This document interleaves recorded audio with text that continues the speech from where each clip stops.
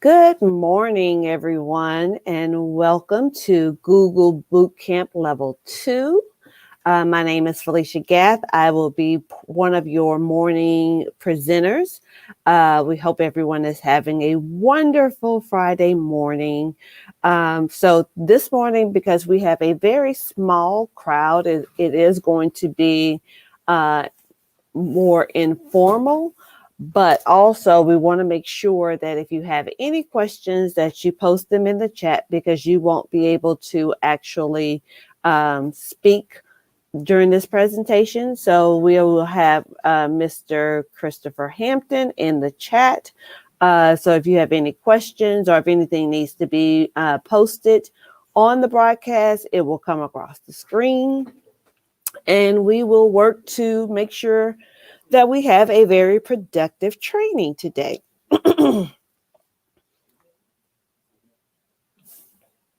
I am going to present to you all this morning just a few of the Google apps, but before we get started with the apps, there's some information that we want to make sure that you have with you. So if you give me 1 second, I'm going to share my screen with you all and we will get started.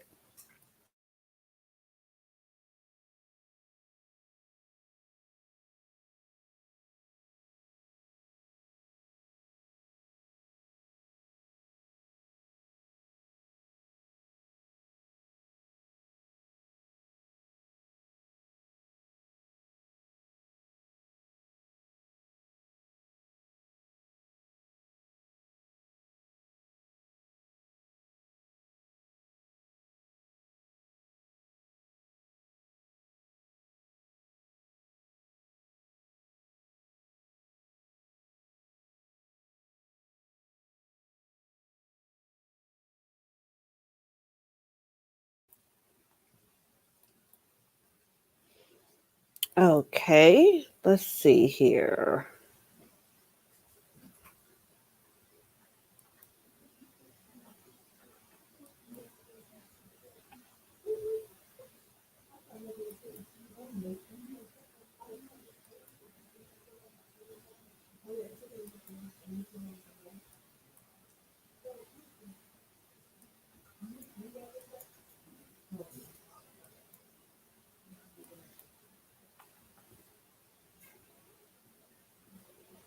Okay, so we are looking at, again, level 2 Google Certified Educator Bootcamp.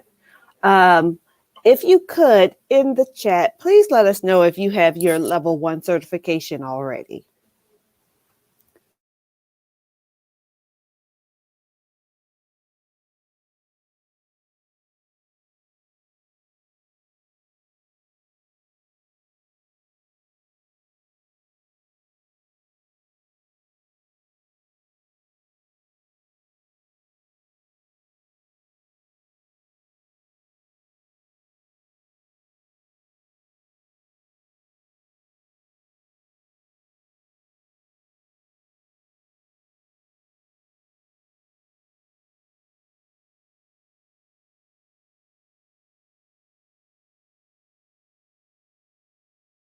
Okay, so we do have 2 of our participants that are Google level 1 certified. So this should just be a refresher and just taking it to the next level. If you did well on level 1, I'm more than positive you would do extremely well on level 2. So before we get started, remember that if you want, we will need you to have access to the presentation because there are some things that we need you to take care of on some of the slides. So if you all could open the presentation using the link below where it says tinyurl.com/level 2 EBR. So I'll give you a couple of seconds to get that open, so that we will be able to move on with our presentation.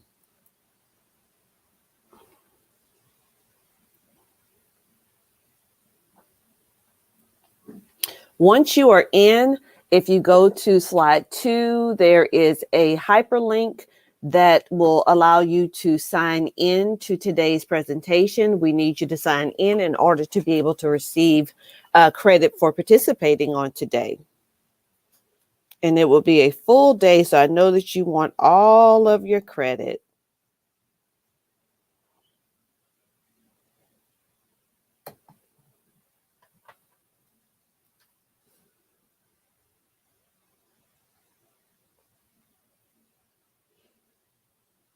Let me know in the chat when you're ready to move on. Just type ready and we can move on into the presentation.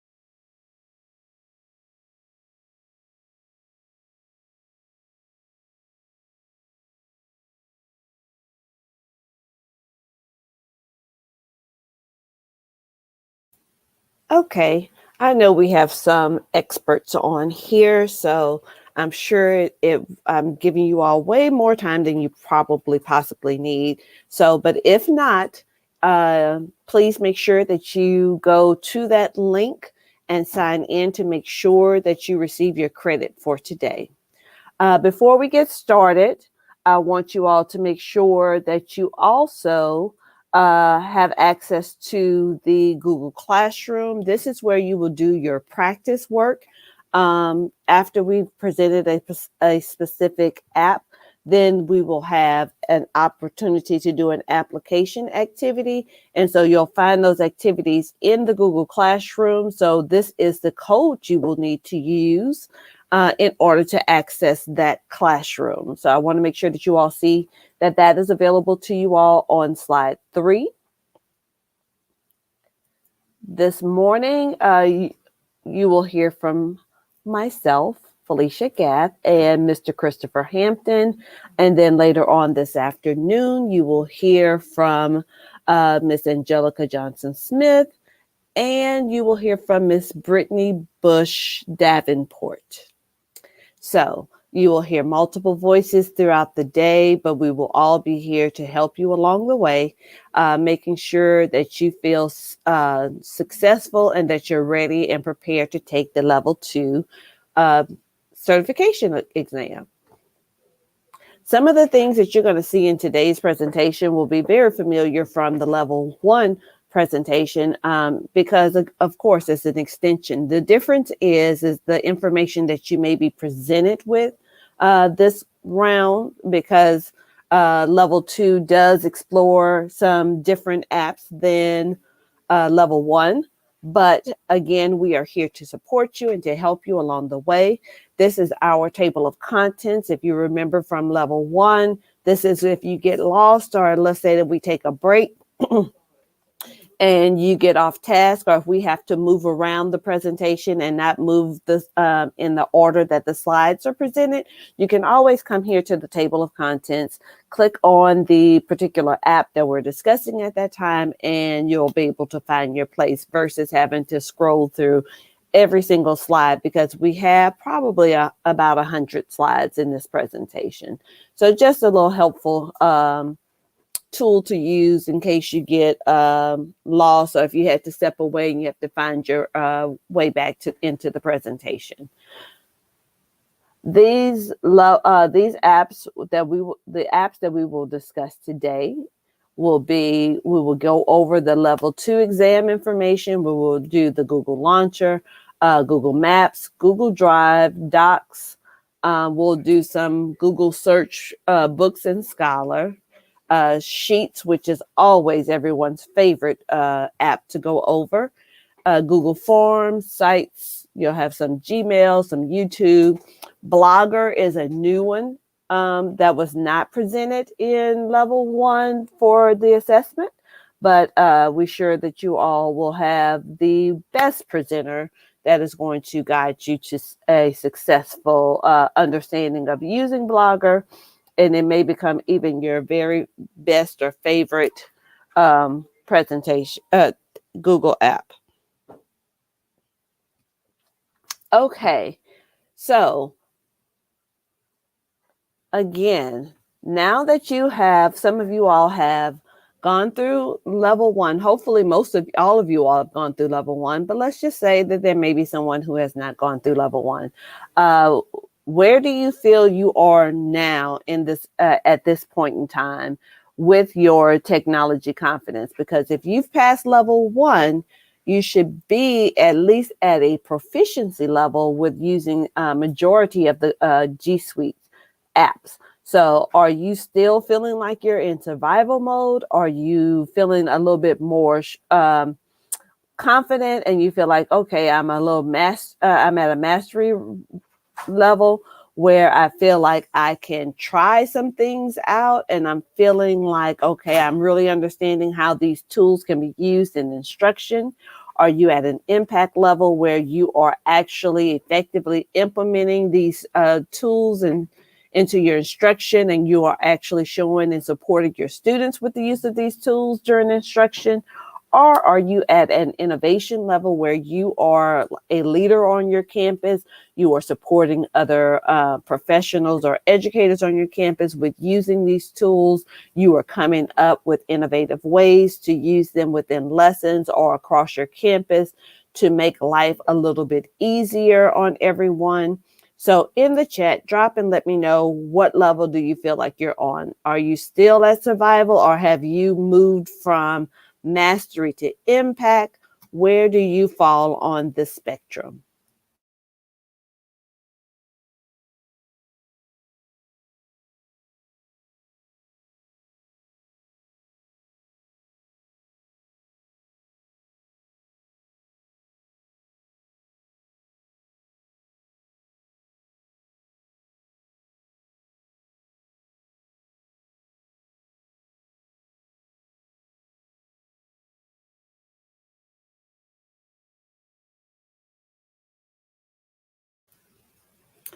All right, you all, I guess you don't feel like sharing this morning, so we will move on.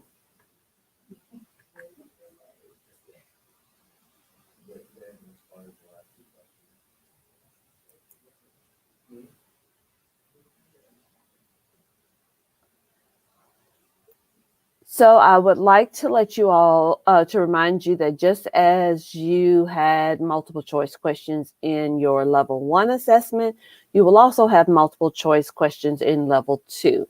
The difference is, again, we will not be going over multiple choice questions in this presentation. However, being able to apply these tools or these apps in instruction and to use them on a daily basis, you will have a greater understanding of how to use them, and that should be very supportive to you all when it comes to answering those multiple choice questions. But if not, and you feel like you need a little additional support, I'm going to share again a place where you can go in order to get that support.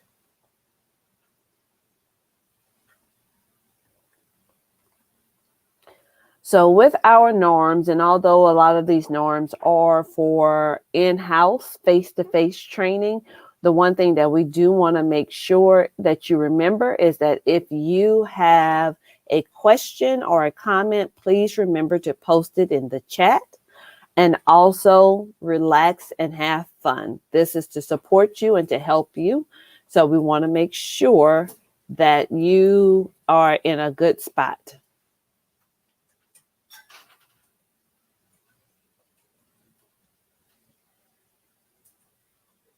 I would say I do see that there was one that said that they feel like they're more mastery, but not yet at impact.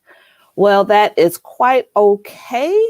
Like I said, by the end of this and by the time you actually take your level 2 assessment, you will feel much better about where you are as a Google certified educator.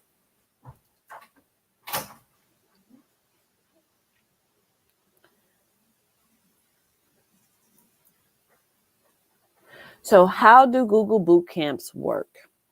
Basically, we are here to go through the apps that will be assessed on the level 1 and the level 2 assessments.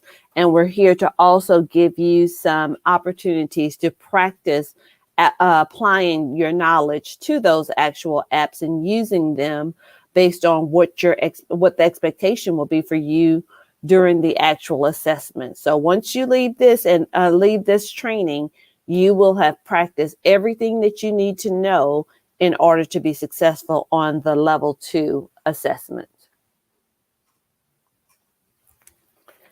Again, this is just going over the different apps or tools that we will cover, and we went over that in another slide. So we will go on. So setting the stage, the very best browser, as we said before, is the Chrome browser. Although you probably can access everything using Internet Explorer or Safari or even Firefox, but there have been times when people have had some complications with using some of the features in some of the apps, and you definitely don't want to get caught up on the assessment, in the middle of the assessment, on the wrong browser, and then you don't have access to some of the tools that you'll need to use in order to successfully complete the assessment. So you always want to make sure that you remember that when you are using Google Apps or when you are going in to take your assessment, that you want to use the Chrome browser instead of the other options that you may have accessible. So again, we're going to just quickly go over this. Like I say, if you all are in level 2, you've probably more than likely already received your level 1 certification to show that you're proficient in using the Google tools, and that certification will be valid for 3 years. Right now, we are supporting you with getting your level 2 certificate, and it gives you a feeling of being more of an expert in the use of the tools, and that's this certification will also be valid for 3 years. Once you have completed this level 2 training, we would love to have additional Google certified trainers in our district. And so that way you're not only becoming an expert with the tools, but you're also helping others to be experts with the tools. So if you are able to go through the Google trainer training bootcamp and attain your certified trainer certificate, then there's no expiration date for that, but you also are required to complete a certain number of trainings each year in order to maintain your certification. And then last but not least, we have our innovator, which we have one in our office. To share innovative ideas with the world. And literally, we mean with the world. They meet with different people across the country and across different continents to share ideas and ways to make Google better for our usage. And so that also does not expire. And you are required to complete some or to publish some innovator ideas as well to maintain that certification.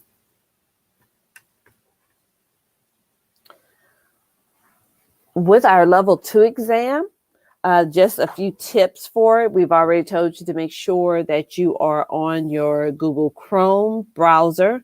It is $25 to take the level 2 exam when it was, I think, $10 for the level 1 exam. You are just showcasing that you are proficient with the use of these apps. Make sure that you are able to pin your tabs. We went over that in the level 1 training. You must take the exam within 7 days after you receive the link. So once you register for the exam, make sure that you're registering in a time frame that you know that you'll be able to take that exam within 7 days, because if not, you will lose your registration fee and you will have to re-register for that particular exam.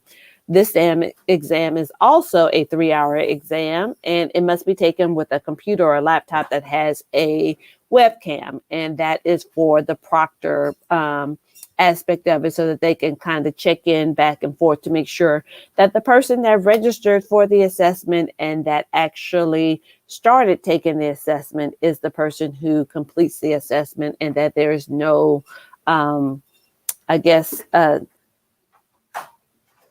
cheating involved. I was trying to say something else, but this basically they're trying to make sure that you're not cheating. So you will get a score of a pass or fail. You need at least 80% in order to be considered a certified level 2 level 2 Google certification, and it will be valid again for 3 years. This exam is open internet, which means that you can use another device to help you with finding some of the answers, but some of that access is going to change as we get to the new assessment that will be coming up down the line. But you will have 25 questions, and you will have from 12 to 14 tasks to complete. And so that is what we are here today for, to help you get through those tasks and help make sure that you are confident and well prepared to take this the actual assessment. Down below, the Google Support Center, there's a link there that you can use in order to help support you with this process. So there are 2 versions of the exam. There is the criterion version, which is the old exam, which will be retiring very soon. And then there's the ProctorU, which is the new version of the exam. Right now, the criterion is still available until this summer. And so we strongly urge you to take your assessment as soon as possible, and so that you are able to use the criterion exam at least this time, because it has is a little bit more friendly when it comes to, or forgiving when it comes to, using additional resources and things to help you out throughout the test. The ProctorU is pretty much like its name. I would say they proctor you a little bit more heavily during that exam, and so you won't have the freedom that you have during the criterion assessment. So we're asking that, we're suggesting that you take the criterion before it retires. The screencast below will give you some additional information on the exam registration process. If you ever have any technical issues, you have to make sure that you contact Google for Education to alert them. The only thing is if it is a personal problem, let's say that you are taking the exam in the middle of a storm or a hurricane, and your electricity goes out, then that is a personal problem. Although it's a technical problem, it's your personal problem. So you will not be excluded from receiving a score and having to retake the exam, and you will not get your registration feedback. You will have to re-register. But if it is a technical issue that is related to Google itself, let's say that some of the links don't work, or you're not able to access some things that you should have access to, then you would alert them and let them know. And so they will give you another opportunity to take the assessment on a different date without you having to repay for that registration fee. So our Google Training Center is where I was mentioning earlier, when you have the multiple choice questions. This center will give you an option to practice using the tools, as well as it will give you like mini quizzes throughout each module, so that you can have a great idea of what types of questions they'll ask you with the multiple choice. And so that will help you become extremely well prepared for both the application portion of the assessment as well as the multiple choice portion of the assessment. So now that we have gone through that portion, we are going to move into our G Suite apps. And first to the stage is Google Drive. Now, most of you all probably are extremely familiar with Google Drive because I think that that has probably been one of our safe havens this present school year, with having to do our Google Classrooms and do virtual teaching and all of the different things that we've explored or had experience with on this school year. So just to make sure that you have the skill set that you'll need to be successful on the assessment, we're going to go through some important features that you need to be comfortable with in order to take the assessment. So why would we use the Google apps or G Suite? It's because of its easy usability. It is the factor that it is, there's unlimited storage available to our EBR users. Now, if you have a personal account, you will probably have to pay for additional storage, but as long as you are an employee of East Baton Rouge Parish School System, you have unlimited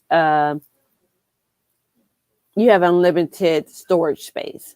You can share files and folders with anyone. You can access your files from anywhere, which I think is one of the best parts of it, because I'm the person that I will forget to save or email something to myself so that I can finish working on it at home.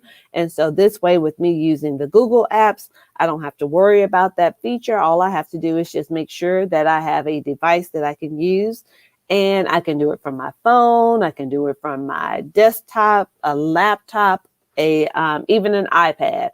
So I have that anywhere, anytime access with it, which is so amazing. And then also the never hit save again, which is also an awesome feature, because I know sometimes we get caught up in things and we forget to save our product or our presentation or our paper, whatever we're working on. And so that is a great feature to have in order to make sure that your work is always there. And then we'll talk about some other things that are really helpful tools or features that help you, and why Google Docs or Google the G Suite is so useful and user friendly.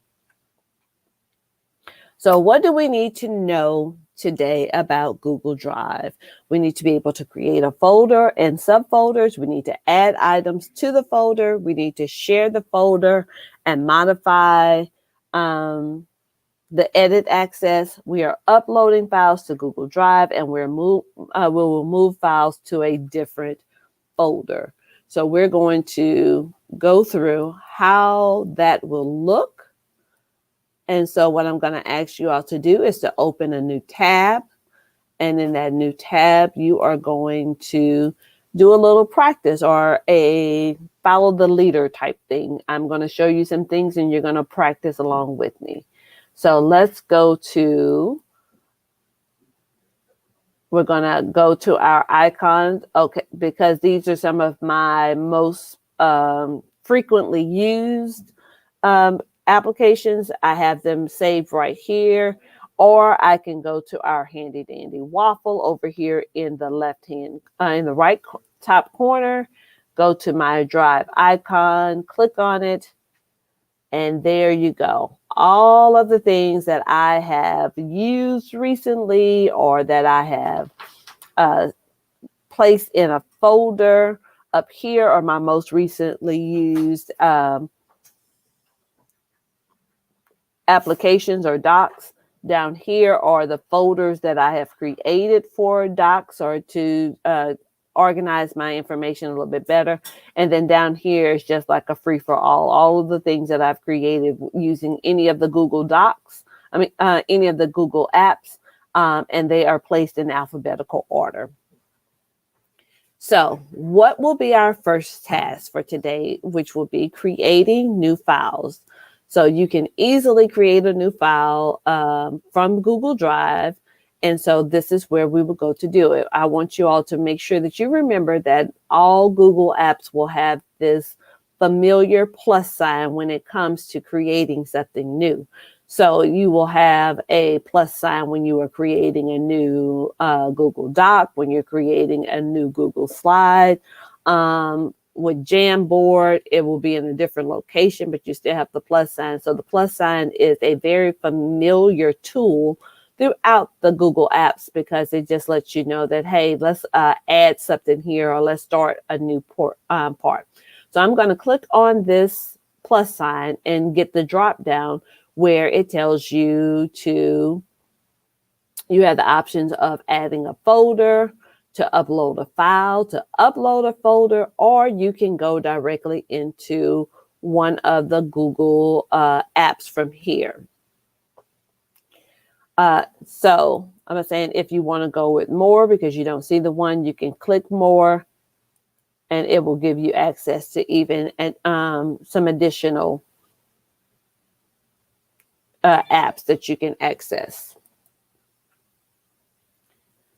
So what we're going to do is now we're going to look at creating a folder in Google Drive. And so again, we would go to New. We'll go to Add Folder. I need to give my folder a title. And so I'm going to say Bootcamp Level 2 Practice. And I'm going to hit the Create button. And so now you see that it has fallen in line in alphabetical order with my other folders right here. And it's highlighted so that I can find it within the mix of all of the other folders that I have created. Now let's say that I want to share this folder with someone. So I can double click on my folder to open it up. And I can go to the little arrow that's on the side of my folder where it says Bootcamp Level 2 Practice. And so it gives me options to open with another format or to create another folder within this folder or to share my folder. So I am going to share my folder. So I'll click Share. And who do I want to share it with? Well, I'm going to share it with my partner, Mr. Christopher Hampton. And so I'll go down to his email address. I will click on it. Now I have, he has access to this folder. Once I click the send button, I can also give him rights to this folder. So if I say that he's an editor, then he can add to the folder. He can edit the title. He can do pretty much everything that I can do as an editor. But if I don't want him to have that kind of power over my file, I can change him to a commenter. And then that way he can make comments about the things I have in my folder, but he can't change anything. But I may think that that's too much power too. So I just want him to be able to look at what I have in my folder. Don't say a thing, don't add a thing, just look at it.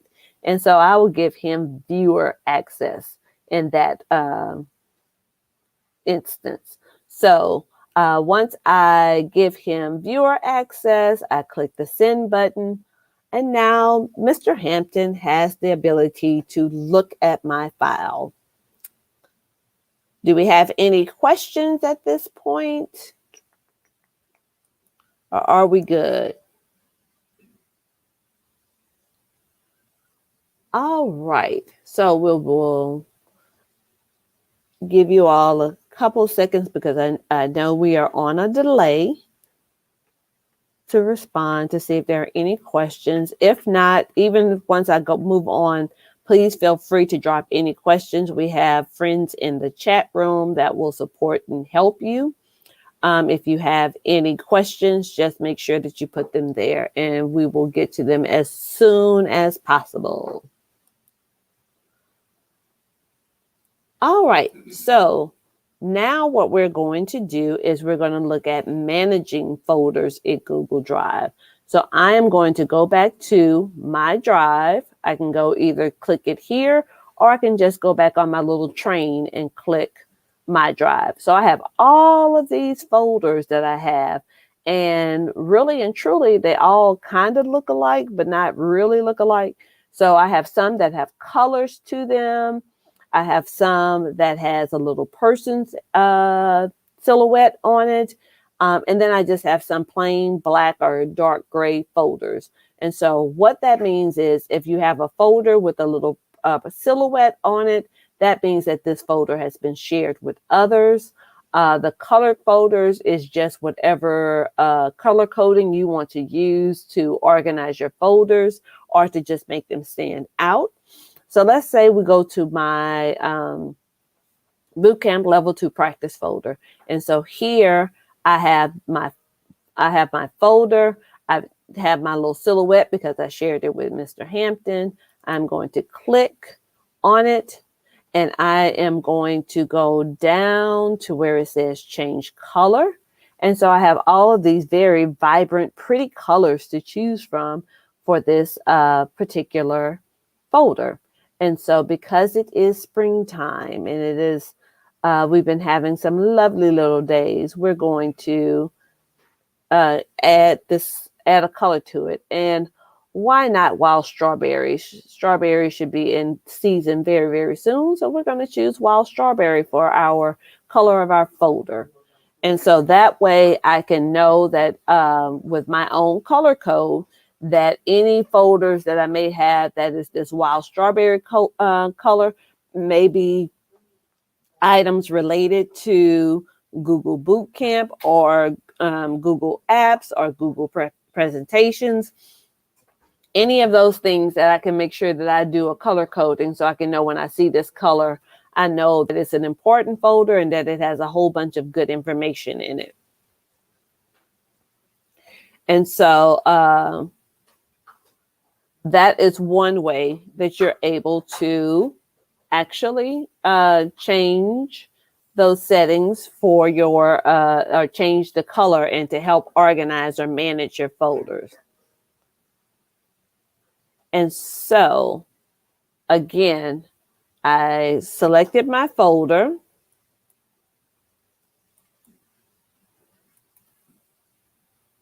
And I can either right click on my folder to get the option to go to change color, or I can click. Well, I don't have anything in there, so let me go back. I'm about to say, so we want to just make sure again that you are able to do that. And you can also do some other things. You can remove that folder if you decide, you know what, I don't even need this folder anymore. I'm gonna remove it. Or I can get a link and connect it with a specific link. So we will go on to our next activity because I know that you all have seen this before. So what if we look at moving files to a different folder? So with this one, I'm going to have to go into a folder that actually has some information in it. So let me go to my navigating Google Level Up. So in here, I have a bunch of flyers and a bunch of different little information pieces. And let's just say that I want to move this information. I want to move this file to another folder. So again, I'm going to right click on the title of this file. I'm going to scroll down to where it says move to and click it. Once I click move to, I can keep it in the folder. I can do a current Google form, or I can find another folder that I want to move it to. And so let's say I want to move it to I'm going to go back some because this little arrow will take you back because all of these are just activities and things that I have in there. And I want to take it out of this navigating Google folder. So I go back to my drive, and then in my drive, I'm able to have access to all of the folders that I have. And so the folder that I just created, the Bootcamp Level 2 practice, I want to put this document in that folder. So I'm going to click on that folder and I'm going to click the word move. And so it gives you a warning to, do you want to change who has access? This item will be visible to everyone who can see Bootcamp Level 2, which is only Mr. Hampton. And everyone who can see navigating Google will lose access to this item. And so do I want to move it? I'm going to say move. And so now that has disappeared out of this folder. And then if I go back to my drive and I go back to my Bootcamp Level 2 practice folder,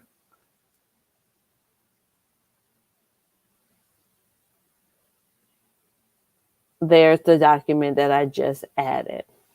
So I will show you that one more time. I am going to go to my drive. I'm going to pick an item. I'm going to, let's say, go with flyers. Go into that folder. I want to move this flyer to my folder. So I right click on it. The drop down will come. I will go to move to. Again, because I'm in this folder, it's going to show the title of this folder and all of the items that are in this folder. So I want to make sure that I use this little arrow to the left to go back. I'll select my folder that I want to put this in, but because this is a folder within a folder, I have to make sure that I go all the way back to my drive. And so I'll go down to my folder that I'm looking for, and I will click move. It gives me my little warning about the change of access again. I click move. That item has disappeared from this folder. And if I go back to my drive and I go to my Bootcamp Level 2 practice folder, and then there's my item. So does anyone have any questions about this process or any of this that you would like to look at? If not, again, if something comes up or if you think about something after the fact, make sure that you drop a question in the comments or in the chat so that we can make sure that we address everything that you're having a question about so that you feel secure with taking your assessment once you leave. All right. So now what we will do is I'm just going to go over the performance task with you all, but you will do that later on. So let me go to the performance task. So your Google Drive performance task would be for you to go to Google Drive, create a new folder called Level 2 Task, add a subfolder titled Level 2 Task Sub, click the item below and add it to the new subfolder that you created. View this photo and move it into your Level 2 task folder and share the main folder with your trainer. Allow them to be notified and give edit rights. Okay, so that is a lot that they're asking you to do. So let's just make sure that we are clear on what we need to do with this task. And even though we're going to go through it very quickly, you all can still practice as you go into the Google Classroom. So we're going to go to my drive, create a folder, which is what I showed you all how to do. I would say then it says to add a subfolder. So you'll do the titles that they have here. But to create a subfolder is very simple. Like I said, you can go to the little arrow next to the title of this folder, and you can add a new folder, or you can go to the plus sign where it says new, and you can add a folder. So you'll give that folder a title. I'm just going to put task and then create. And so now I have a subfolder with my files under my folder that I created. And then it says the next thing you're going to do is you're going to click the item to add that to your folder. And so basically, once you click on that, it will give you something that is going to be placed in your drive. And then from your drive, you'll do just like we just did when we moved these two documents there. Okay, then it also gives you the option to view a photo. So the item that you have will be, you are doing a great job. And so, like I said, it's a Google Doc. So you'll be able to, once you open it, it'll come up in your drive. You'll be able to move it. Then you also have this photo that you would also be able to add to your drive. So if you have questions about this task, please let me know right now before we move on to our next portion on how to do those things.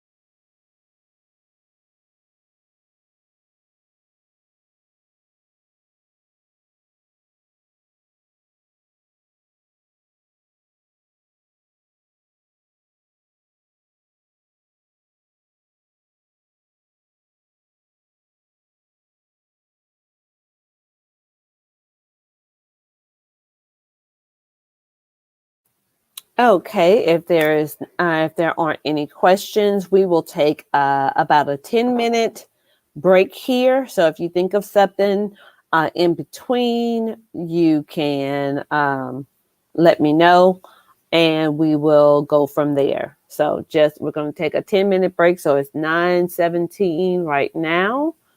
I'm going to ask you all to be back by 9:27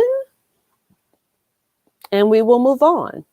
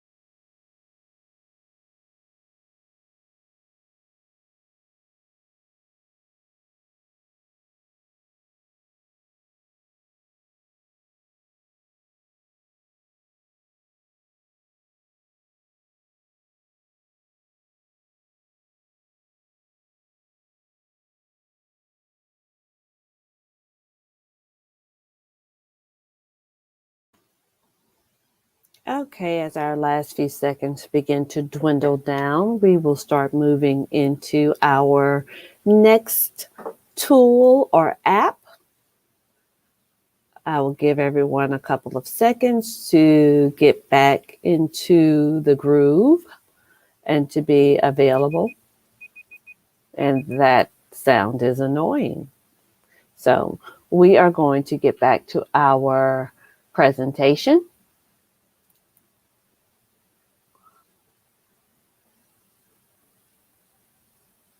Again, please make sure that you post any questions or any problems that you're having into our chat, and someone will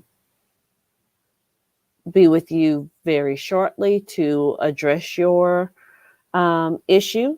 So we are trying our best to make sure that we give you a very helpful experience throughout this training, because we know that it is a lot of different things that you are trying to accomplish right now, because I'm sure most of you all are probably still at work or in your classroom trying to manage doing the training as well as managing your classrooms. So I see Ms. Shalette is in the chat right now supporting. And so I am going to move on to our next tool, which is Google Docs. Now, I always do this disclaimer because I am one of the ones that has been having a hard time transitioning to Google Docs. I will use Google Docs because I love the factor that I can pull it up from anywhere. I don't have to worry about saving it. I can do the revision history. I can do all of those things, and I can do it from my phone. Or I can share it with someone. There's so many different pluses to Google Docs, but I'm still trying to, like I said, transition myself from Microsoft Word. And the only reason I say that is because of the different features and capabilities. But I really think it's just because I've been using Word for so long. I'm so comfortable with it. But Google Docs has so many features to offer that Microsoft Word just cannot offer. So it's probably best for me to make that transition as soon as possible. So what will you need to know about Google Docs? We will be able to insert tables into Docs. We will insert images. We'll create a table of contents, which is really neat. Add a hyperlink, how to use the Explorer tool to search sites, images, definitions, citing with the Explorer tool, usage rights with the Explorer tool, alert your collaborators, and how to use a Google Doc as a multimedia text set or hyperdoc. So, and then to transition docs to forms. So we're going to go through the process of doing all of these things today, and we'll go from there and see how well we are moving through our next level of learning with Google Docs. So what we will do is, the first thing, we're going to learn how to insert a table. And just like I did before, I'm going to step outside of the presentation so that I can show you these things. And then just know that if you want to follow the presentation, keep following the presentation. But if not, you can join me on this journey of being able to create some Google Docs. So we'll go to our handy dandy waffle over here, and we'll click on our Docs icon. We can also type in Google Doc, and it'll go into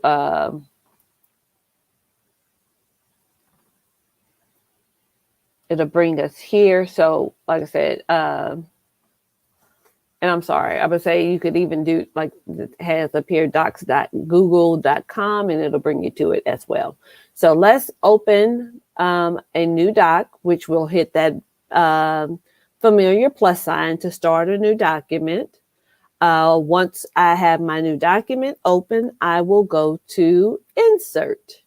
And like I said, the great thing about Docs is that a lot of the tools and things that they do have are very similar to the format that Microsoft Word is set up to. So if you are used to using Microsoft Word and you're like me and it's taking you a long time to transition to Google Docs, the great thing is that they are very, very similar. They just both have some different capabilities, and it just depends on what type of document you're trying to create to see or to determine which one is best for you at that time. So we go to Insert, and then we go down to where it says Table. You determine what size you need your table to be. I'm going to go with a 4x5 table. And once I click on it, it will create the table, and the table is added to my doc. And so here I can type in my doc. I can do the same thing. I can change my font. I can make it bold. I can make it larger. I can do all of those different things. I would say I can use this little handy arrow in the corner of that. And so I can decide on what type of borders I want to have. So I can say I want this cell to have a complete border, or I can say I want this cell to, well, I would need to select more than that. So let me do this. So I have these 4 highlighted. I'm going to take my down arrow, and so I can block those 4 off, or I can, and they already have that line. Let's see what else. I'm sorry, y'all. Let me highlight it again. I can highlight the middle, and if I want to do that, then I can say, hey, I want to change that to another color. And so I've changed that part of the chart or table to a different color. I can say I really just want the outside of it identified, so I could say, hey, I want to make sure that this is seen well, so I'm going to make that part bolder. So you can do all kinds of little nifty things with a table. The next thing that we're going to do is show how to insert an image. And so I can use I can go a couple of different ways. I can go up here where it says insert and go to image and decide if I wanted to upload an image from my computer, if I wanted to go to Google Drive, if I had photos, I can do it by a URL link, or I can take a snapshot and use that. I can also go down here to the Explore tool, and I can look up different things. I can search Docs and the web from here in order to find a picture, or I can go to this icon where it says and inserted picture. So I am going to search the web for a picture. And so my little Explore icon tool is being in use. And so what do I want to insert? Let's say I want to insert cute babies.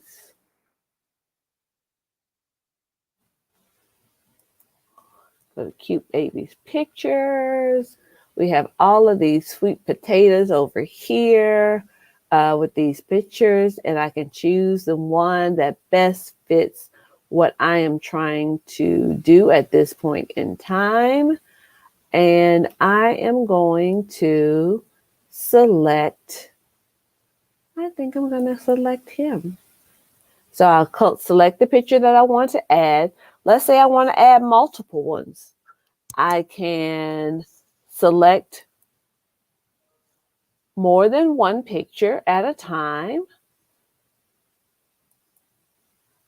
And all the pictures that I select will be added into my document. And all I have to do is it shows me that I have 4 selected. Click insert. Oh, look at the sweet lips. Sweet, sweet, sweet, sweet. This one with the puppies, this newborn picture, the sweet baby sleeping.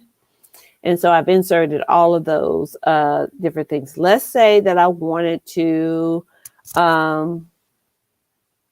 insert a picture from Drive. And so now I have all of these things that come up. These are some pictures that I have on my Drive. That's my little sweet potato right there. So I'm going to click that picture of him, and I'm going to insert it into my presentation. And so there's my sweet potato that is now 15 years old. So it's crazy how time flies, but I remember this little fat chunky baby. And so I can also go to insert photos. And so any photos that I may have saved in my Drive, I can do that. That's a picture of me. I can insert and put that into my presentation. I like the baby pictures better. And then I can also do it by a URL. And so with the URL, the difference is that I would have to actually have the link. And once I have the link for that picture, I would paste the link here and then insert, and it will bring up a picture. So let's just say I go search for a picture.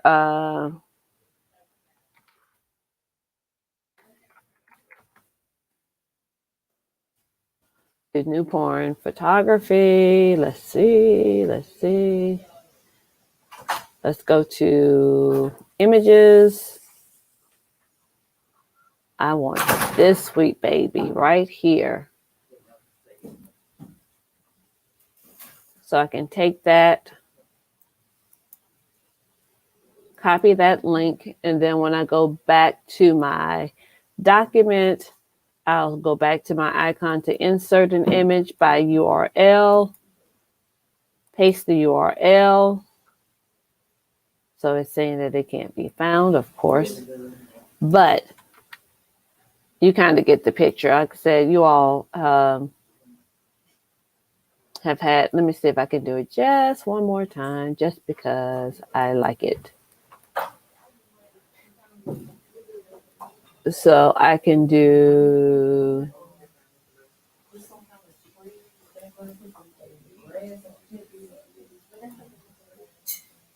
this.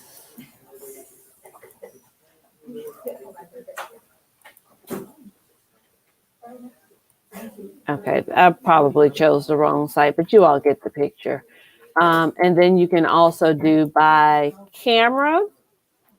And so, and it says no camera selected because I probably because my camera is turned off at this point in time. But you can take a snapshot from your computer using like a screenshot, and you can insert that image as well. So let me just see if I turn my cam on. I go to insert camera. So my camera is not connected at this time. So I won't be able to show you all that nifty tool, but it is accessible there. And that is another way that you can pull an item and put a picture into your presentation. So like I said, we have enough cute petite babies in here, not me, but the babies, to show you that activity or to show you that option. So let's go back and let's do our next tool, which would be insert a table of contents. So I have already started a table of contents. And so what this looks like is, and I'm going to delete it all. and I will start. So the first thing that you would do is you would go to Format. And then once you go to Format, you go to Paragraph Styles. You go down, you would select what type of heading you would want. And there are different heading sizes. So it depends on what your table of contents is going to look like in order to determine which heading you want to use.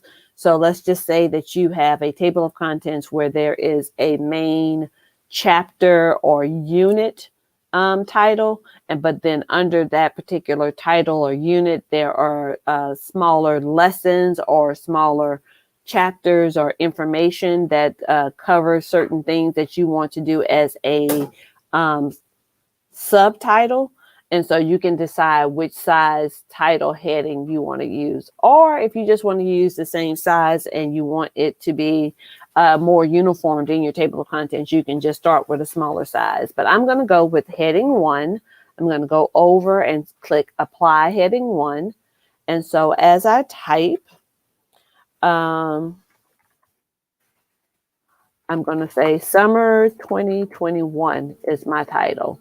And so once I click enter, as you see over here on the left-hand side, it tells me what my title is. And then I can do some subtitles, which would be summer training, summer prep, summer cleanup. We'll do summer cleanup. Okay, so now I have these subtitles. I'm going to click down and I can go to back to Format. I can go to Paragraph Styles, and then I can click another heading 1, apply, and then I can put on here beginning the school year. And so under here, I can do master schedule, class roles,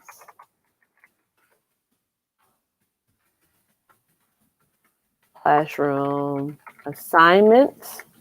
And so I have all of those things. So what I'm going to do from here is I'm going to, if I want I'm going to set my cursor here. If this is where I want my table of contents to begin, I'm going to go to insert, and then I'll go all the way down to where it says table of contents. I want my page numbers included. And so here we are with the beginning of my table of contents. And so I have my 2 sections, my summer 2021, and then I have beginning the school year as my second one. I can decide, okay, summer 2021 will begin on page 1. I won't get to beginning of the school year until page 9. And then I can click down, and if there's another title that I'm going to include, I can include that other title. So that is a simple way to be able to create a table of contents in a document. So you can continue to add headings to your document or change current headings. If you would like to change the change to become a part of the table of contents, you need to click first the table and then the refresh button. And so I'm going to click the table. And then I will click the refresh button.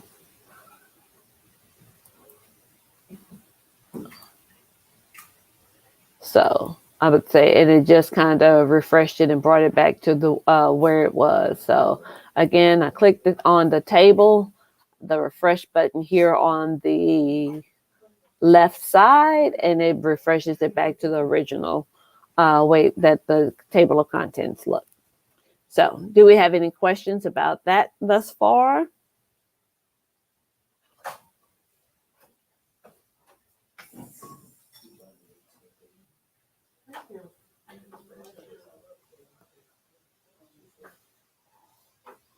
All right. We will go to our next task. So this time we are looking at doing a hyperlink. So let's say that I have a document in my Google Drive that I want to hyperlink onto my Google Doc. So I go into my Drive, I right click on the title of the document, I click Get Link. It gives me an opportunity to get the link. I have restrictions on the link, so I can determine that if I put this link in my presentation, do I want it to be restricted to only people added can have the link? Do I want it to be just for East Baton Rouge Parish school system people, or do I want to give access to anyone with the link? And usually, anyone with the link is probably the easiest way, so that you won't run into anyone saying that they need access or they need permission to have access to that link. I also can change from viewer to commenter. Like I said before, if I wanted them to give me their 2-cent opinion of what I have created, this masterpiece, and I can click on commenter.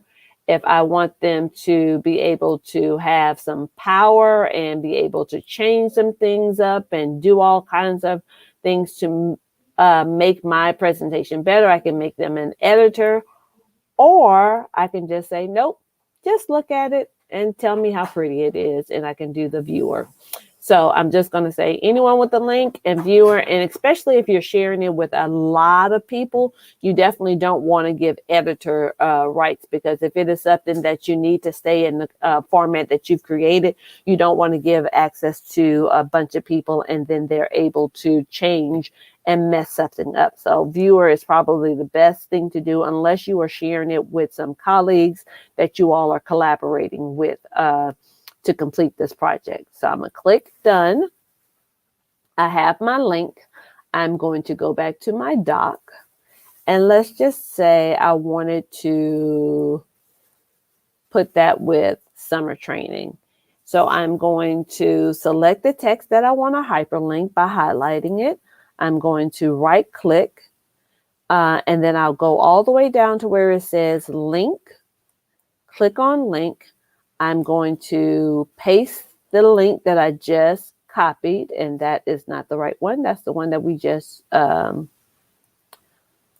looked at. So that was not correct. So I'm going to go back and just make sure that I have the correct link. So I'm going to get link,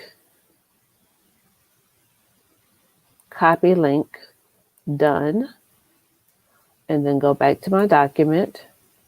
I'm going to paste that link there. That is the correct link. Apply.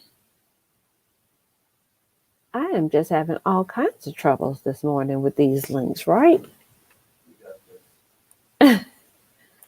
So, you know why? Because it still has a whole bunch of other stuff in this link. So let's do this.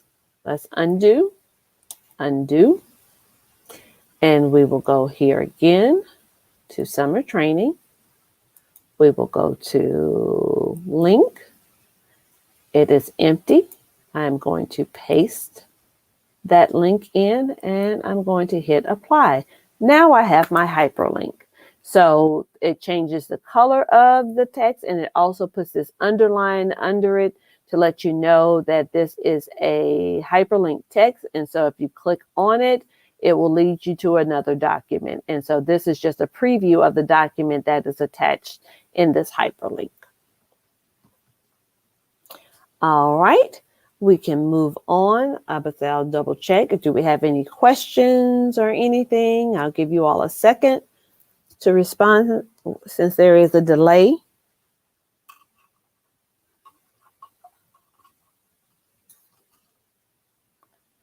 All right, we can move on to our next task, which is explore and footnote. So I am going to go to a brand new document just because I've added all of this stuff to all of these documents. So I'm going to go and add a new tab. I'm going to go to my handy dandy waffle and click on Docs. I'm going to go to my famous plus sign to start a brand new doc. And now we're going to look at the Explore and footnotes. So what you would do to look at Explore, there are two different ways you can do it. You have this icon at the very bottom of your the right bottom corner of your screen that you can go to. That is your Explore option, or you can go using the steps that are presented on the slide. So you can go to Tools. Once you go to Tools, I can click on Explore here, or again, I can click on Explore at the bottom of the screen. And so now that I've clicked Explore, it gives me this little open window onto the side to allow me to type in whatever I'm trying to search. So let's say that I am trying to search about the best spring break locations. And so now it gives me web options of articles that I can go to. I can look at images that will show me the best places if I want to insert those, or I can go to Drive, which is my drive if I already had something saved in there that I wanted to add to this document. So I'm going to go back to the web, and if I want to if I want to select this particular article, which is about the 10 best spring break destinations, I will hover over it. And once I am hovering over it, then I will click these quotation marks. And so the quotation marks is letting me know that I am quoting something directly from this article. So I'm going to click on the quotation marks.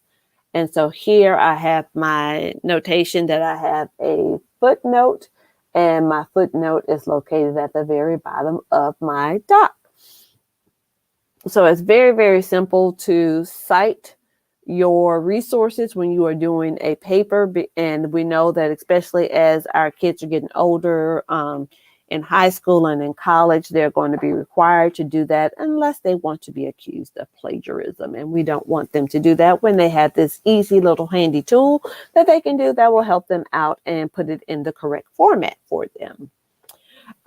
So that is our options for our Explore tool. Like I said, we can also go to images, and if I want to add a picture to it, I can look and see, is this the correct picture that I want? I can click my insert up here, and it inserts that picture for me. So it's very, very handy to be able to have the net right there at your fingertips, the web at your fingertips. And so students don't have to go into all of these different tabs and trying to find things. It's all right here. So that is another very helpful tool that Google Docs provides for you all that Microsoft Word would not provide.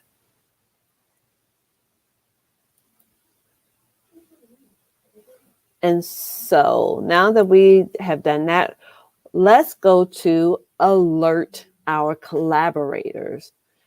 So in docs, sheets, or slides, you are able to select the text you'd like to comment on.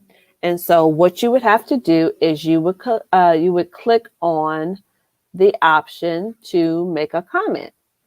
So I am going to type something first.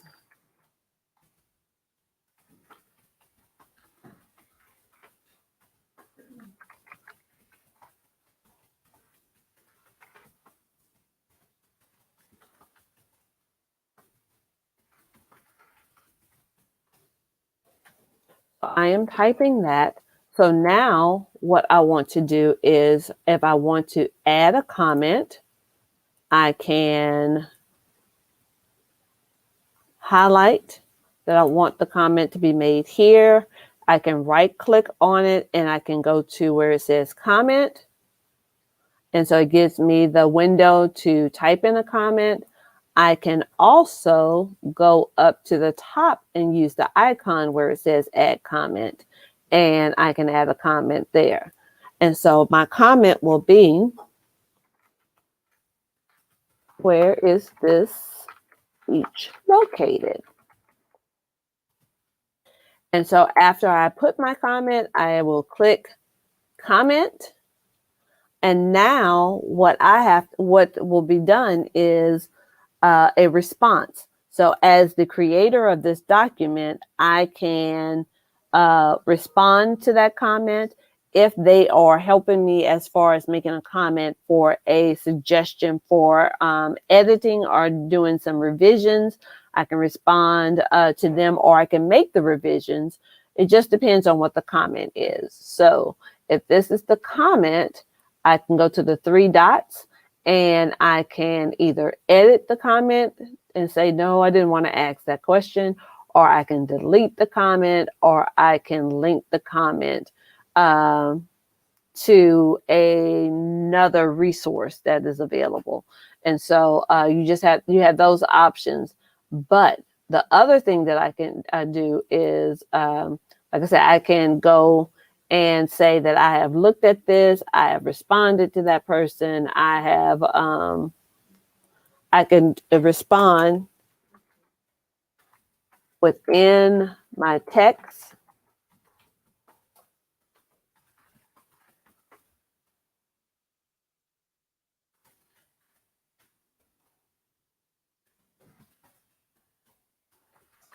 And I don't know if that's Miami Beach, but we're going to say it's Miami Beach for the sake of it. And so I've added that. And so now that I have responded to the question or to the comment that was given, I can do the check. And it's going to take the highlight off because I've addressed that comment, and I can move on with my writing because I have resolved that particular comment. And so that is what you would do in order to do a comment on a Google Doc. So now we come to our next portion of what we're going to add. And so we want to be able to add multimedia text sets.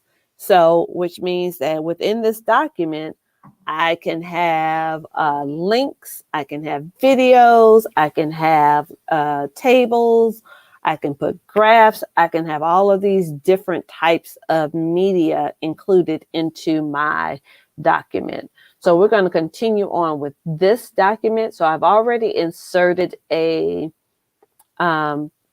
image. I've added my footnote. Let's say I want to go to the web and I want a video.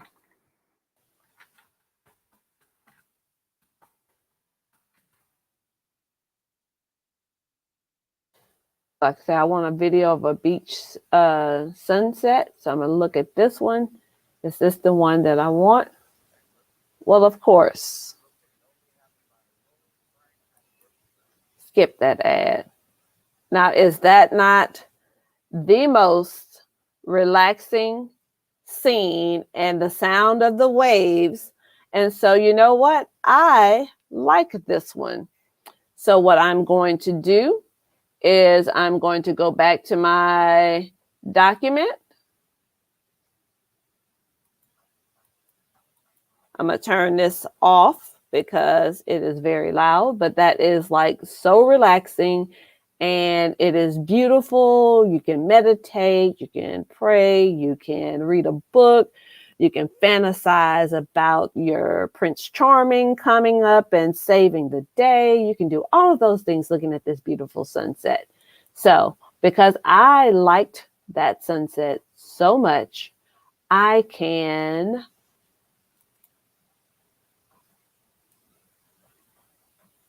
copy that link address, and then I can insert, and I'm going to insert with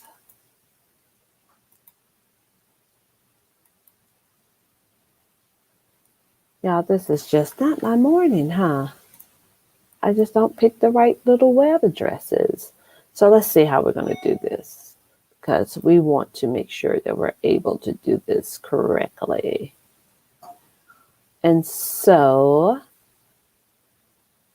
I'll go here, search the web.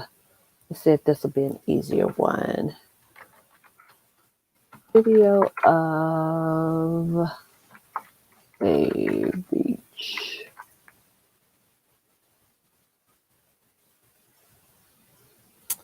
So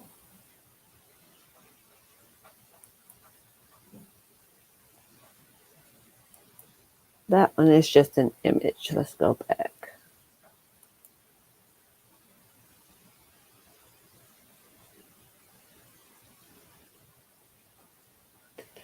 Insert.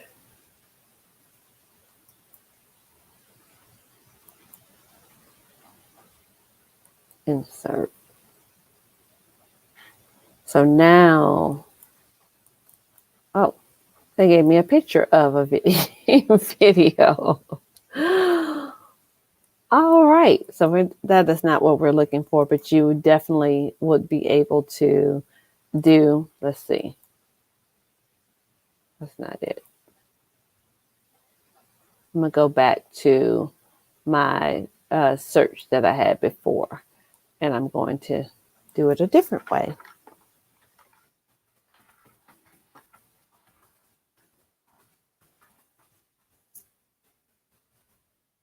Video of beach sunset. I'm going to copy link address.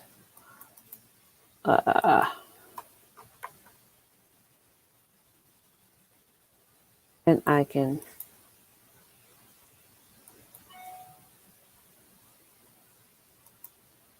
link it, apply.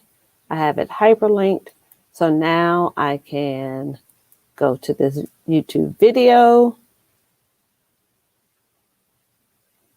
and I can see, and this one is just as pretty as the one before. It just didn't have the lovely sounds of the waves, but this is very pretty. So this is a way that you can insert a video to give your students a true picture or true feeling of whatever the content is that you are discussing. But this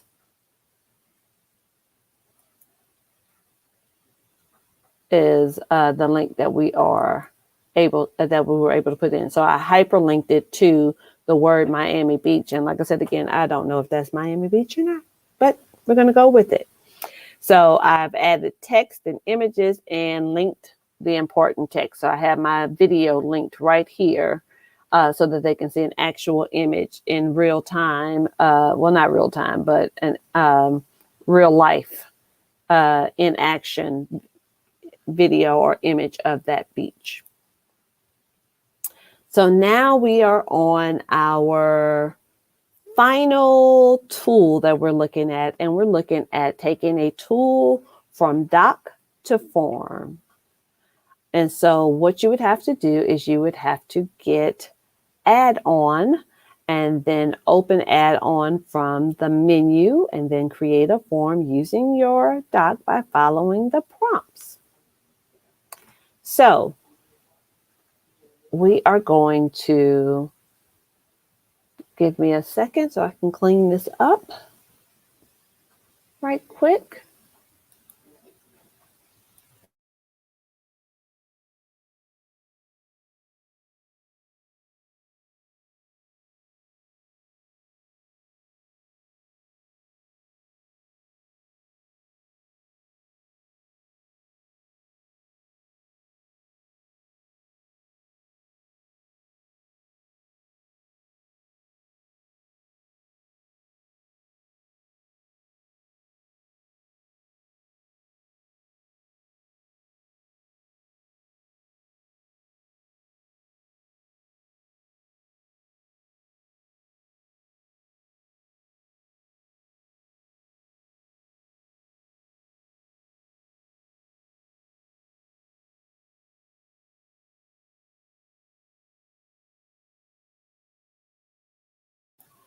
I am coming. Give me 1 second. I'm trying to clean up some stuff and I'm having a little difficulty.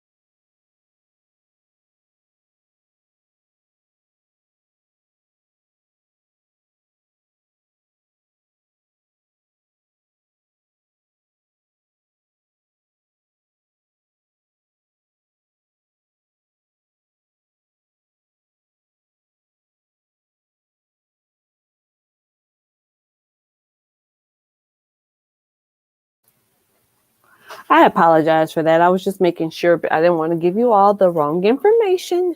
So I wanted to make sure that I was going through the right process because I don't want you to be confused when it comes to you taking the actual assessment.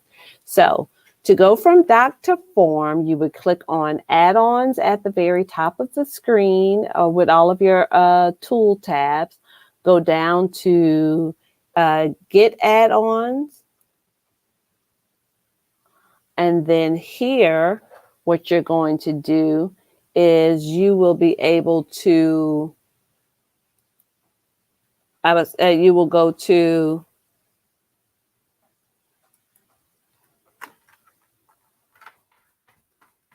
doc to form, click there, and then you can, let's say we'll do automatical forms. And so it takes you in. I would say once you get have that, you would do the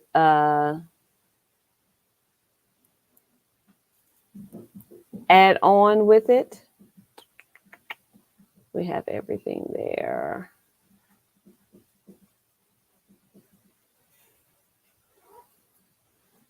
And I would say, do we want to use this one? This one is very similar, but most times we'll probably use other things. But like I said, you can take this and you'll be able to automatically convert your docs to a Google form.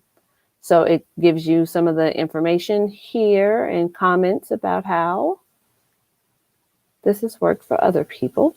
And so once we do that, then you just follow the prompts. And so on here with Google Workplace, we're going to go back and I'm going to show you. So like I said, we typed in doc to form. We are selecting Auto Magical Forms and it has been installed already. So once we clicked it, we will go and let's see if we have the icon.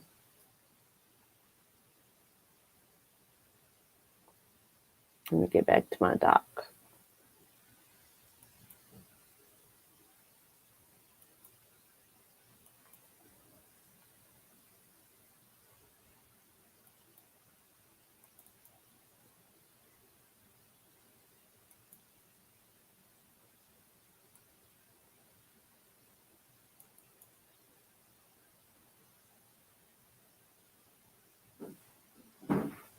Okay, so since that one is installed, let's go to one that is not already installed.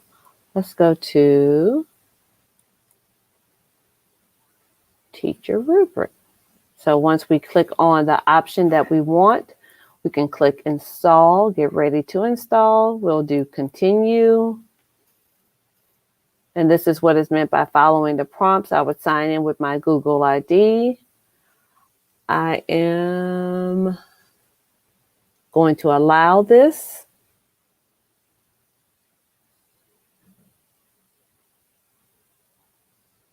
And so, done.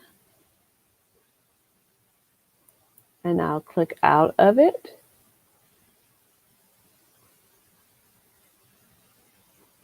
And so now I am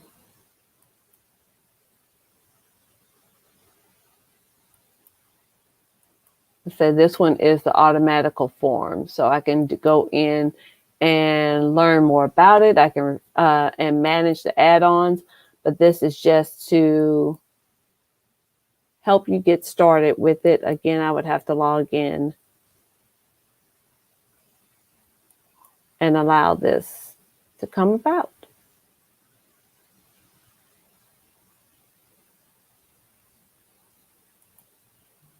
So I don't know why it's saying I need to request access to it.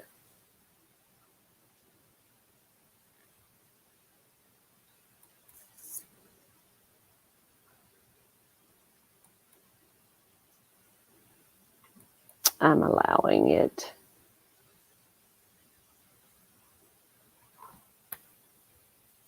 So here, looks like I can create a question.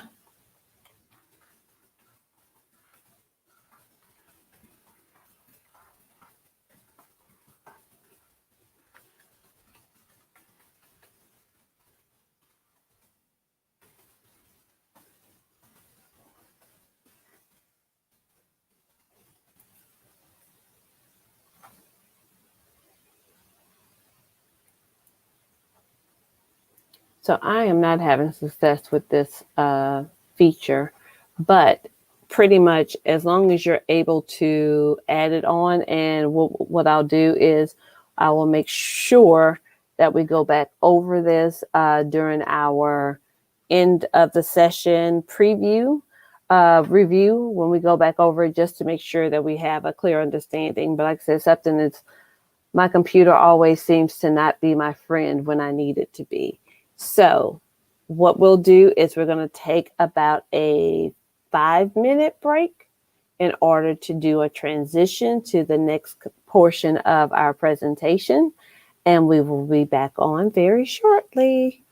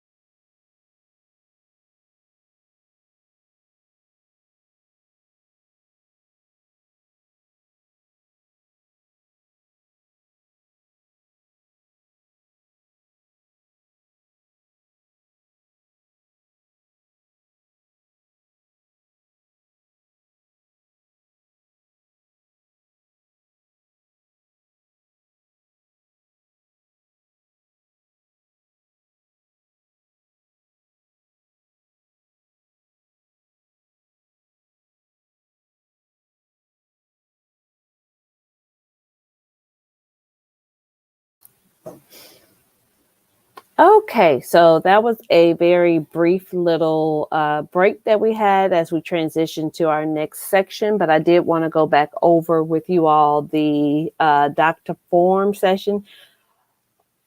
I guess in all of my anxiousness, I did not realize that I had already had the add-on on my computer, so that is why I was having complications. So because I did not have to add it, just like I didn't have to add,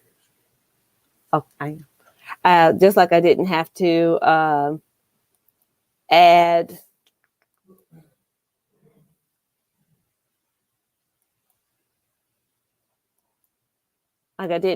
add the other automatical. So let's say that this is my doc. I'm going to go to add-ons like we said before. Because I already have Dr. Form, I'm going to go to create form from doc. And over here, I have either I can add instructions, I can click collect user's name, ask for name, or ask for teacher's name. I'm just going to select them all. Use selected text. I can say this.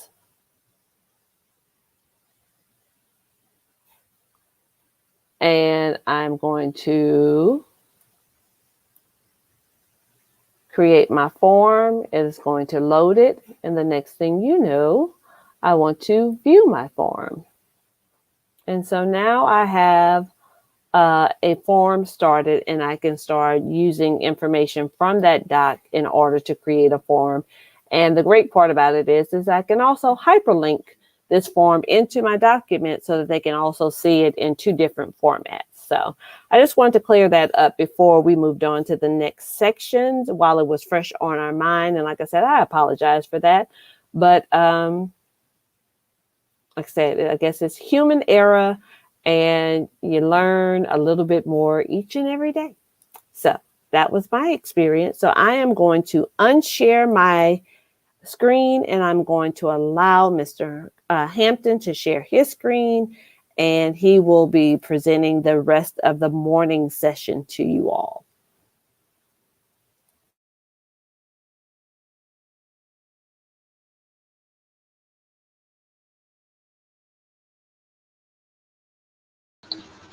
All right, good morning, everybody. We're going to go ahead and take a look at Google Maps. So Google Maps has a task on the exam that's concerned with directions. And so it's a very simple and straightforward task. So we're not going to spend a ton of time on it today. We're going to go ahead and look at how to do that task specifically. So if you're following along on the Google slide deck for level 2, we're on slide 120. It's near the end. Okay, so here's what we need to know for our exam. We need to know how to find the driving directions to at least 3 locations, and we need to be able to share that map once we have logged those 3 locations.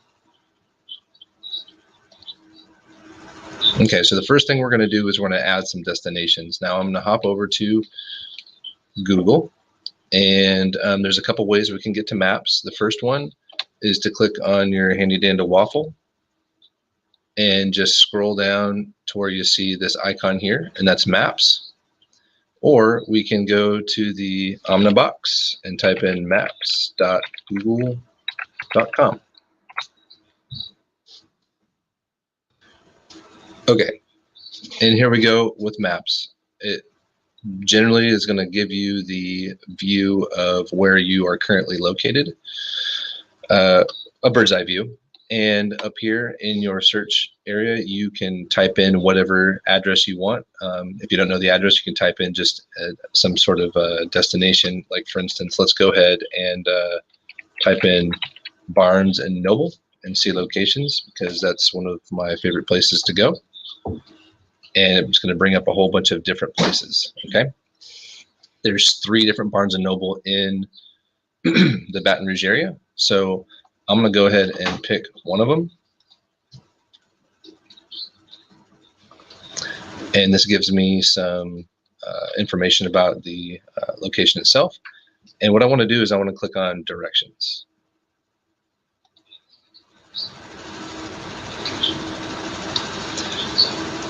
Now you're going to see that you have the Barnes & Noble as your destination. Okay, so the top one is going to be your starting point. The bottom is going to be your destination. You can see this little icon right here matches the icon here on your map. Okay, so that's your actual destination. You can click and drag that around if you'd like to find the specific destination that you want. Also, if you want a specific destination, you know the address, you can type that address in as well. So for a starting point, let's go ahead and put in one as well. I encourage you to do this. Open up another tab and do this on your own. That way you can practice.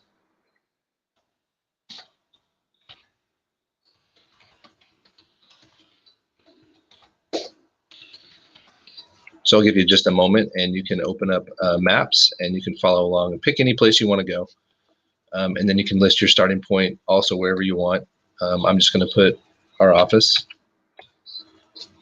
And as you can see, when you start typing in the address, it's going to start to try to autofill for you. And you might find the exact one that you're looking for, save you some time in typing.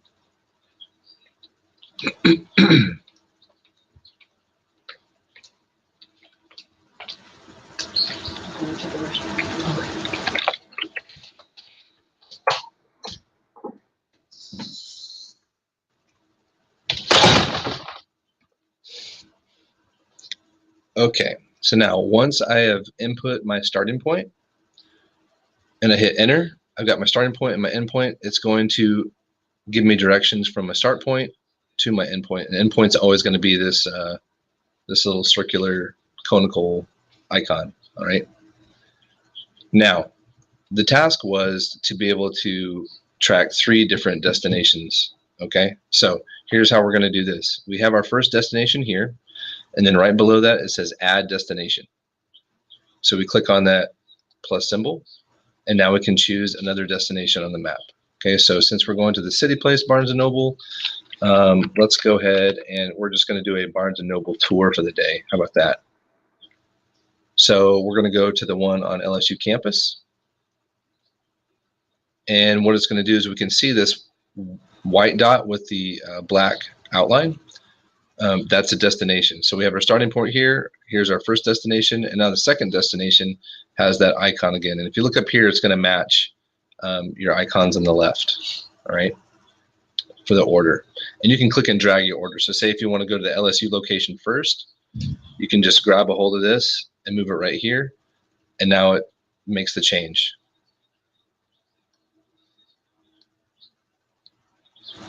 So since this is our starting point, maybe we want to add a third destination. So we're going to hit plus.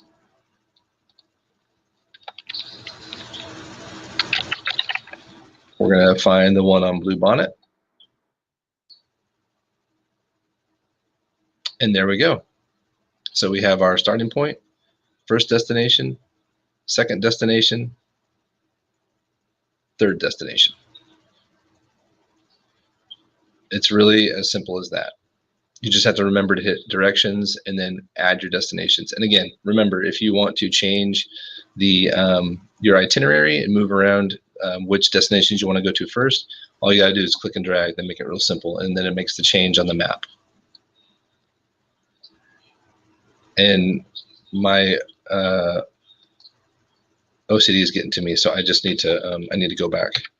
I need to round this whole thing out. So we're going to add another one just for fun.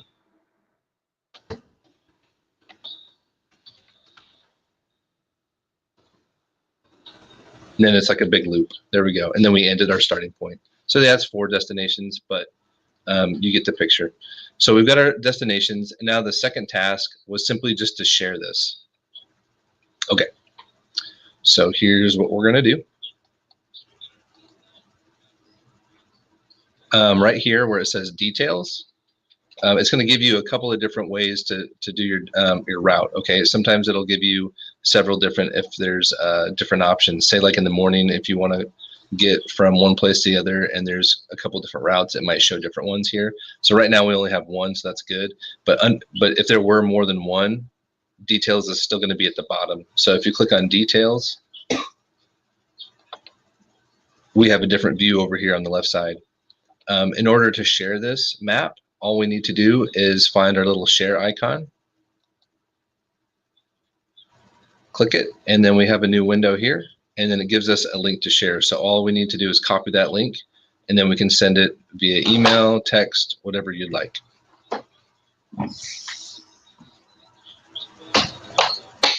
If there's any questions, please go ahead and put them in the chat field, and I'll go ahead and address them. I'm just going to review this really quick because that's simply all there is to do on Google Maps.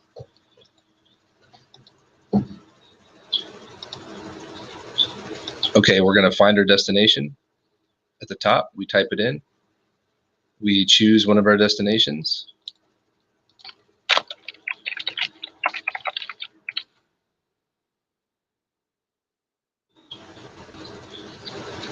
We click on directions. We choose a starting point.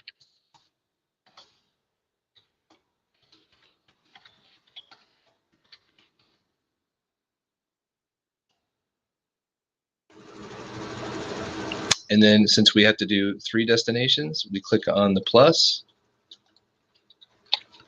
and we add our destinations. Hit plus again.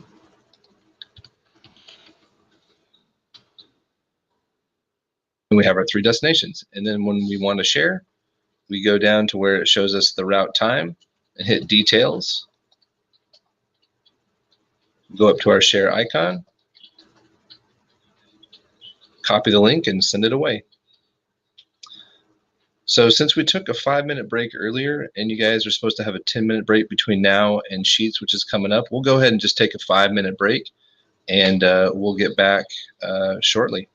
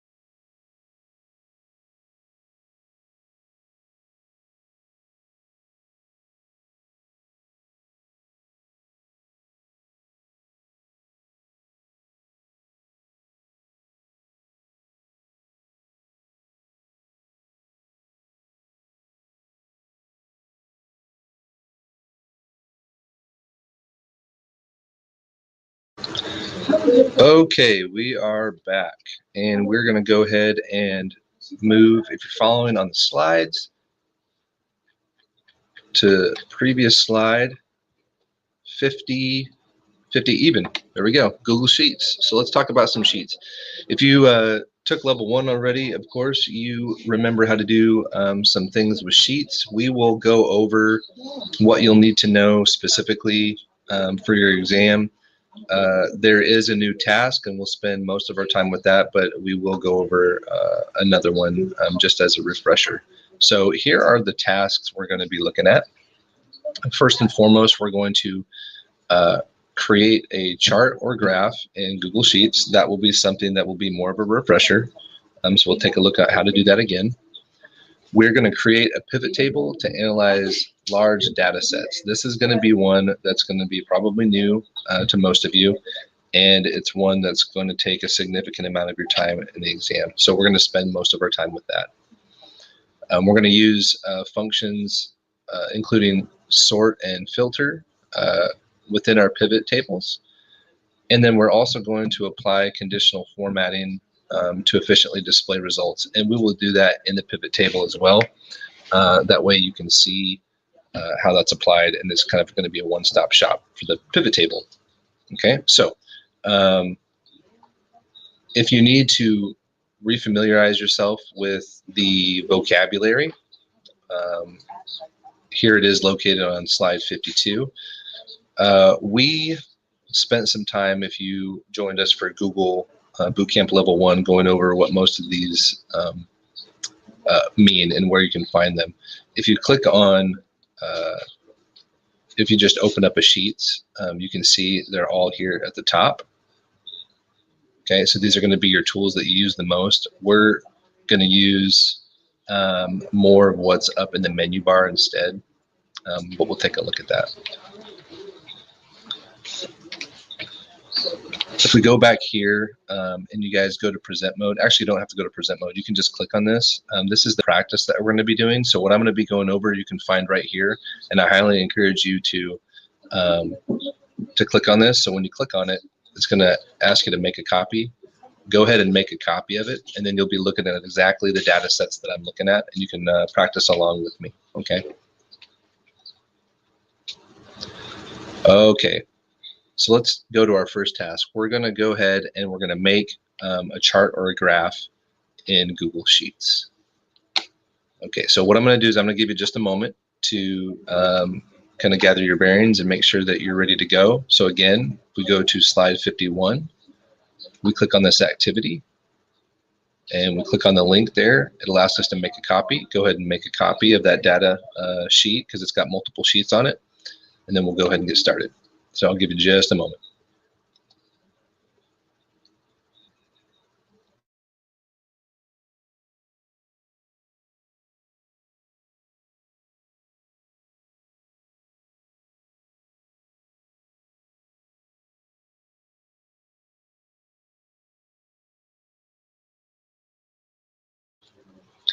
Okay, so what you're going to see is you're going to see something like this. You won't see this. This is an example of a pivot table that we'll be making. If you look down here, you'll see that there are a couple of other sheets. If we click on sheet 7, we'll see this one with exam scores on it. And then if we click on schools data, we'll see that there's a whole bunch of data right here. And you will not see these because these are a couple of pivot tables that I made, and we'll be making them together as well. Okay. So go ahead and click on sheet 7. And what we're going to do is we're going to create a chart or a graph. Okay, so the first thing that we need to do is we need to highlight the cells in which we want to appear in our chart or graph. So maybe I just want these names here and exams 1 and 2 because maybe I want to look at the first quarter exams. So in that case, I'm going to highlight just those cells. Okay, and once I have done that, I go to insert and I find chart.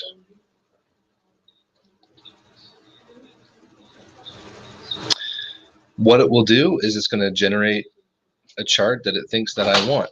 Okay, and it's going to show me the data as as it appears in the cells. So the first thing that I probably want to do is I want to change this because exam 1 and exam 2, not a great title. Maybe I want to do first quarter exams. I already have my legend here that shows which exam is what by color, and down below I have my my x-axis data, which are the names, and my y-axis data, which are the scores. And as you can see, this is a great little bar chart, or bar graph, sorry. Over here, of course, you can manipulate your data and you can change the way things look. Under Customize, you can change color, you can change, your whether it's bold or italic, your titles. You can select from your series and your legend and your axes, and you can change all of that if you'd like. But very simply, this is how you set up a chart or a graph. Are there any questions about that? Go ahead and type them in the chat field, and I will address those as they pop up. If we go to setup, while you guys are asking questions or thinking of questions, I'll tell you how to set things up here as well. So maybe we don't want this bar graph, this column chart here. If we go under setup, under chart type, we can change it very quickly. These are all of our options. So depending on what kind of visual representation you want to create, whether you want things to be flashy or look a certain way, or just make the data really easily seen, you can change things through here. Maybe like a line graph. There's your line graph. Okay. Maybe a little bit more difficult to see than the other one, but that's how you change the visual display of your chart or graph. Okay, we're going to go ahead and move on. That way we can spend most of our time with pivot tables. Actually, you know what? Let's take a step back. Let's go ahead and review one more thing. Okay. If you took the Google Level 1 exam, you'll remember that you had to learn how to use functions like sum and average, things like that. So let's go ahead and find a first quarter average, and then we can add that to our chart. So if we click on this cell right here, this is where we're going to want to see the first quarter average for our student, Jamie Gray. So if we go up here and go to our functions, we'll find that's going to drop down and it has average. So if we click on average, it's going to give us some quotations, and we have to put the cells that we want to average there. So all we need to do is click on the exam 1 for Jamie Gray and just keep our left mouse button down and just drag over to exam 2 and then release. Now it says that it has everything between cell B2 and cell C2 indicated, and that's what we want. So if we're good, we hit enter and it gives us our average. Then it asks us if we want to autofill. If we hit the autofill feature, it'll go ahead and just autofill everything. Okay, there's also another way to do this. If we click on this cell, we see that there's a little square right here. If we make our cursor turn into a crosshair just by hovering over that square and click the square and drag down, the formatting is pasted into all of those cells, and boom, we have our averages. So now we have a graph that shows first quarter exams. So these are the exam scores for all of the students for exam 1 and exam 2. Maybe we want one just with the averages. So let's go ahead and select those cells. So we're going to click on name, drag down to highlight all the names and release. Then we're going to go to first quarter average, and we're going to hold down the control button and then right or left click our mouse and hold that down and just drag. So now we've indicated just these fields, okay? And then we're going to hit insert, chart, and there's our column chart that shows just the averages. So now we have first quarter exams 1 and 2 and the averages of those exams. And we just created two quick and easy charts to visualize for this data set right here. Pretty cool. Okay, now we can move on to pivot tables. So let's go ahead and go down to sheet 8. And what a pivot table does, if you're not aware, is it takes a whole bunch of data that you're looking at and allows you to arrange it in the way that you best see fit in a very quick and simple way. So as you can see here, if we're looking at this data, we see that there's a couple different property types, but we see them coming up multiple times. We see a whole bunch of numbers. We also see some sales agents' names that are coming up multiple times. So it's really difficult for us to look at this and make sense of any sort of data, especially if we're looking for something specific, just by looking at it. What a pivot table does is it allows us to target that data specifically. So if we're looking at this pivot table that I created, this is a sum of sales by each of these sales agent based on the property type, and then gives us a grand total of their sales by type and just total by sales agent. Okay, so here's how we do a pivot table. If you have a data set that looks like this, where there are no cells in between that are empty, you can simply just click on one of the cells that has information in it, and then click on data, and then go to pivot table. Okay. If you want to be way more sure about the data that you want on your pivot table, and you want there to be any mistakes, what you do is much like a chart or a graph. You just want to highlight all of the data that you want in that pivot table, like I did here. So I just click and dragged from A1 to the cell that I needed the data set to end. Okay, so you can do it two different ways. Go to data, and then go to pivot table. Now, what this is going to ask me to do is it's going to ask, do you want to take this data set and create a pivot table in a new sheet down here, or do you want to create it in this sheet right here? Okay, so if I hit new sheet, it's going to open up a pivot table next to the sheet that we're creating the pivot table from, next to the data. Okay, so our data is right here. It's creating a pivot table on this next sheet over.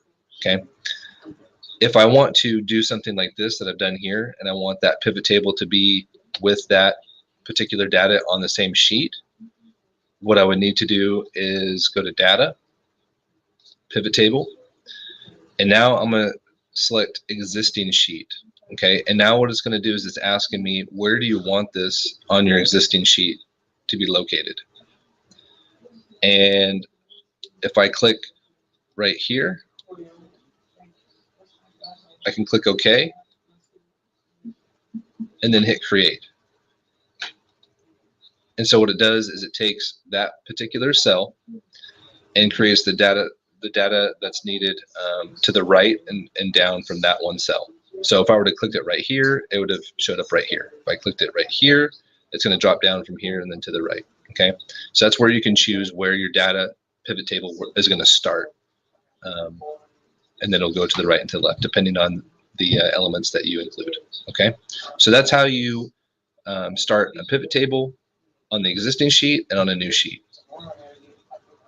I prefer doing it on the existing sheet simply so I can continue to look at the data that I'm trying to manipulate on the pivot table, but it's up to you.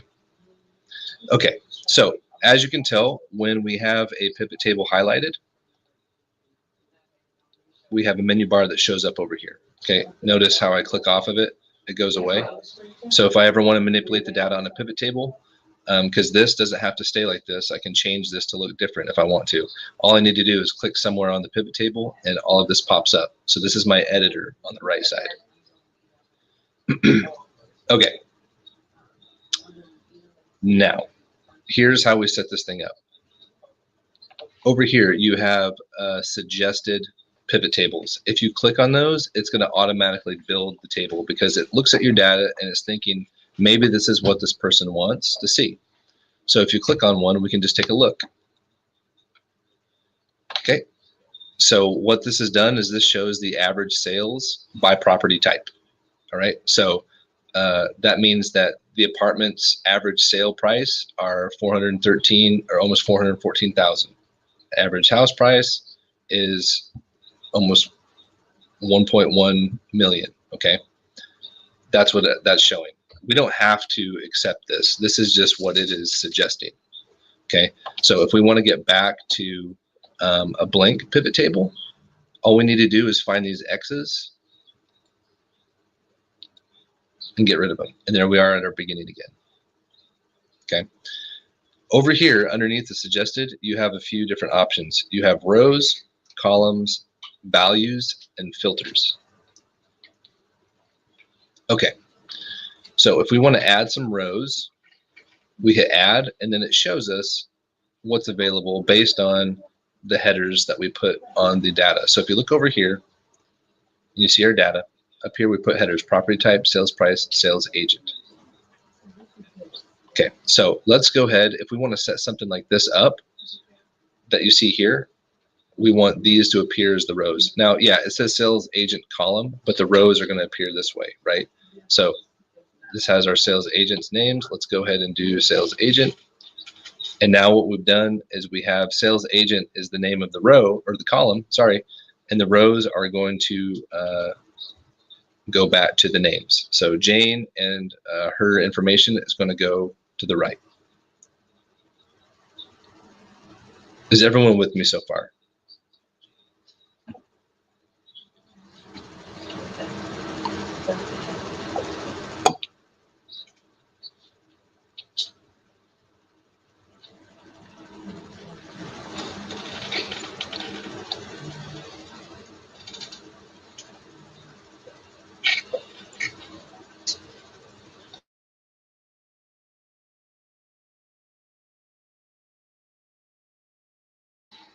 All right, we'll go ahead and proceed. So now maybe we want to see how much money is being generated by each of our sales agents. Easy enough. We'll go ahead and click on columns. I'm sorry, values. Okay, and if we hit add, we can choose sales price. And so what I've done here is now I know all of the sales, because this is showing me the sum of sales by each of my sales agents. Okay, now it doesn't always have to be sum. This is what it defaults to. If we look over here at values, we can say it says summarized by sum. Now we can change this, okay, and then we can do an average. We can do a count. We can do all sorts of different variables, okay. If we do average, now all of a sudden we found that we have an average sales price of whatever it is they're selling, whether it be apartment, condo, townhouse, or home, listed here for each of our agents. And it's in a descending order. I'm sorry, it's in descending order, or ascending, I'm sorry.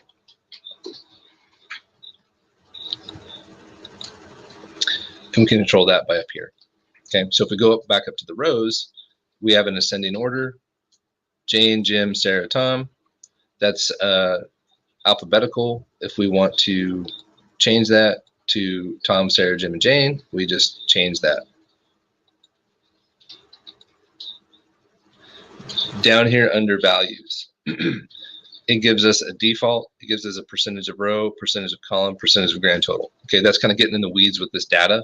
We don't have to go there because the default shows us enough information that we're looking for. Okay. Now, say I want to add, so let's go back to sum.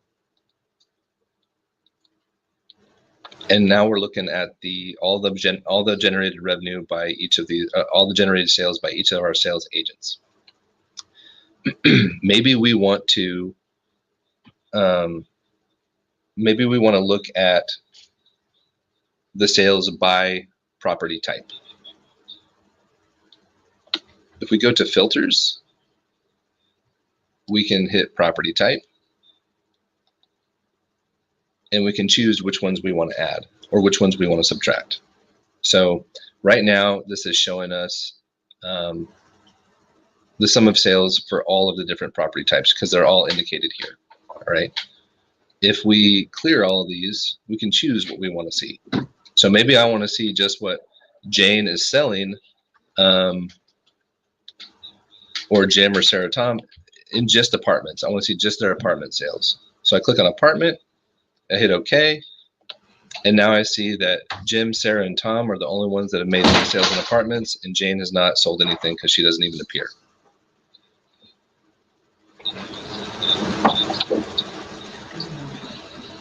Now, if we look at this pivot table, it doesn't look like this one up here because we see that there's other columns, okay? That's because I haven't added any columns yet. If you look at columns, it's blank. If I hit add, maybe we can put property type in there, and we can see a little bit better the information we want to know, okay? So now we see apartment pops up, and we see a grand total, and those match. Why do we see just apartments when we have apartment, condo, house, townhouse? Oh, that's right. This is why, because down here under filters, we've filtered out everything but apartment. So let's go ahead and add those back. So it says showing one item. If I click on it, apartment is the only one indicated. So let's go ahead and add these back and hit OK. Now I have a chart that takes all of this information and breaks it down into what I can use and what I can see. So now I can see Jane, I can see her total sales. I can see what she sold for each, right? Because if I look at Jane, right here, she has sold a house. She has sold a condo. She has sold a townhouse and another condo, okay? But I can't just look at this information quickly and come up with what I see here. Of course, it took us a few minutes to set this up, but once you get more comfortable with pivot tables, then you set these up very quickly, and it takes all of this data and puts it into something that you can see much easier, okay? Because right here where it says condo for Jane at $713,000, I see a condo for $227,000, and I see another condo for $486. So what it's done is it takes all that information, adds it up, does whatever you want to do with it, and makes it very easily visible, okay? Because we're looking at the sums of sale. All right, so that's how we create a pivot table. It is a bit confusing at first, but when you play around with it and you start adding stuff and subtracting stuff and playing with the filters, all of a sudden it becomes way more sense. We're going to practice this again though, okay? Are there any questions so far? No questions.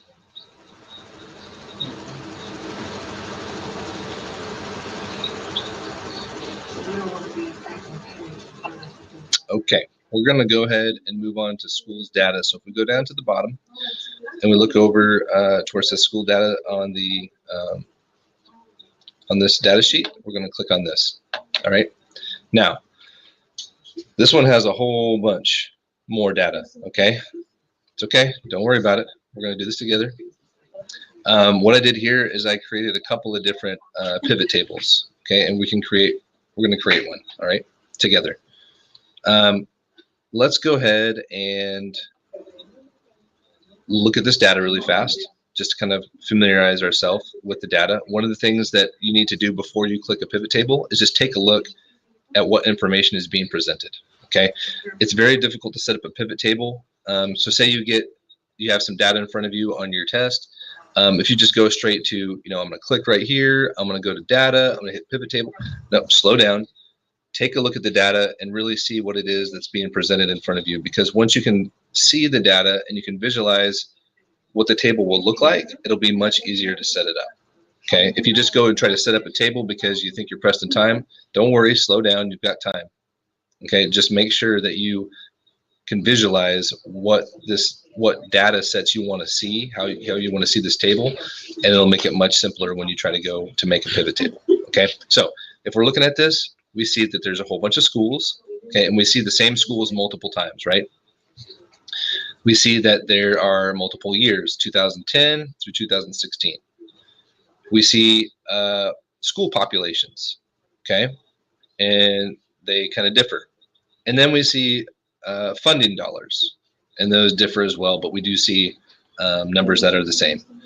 So this data right here is showing us that is showing us schools, how many kids they have in them, and how much funding they're receiving from whatever source by year. Okay, so this is going to make it much easier for us to put together a pivot table now that we know what it is we're working with. So again, two different ways to set up a pivot table. If we take a look at the data and we see that there's no spaces or anything between that data, we can simply just click on any cell and go to data, hit pivot table. Or again, like I said, if you want to be super, super careful and make sure that everything is correct, which I definitely recommend doing for the exam, highlight all the data set that you want, and then go to data and pivot table.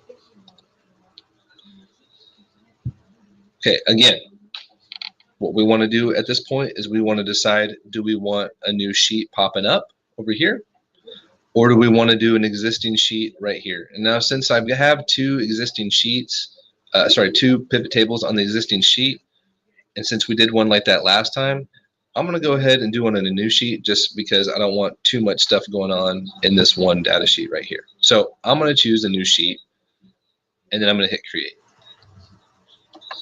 Okay, now I've got my, if I look down here at the bottom, I have this sheet next to the other one, and I'm good to go. So there's no information here, but I visualize what I want to see, right? So I know that I've got schools, I've got years, I've got school population on those respective years, and I have funding dollars for those schools on those years, okay? All right, so I can look at the suggested and see if that's what I want, or I can just start from scratch. So let's go ahead and start from scratch. Here are my rows. I'm going to start with my rows. So what do I want to see in my rows? It just really depends on what you're looking for. What I'm going to do is I'm going to choose schools because I want my schools to show up where the rows are in this gray box. Because I want my data going to the right from the schools, because I want to be able to take a look at those schools and compare the data that is given to me from those schools. School. All right, so I have them in alphabetical order because it says ascending over here, and I can change that to descending if I want, but I'm just going to leave it the way that it is. Right here where it says show totals, if I click that, you saw that grand total goes away. But I like to see totals, so I'll make it show up again. All right, now for columns, what do I want to have up here in this dark gray box going to the right? Again, it depends on what data you want to see. How about let's go year? Now, depending on how you want to arrange your data, you can probably see that there's kind of a pattern here. So on this data, I have the first column is school. So all this information down here are the schools. The next one are the years. So maybe it's a good rule of thumb if you kind of want to see the data displayed in a certain way, that maybe you want to put your schools, whatever's here on the left first, as a rows, and whatever is next as columns. I don't know. It just really depends on what you want to see. But that seems to work here, okay? So I have my schools, and I have by year, all right? Now I have two other pieces of data that I'm working with, and that's school population and funding. So maybe I want to see, trends of school population by these schools by year. Let's do that. So I have my rows, I have my columns designated, and now I need to add my values because I want to fill all these cells with information. So I'm going to click add under values, and I'm going to go to, I want to see school population. All right, so what this data is going to show me is I can see, for instance, if I look at AIS, I can see that steadily since 2010 to 2015, they've been increasing by 100 per year. Okay, so they have they're having some, they might be having a growth crisis. It might be good. You never know. But I've got some growth here. If I look down here at Washington, I can tell that this was not a school until 2016. Okay, because there is no data for Washington school, or maybe they just weren't getting the data. So I'm not exactly certain. And then I can also look here that either these schools are no longer in operation in 2016 or the data is not available for them. Okay. So maybe if I'm looking at this, I'm thinking the data here might be skewed a bit because either I don't have data for 2016 or these schools aren't in operation on these times. Maybe I want to get rid of this piece of information. So how would I do that?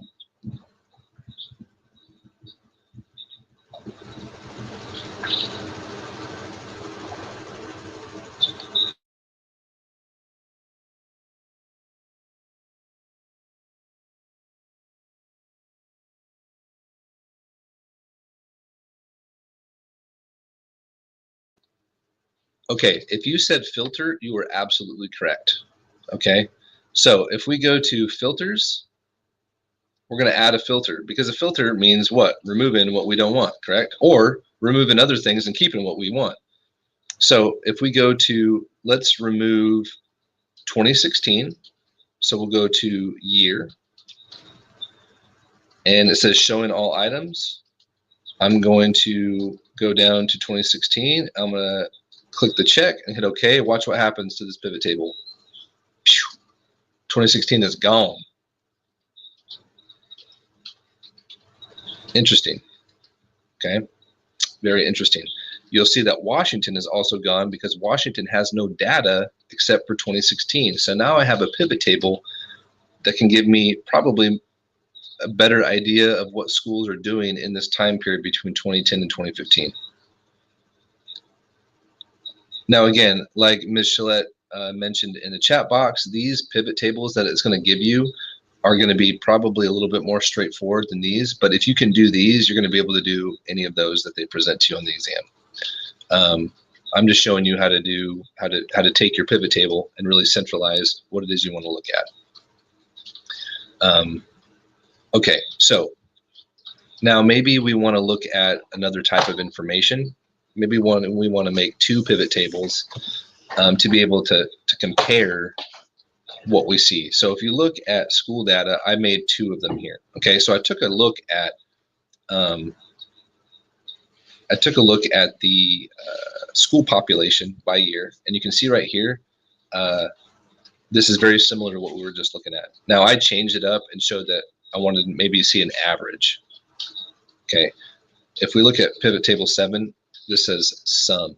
Okay, so if we look at the values, it says sum. And what's that doing? What that's doing is it's taking my totals and it's just adding them together because I have totals indicated right here and here. See, if I take those off, they just go away, and then sum doesn't even matter at that point. But if I want to see the sum totals, then I have to make sure that they are checked. Now maybe I want to see average, right? So maybe I want to see, so perhaps let's look at this. Here's a question. AIS, if we're looking at 2015, has 900 students, and Thomas Jefferson has 700 students. This might paint a different picture if we look to see what the average student population is over amount of time when it comes to funding. Okay, so if I want to just manipulate my data and I want to go to average instead of sum, so I go to values. So these numbers are going to change right here. So grand totals, I'm going to see these change. All right. So if I go to values and I hit sum and I go to average, now all of a sudden my data looks different. Okay. So AIS averages 650 over those 5 years. Thomas Jefferson averages 725. So even though they have more people in 2015 than Thomas Jefferson, quite a bit more, the average over a 5-year period is significantly lower. So if there were some issues about funding over time, that might be a place to look. Okay. Now let's look at the funding dollars. Let's create another pivot table to look at the funding dollars. So I go back to my data. I have this already highlighted. All right. So I'm going to go to data. I'm going to go to pivot table. And I'm going to go to new sheet and hit create. Okay, so I probably want to set this up very similarly, except I want different values. What's maybe an easier way to do this? Maybe we don't have to set everything up completely again.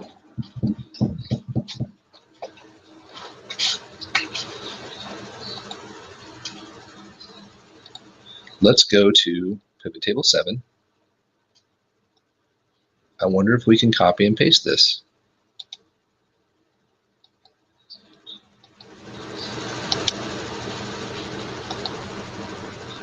Oh my word, you can. Look at that.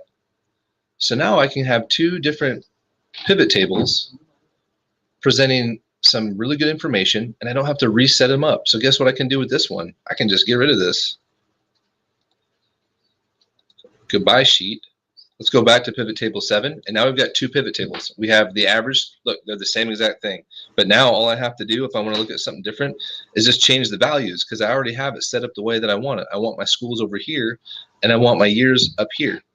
So now if I want to look at the funding sources for these schools, all I have to do is click one button. So let's do that. Which button are we going to click?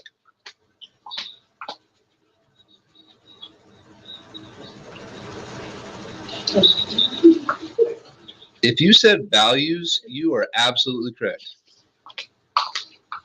So let's go ahead and click X. And we're going to add funding. Boom. Check that out. That's cool. So now we have 2 pivot tables that are set up in the same way, but show different information. And so now it's easier to compare those. Pretty sweet. So right here we have average school population by year. Well, we have the attendance by year, and then we have the averages over here on the left. Okay. And then within the district, we have right here by year. If this is a district, I don't know. And then down here, we have the funding numbers by year and then totals. So we can see that AIS has received $300,000 over a 5-year period. We see that Thomas Jefferson has received $287,000 over the same 5-year period. But oddly enough, we see that Thomas Jefferson has more students by year than AIS. What is up with that? I don't know, but that's what the data shows. Do you see how this can present some questions when you take data and you arrange them in ways on pivot tables to easily see the information? Because you can't see this if you're just looking at the school data. If you just look at all of this information right here, unless you're like one of those super genius people who can just look at this stuff and create all that crazy stuff in your mind, you're not going to see this. That's why we have pivot tables, okay? Because it can present the data in ways that we can use. We can ask questions, we can find answers, and that's how you do pivot tables. And they're pretty sweet. Now, if you look at these pivot tables, you'll see that there's something a little bit different from here. Okay. If you answered color, you're absolutely correct. So we're going to add some color to this. And no, it's not just going in here and clicking a cell and going to this cool little paint bucket and changing the color. No, that's not what we're doing. Okay. What we're going to do is we're going to do this in a way that helps show us specific bits of data really quick. Okay, so it's almost like taking a pivot table and then making it even more of a pivot table. But we're not going to make another pivot table, so don't worry. What we're going to do now is we're going to do what's called conditional formatting. It's formatting the data that we have by just adding conditions to it. That's what conditional formatting means. So what we want to do is we want to select the data that we want to apply that conditional formatting to. So say I want to look at specific data in this data set right here. Notice how I clicked up here and I dragged all the way to here, and now I've got this area indicated, highlighted. What I need to do now is I go up to Format, and I go down to Conditional Formatting. And now if we see over here, this changed. Okay, so now what we're going to do is we're going to play around with the conditional format rules. Okay, right here, this is the range I've indicated. Okay, so if I look at B3 to G8, that's all that's saying right there. So I wouldn't worry about that. If you have your information done, don't even look at that field. Just keep trucking. Here we go. Format rules. Format cells if. Okay, so this is where our conditions come into play. Okay, this says if cell is not empty. So if I hit done, watch what happens. Everything is green. Why? Because I set a condition that every cell that is not green within the range that I indicated, sorry, let me back up. What I've done is I've set a condition that any cell that is not empty in the range that I indicated is going to turn green. Okay. Now, I don't necessarily want that because, I mean, it looks cool, but it doesn't help me with anything, right?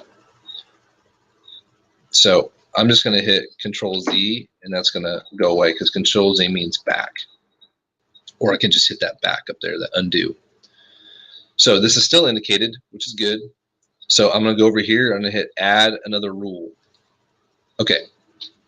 So now I want to format these cells in a way that's helpful. Okay. So first I need to know what it is I'm trying to do. So say, for instance, I want to see all school, like all years. I want to see all schools that in all these years had school populations that were 400 and below. Okay. Here's what I'm going to do. I'll click on this right here where I apply my format rules. And these are all the conditions. You see there's a whole bunch of them. So you can get really technical depending on the data set and the pivot table you're using. Okay, because you can apply this to data sets. You don't have to apply it to just a pivot table. In fact, we'll do that here in just a minute. But I'm applying it to this pivot table. So I find one right here that says less than or equal to. Okay, and that sounds good to me because what I want to do is I want to find out how many schools and what years had a total school population of 400 or less. So this is less than or equal to. Remember all that fun stuff in math? Here we go. This is how it applies to a sheet. So less than or equal to. And then right here is my value or formula. So I want 400, right? 400 equal to or less than. So I go 400. Down here, I can change my color, font, whatever. Let's make this red because I just want to pop out at me, right? Red. No, no. Whatever. That works. So now it's red text and green. So it looks like a Christmas tree. So I'm going to hit done. And boom. Here's what I see now. I see that in 2010, I had 2 schools that were 400 or less. And then I see that it didn't matter what year it is, Shermer has 400 or less every year. That's how I conditionally format. So it just gives me that information like right now. Easily visible. Any questions about conditional formatting? Because we're going to do another one.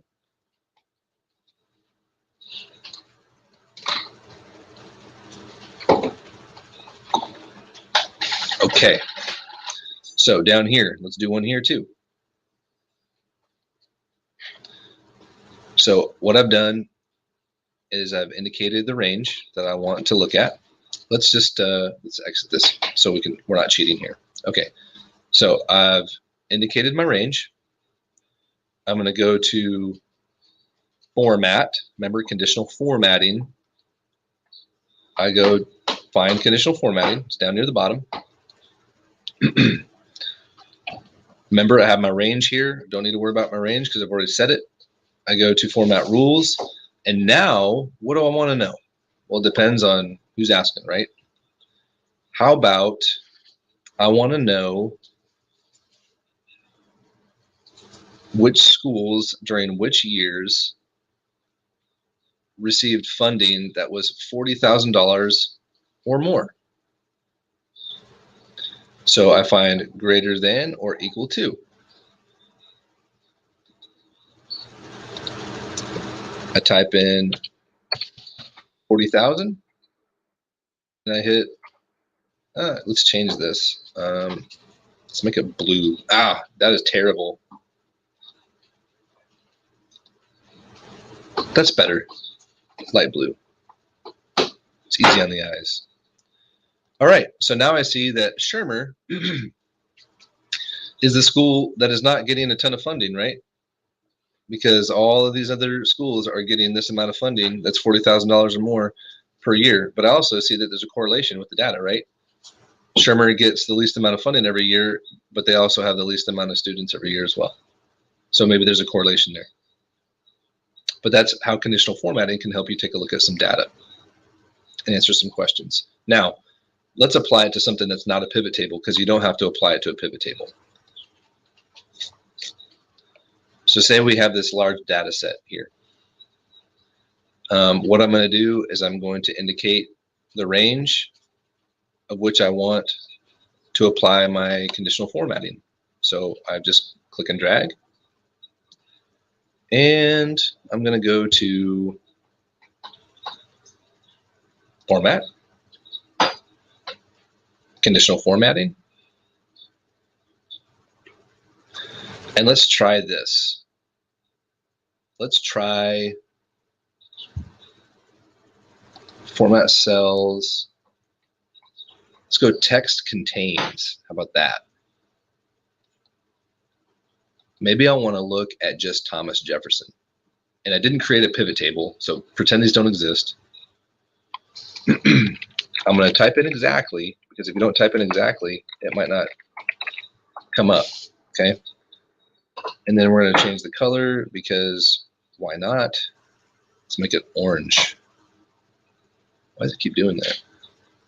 Orange. There we go. And I hit done, and now all my Thomas Jeffersons are indicated. See that? Pretty sweet. So you can also just spot data if you're trying to look for it. So in case that you don't want to create a pivot table, or a pivot table isn't necessary, but you want to just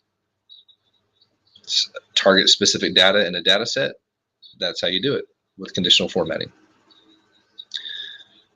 Are there any other questions on how to do any of this stuff? That was quite a lot. And I want to make sure that I answer your questions if you've got them in the time that we have together.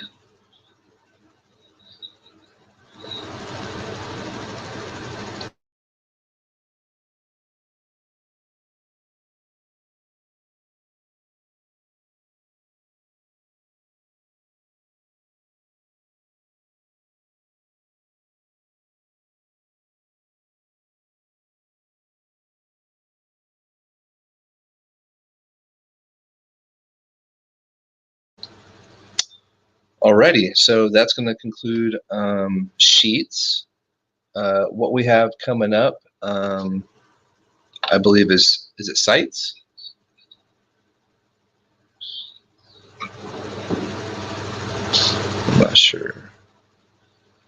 Forms. Oh, we have Forms. Okay, so Forms are going to be coming up next with Ms. Angelica Johnson-Smith. And what we're going to do is we're going to take about a 45-minute lunch, because you guys have been working incredibly hard, and after pivot tables we all need a break. Okay, so when we come back, you'll have the pleasure of learning how to do forms with Ms. Johnson-Smith, and I thank you all for your time.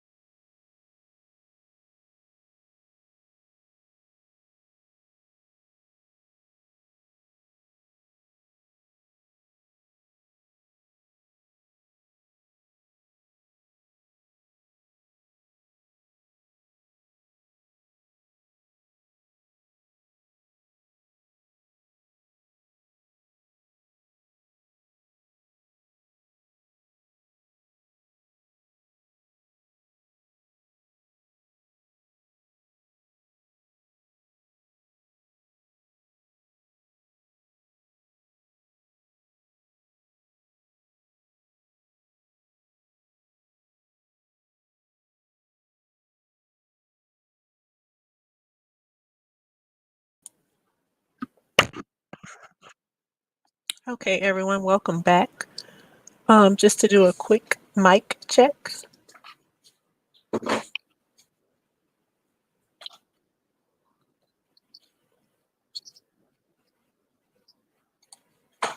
Okay, I think we can all hear. We are going to get into Google Forms. If you have taken level 1 Google certification exam, then you are very familiar with the Google Forms. The requirements for this portion of the exam are the same as the level 1 Google certification. So we're going to go through this and we're going to work directly from Google Forms. But if you would like to follow along, we will be on slide number 57. Okay, so to access our Google Forms, we will go to the app launcher first. You can always type into the URL or the search box Google Forms, and it will bring you directly to the Google Form link, and you can click on it, or we can go this way through our Google Drive. Once we get to our Google Drive, we need to select New, scroll down to Forms, and we are using a blank form this time. Yes, they do have templates, but we want to use a blank form so that we can create our own. So for your exam for the Google Forms portion, what you need to know is how to add questions to the Google form, how to modify the Google form settings, and how to share the Google Forms either with collaborators or within the district. So here we are. The first thing that we need to do is we need to give our Google form a title. So we're going to give our title, our form, a test title, or let's call it test form. Once we give it a title, that title will generate here. And if we wanted to, we can place in a form description. We use form descriptions if we want to organize our forms better. If we want to keep up with them, if we want to go back to adjust, it's easier for us to find out what the questions or the survey entailed. So the first thing we're going to do after getting to our form and naming our form is we're going to put some questions into the form. So there are several types of questions that can be used on our Google Forms. We have multiple choice questions. You can do short answer questions. You can do checkbox questions, which are different from multiple choice because you can check all or select all that applies. You can do drop-down menus. You can do linear scales, or you can do a combination of multiple choice and checkbox grids. So what we're going to do is we're going to practice on how to add questions to our form. So if we look on the side of our test form or of our form, we have a menu here. And if we hover over each one of these icons, it will tell us the name of or the function of the icon. So the first one we have is the plus sign, and that is where we would add a question. The next one is important questions. If we want to import a question from another form, we can do it here. We can add titles and descriptions, images, videos, and we can add sections. And so we're going to get into all of those. But first, we're going to start off with adding questions. So the first thing we need to do to add a question is go to the add a question icon and click on it. Once we click there, it will give us a section so that we can add a question in. On the side, you will see it gives us the option of what type of question we want, whether it is multiple choice, checkbox, drop down, paragraph, or short answer. Here is where we would type our question in.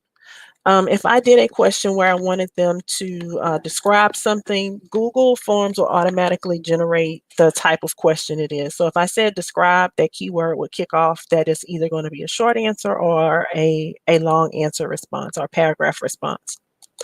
But if I started off with questions and I wanted to give choices, it will start and it will generate a multiple choice or checkbox type of answer response. So I'm going to do the first one as a description question.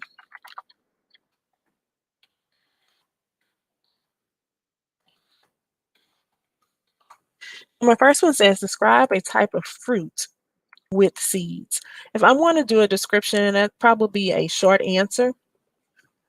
So I'm going to check the short answer option, and it will allow the person that is answering the form to put their answers in a short answer form. If I wanted them to go a little bit more in depth, then I would choose the paragraph form, and they will be able to enter more characters into their form.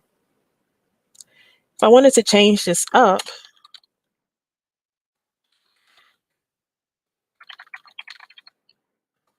and say which fruit has no seeds, and I wanted to make this multiple choice, instead of this being a paragraph where they would have to explain which fruit has no seeds, which I don't know any that don't have any seeds, I would drop down and I would create a multiple choice type of question. So I would give them options. I can say a strawberry. If I wanted to add another option, I just simply click on add option, apple,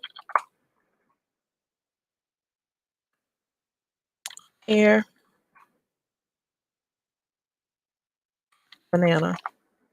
Now, y'all, I'm not even sure if bananas have seeds, but we're going to pretend for the sake of answering the question today that they do not have seeds. So these are our choices here. The question is, which fruit has no seeds? Strawberry, apple, pear, banana. Okay. If I wanted to add in an image, I can add in an image here, but we know that these are multiple choice types of questions, and the student or the person that's answering the question can choose one. Now, there are some different things that you can do to modify your answers. If we wanted to make this a required question, we would just simply turn that on, toggle it to your right, and it would become a required question. That would mean that they cannot proceed on until they have answered that question. So this is the required question button. If I decided that I did not want to have as many choices, I can just simply click on the X and it will remove the choice from an option. Another thing is, if I wanted to disregard the entire question completely, I would click on the delete button and it would take the question off of the test form.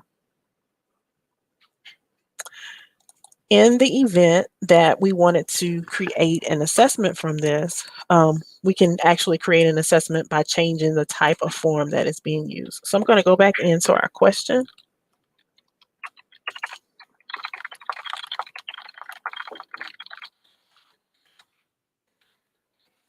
And my question says, what is the name of the story with the 3 pigs? Is it Little Red Riding Hood? Is it Jack and the Beanstalk?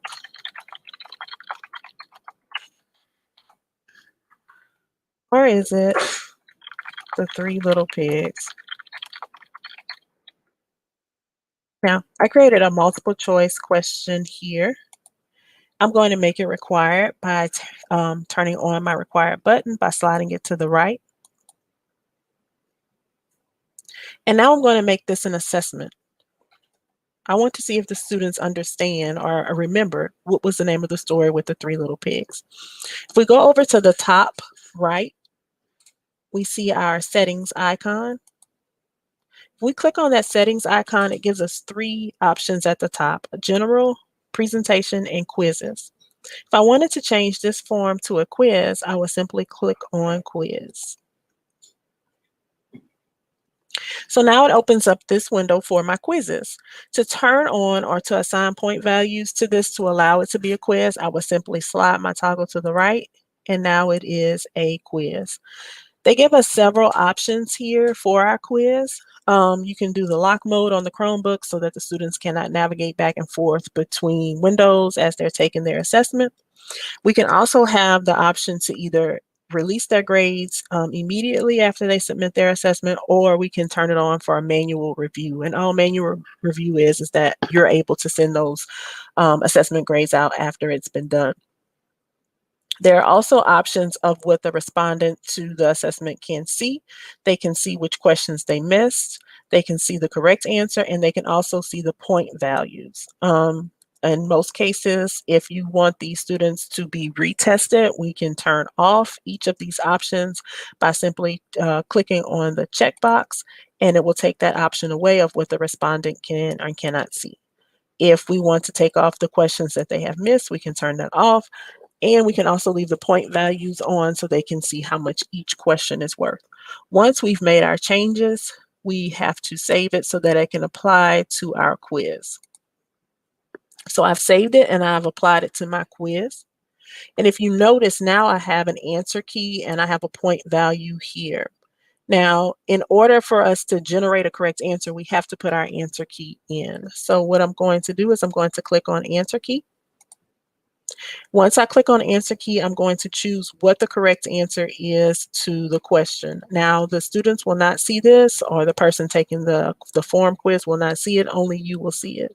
So the correct answer was the 3 little pigs. So we're going to select that one, and then we're going to give it a point value here. If you want it to be worth 1 point to 100 points, you can select it here. So we're going to make this worth 5.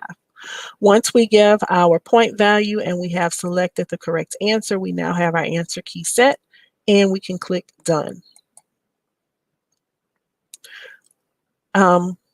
We, on our end, we can see this because we developed the form, we can see the correct answer, but again, on the students' end, they cannot see the correct answer.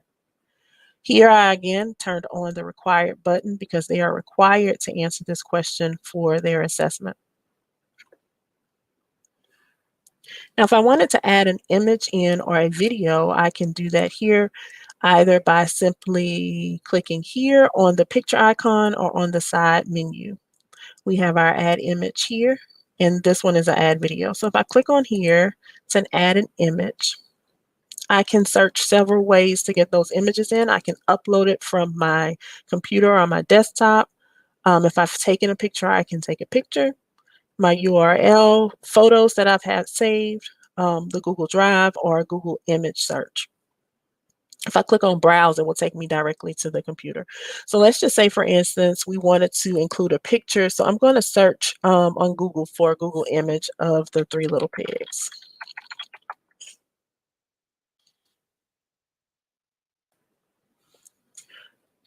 Okay, and it gives us several images here of the 3 little pigs. You have book covers, you have real life pictures, you have illustrations, and you can select one that you want to include in your story.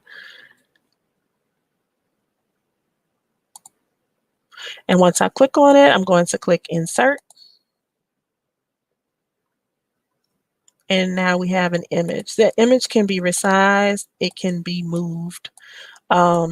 You can also give your image a title. If I wanted to put the image before the question, I can just simply hover over these 6 dots here and drag it up. And so now my picture is here and my question is there. Let's say, for instance, I did not want this picture. Instead, I decided I want a video. I can click on that and I can throw it away.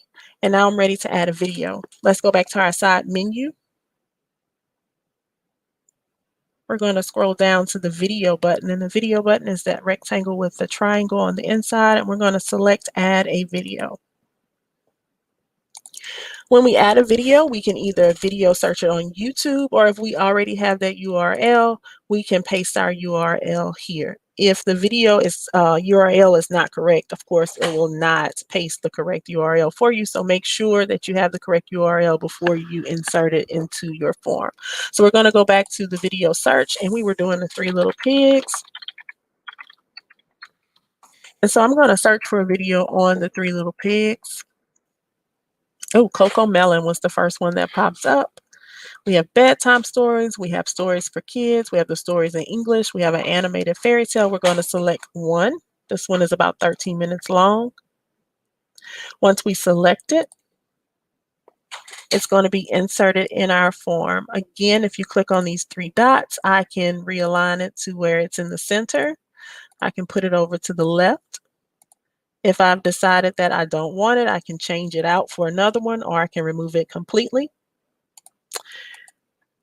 Here in my title, I can give directions. And if I wanted this video to be before the questions, I just simply hover over the 6 dots and I can drag it to where I want it. And so now I have my video inserted and I have my questions. Now, if I wanted to add in sections, and sections are important, especially if you're doing a long form or something that require information specifically to a student, say demographics or grades, and you wanted to add in a section, you can do that as well. Again, you would go over to your side menu. You have the options of adding questions, importing questions, title and description, your image, your video, and here is add a section. Once we click on add a section, we can name our sections. Right now we have two sections. We have our test form section. That was the name of our test, our form. And then we have section 2, which is an untitled section. We can call this section the reading comprehension section. So each question that we would put into this section will have to do with reading comprehension because that's the title of our section. If we wanted to add in an additional section, we would click on here and we can add in the section. So now we have section 1, section 2, and section 3. Okay. Does anyone have any questions?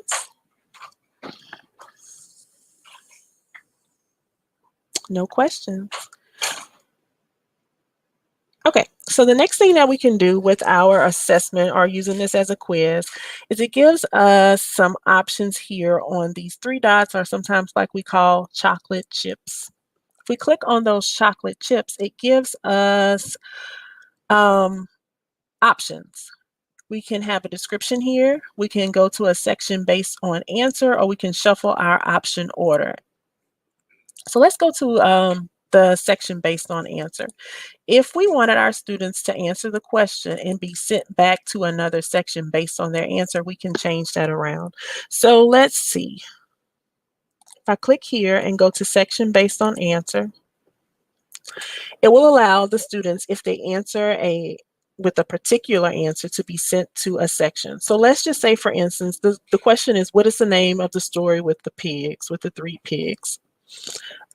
If they get the question correct, I can send them to the next section, which would be, this is section 3 of 3. I can send them back up to the top to section 1. If they get the question incorrect, I can send them to the video, maybe in section 2. It will allow them to go back to the section. This is perfect if you have something, if you're doing exit tickets, or if you're doing a virtual escape room, you can send those students back to where they need to be in order to complete the task. So again, to do that, you would click in the quiz box. You would click on the 3 dots, go to section based on answer, and it will allow you to change using the drop-down box where you want to send them.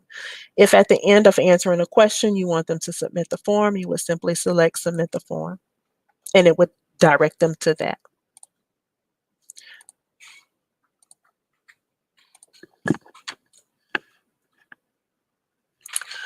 Once you have your assessment or your form completed, now we're ready to give this form out. We're ready to share it.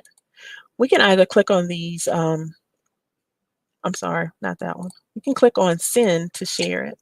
So once we click on send to share our form, we have several options that we can do. We can automatically collect the respondents' email addresses when they respond by checking this box, or leaving it unchecked, we will not collect their email addresses.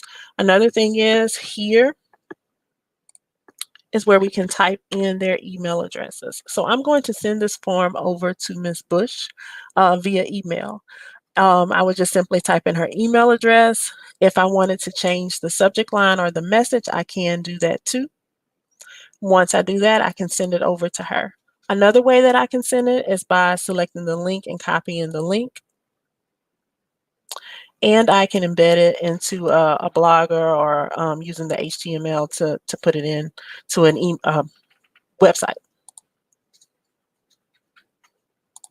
So I'm going to choose to send it as an email. Here's the subject line, test form, and I think I wanted to say the same. I've invited you to fill out a form.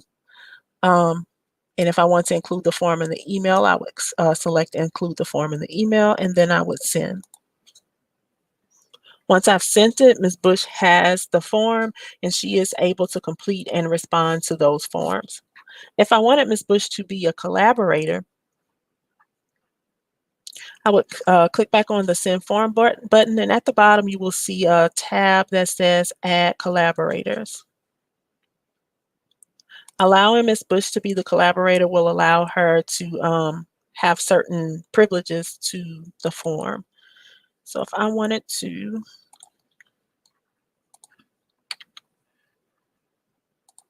add Ms. Bush as a collaborator, I have options of adding her as an editor here. If I wanted to send her a note, please check over this. She can. Now, as an editor, she's able to look at the response form and she's able to also delete. So make sure that whoever you're adding as an editor is a person that you really want to have on here so that they're able to edit and delete from the form responses. Once I do this, I can send this over to her, and now she can edit the form as needed.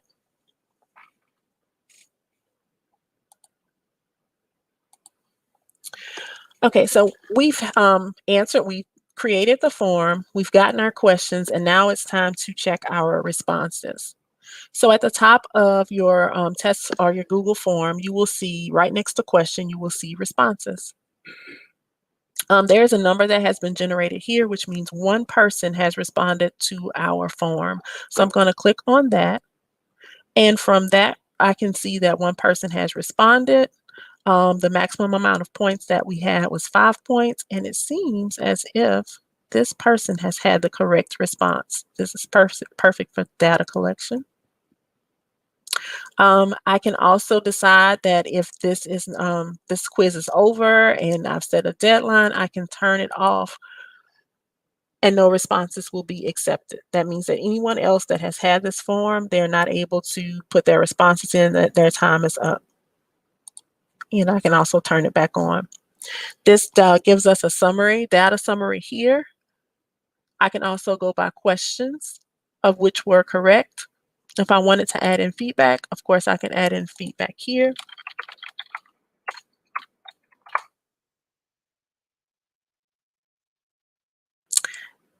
And I can also get those individual responses. We've only had one person to respond, so that individual response will remain the same.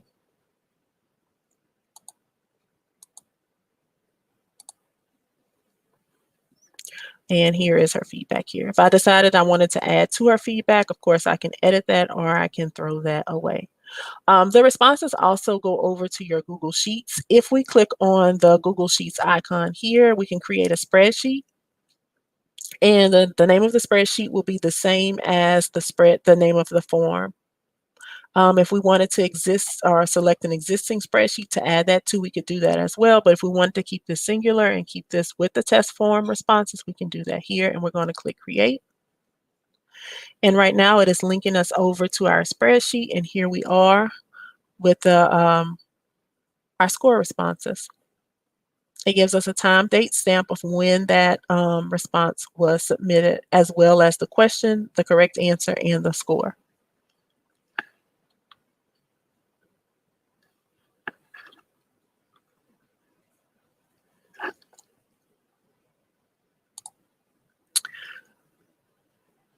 Okay.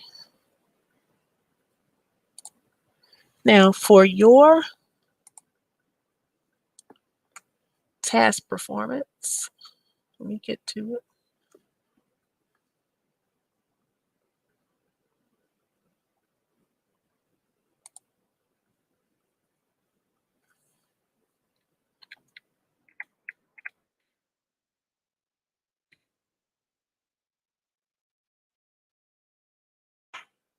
The task performance for this assessment is to start a new Google form through the Google Drive. Remember, we can get to Google Form through Google Drive, and you're going to be creating a questionnaire document. And to create a questionnaire document, you will go through Google Forms, and you will use the Doctor Forms to create that document. Once you get there, you're going to do the following. You're going to change the form's accessibility to outside of our school's domain. You're going to collect email addresses, and you're going to only allow one response per person. On the message page, where we went to the actual message, you're going to replace the confirmation page with the message with "Thank you for completing the survey." Also, don't forget to save. And then once you're done, you can share your questionnaire with your training buddy. Does anyone have any questions about Google Forms?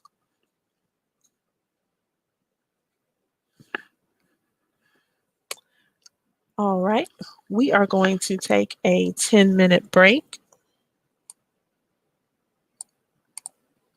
And when we return, we will have Ms. Bush.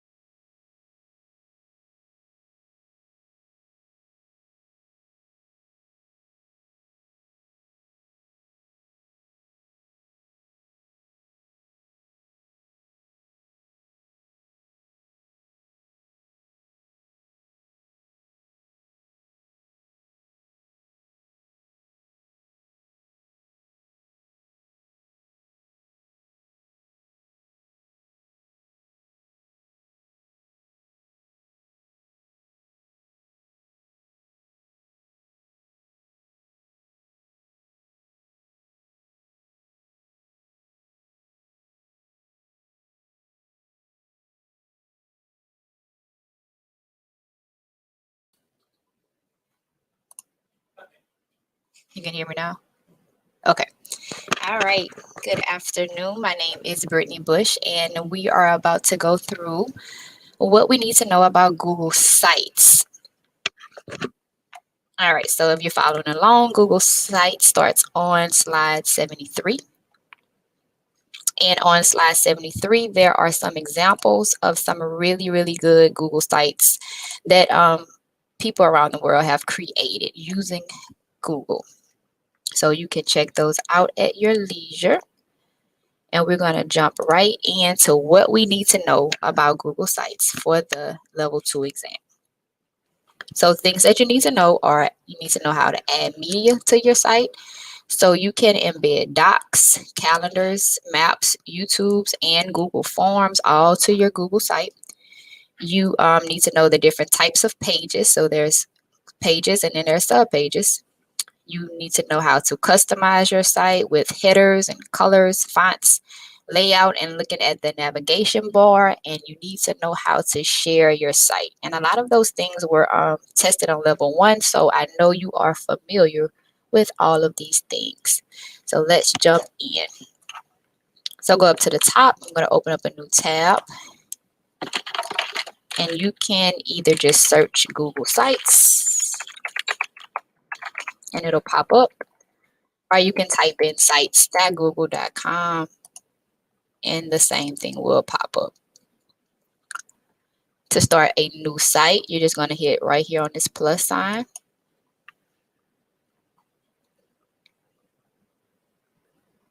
And your site will pop up. In this left-hand corner, you can name your site. So if you want to name your site, let's say you were doing it for like a grade level collaboration. So you can name it like 5th grade team. So this will be the name of your site. This page title, this is their home page. So those two things, you can make them the same thing, but they won't be the same thing. They're not called the same thing. So this is the title of your site, and this is the title of your home page. So if I wanted to change my home page to, let's just say 5th grade, I could. And a really cool thing about Google Sites now is they have their rich text editing. So you can come in and you can change your font. So if this is one of your favorites, you can change your fonts to that. You can change the size, make it bold, italicized, underline, just like you would with any other rich text editing. So that's a really cool upgrade that Google Sites has. If we go over to the right side, we know that we have our Insert tab where we can insert anything we want on our page. We have our Pages tab, and this is where we would add our pages to our site. And then we have Themes where we can change the way it looks. Google only has about 6 themes, but you can customize those themes to your liking. So let's say I wanted to change my theme now to Aristotle. From there, I can change the color. And I can even click on the paint bucket and make that color exactly the way I want it to look. I can change my font style to modern, classic, or bold. So let's say I want to make mine bold. And now all the pages that I create for my site will be this theme. So that's how you change your theme. You just come over to this tab that says Themes, and then you click on it and customize it the way you want it to look. Okay. So let's go back to Pages now. On Pages, this is where you would add all of your different pages that you want on your site. So since this is a 5th grade team collaboration site, I want to add things like the subjects. So let's say I wanted a page called Math. I would just click on this little plus at the bottom, title it Math, and then hit done. So now I have added my math page to my site, and I can see that it's added right here at the top. But from this math page, let's say I wanted to add a sub page. So on math, I don't want all of my math content to be here. So I want to add in a sub page for my, let's say, the lesson plan. So if I click on these three dots, I can either make this my home page, duplicate this same math page, look at the properties of it, add a sub page, hide it from navigation so that only the people that are creating it can see it, or delete it completely. So I want to add a sub page. And on my sub page, I want to name it lesson plans. I'll type in lesson plans. I'll click on done. And now if you look at the navigation bar at the top, you can see I have math, but when I hover over it, I can see that my lesson plan sub page is right here. So I can click on that and then add content to my lesson plan page. So all of my lesson plans can be in one place. Let's say I wanted to add another sub page to this math. So I also want to have a sub page for instructional videos. So I want all of my math teachers that's on the 5th grade team to have instructional videos that they can come back and reference. So I'll I'll type in instructional videos right here and click on done. And go back and look at my navigation bar. Now I have 2 sub pages under math, and under instructional videos, let's say I wanted to add in some YouTube videos that I found that were really cool. So from here, I can see that I'm on the correct page. I'm gonna look up, it says instructional videos. Now I'm gonna scroll over to insert. And from insert, I can scroll down to find YouTube. So we have all of these options at the bottom that you can look through. All of these things that I can insert onto my page. I want to insert a YouTube video. So I'm going to click on YouTube. And I can search right here for a math video. And this will search on YouTube for me. So I'll click search. Scroll through. This is the one that I want. So I'm going to click on this instructional strategy video. Click on select. And now that video is there for my 5th grade team to look at whenever they want to. They can come back, they make sure they go to math, click on instructional videos, and it'll be right here. And I can resize it, make it bigger, make it smaller, or I can open it up, this video up in a brand new tab. Pretty easy, right? All right, so do we have any questions about how to add a YouTube video to your page?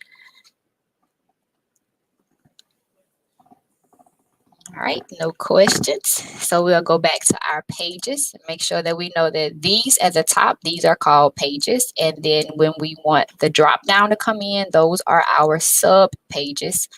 So I can do the same thing. I have my math and I have my lesson plans page and my instructional video page. And now I want to do the same thing for reading.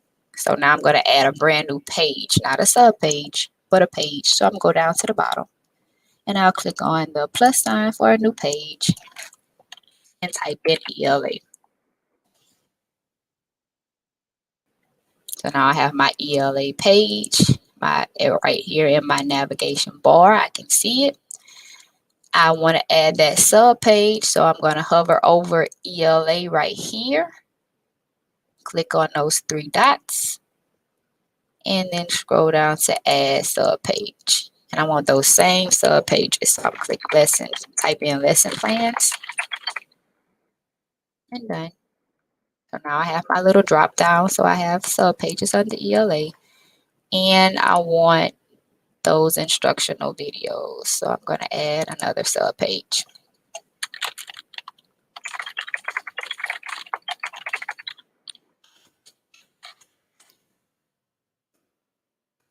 All right.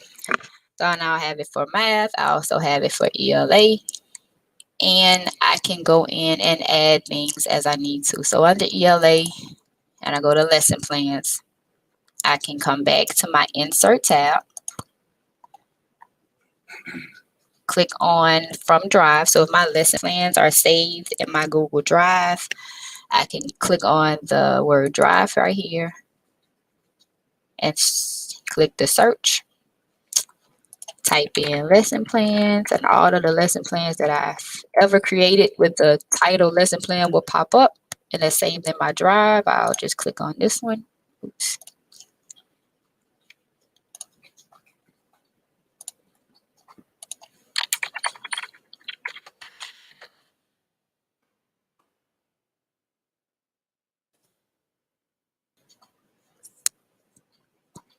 So this is the one that I want, the lesson plans 4.9. And, or I could click on this one. It doesn't have to be 4.9. So I could just click on lesson plans right here. Click insert. And my lesson plans are now on this page.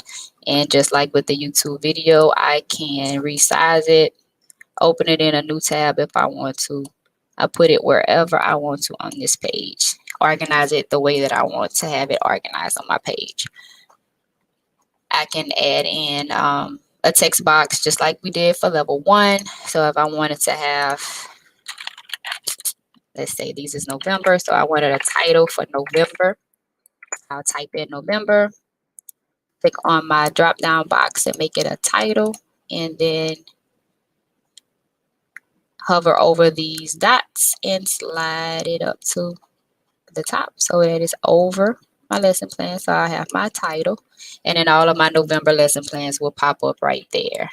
I can add in dividers so that I'll have my next oops. So I can add in a divider so I can put in my next month. So I'll click right here and click on divider so that it'll pop up right underneath, and then continue that as needed.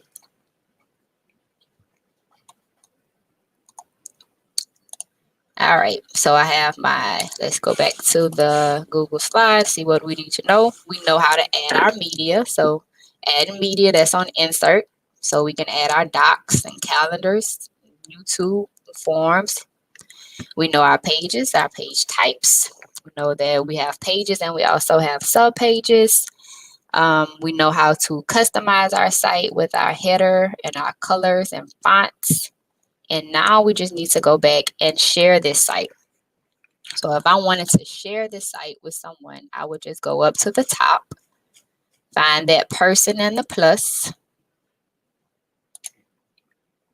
and then type in the person I want to share this with. So on my 5th grade team is Angelica Johnson. So I'm going to type in her email address right here.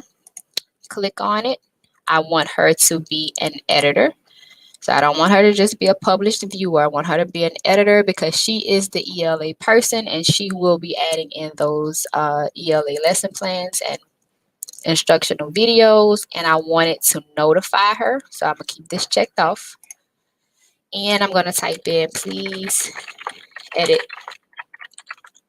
Please review and edit as needed. So then I'll come right here and click send. And now Angelica will get an email stating that she is now a collaborator in my Google site. So she can come in and make any changes. So we see that she just popped in.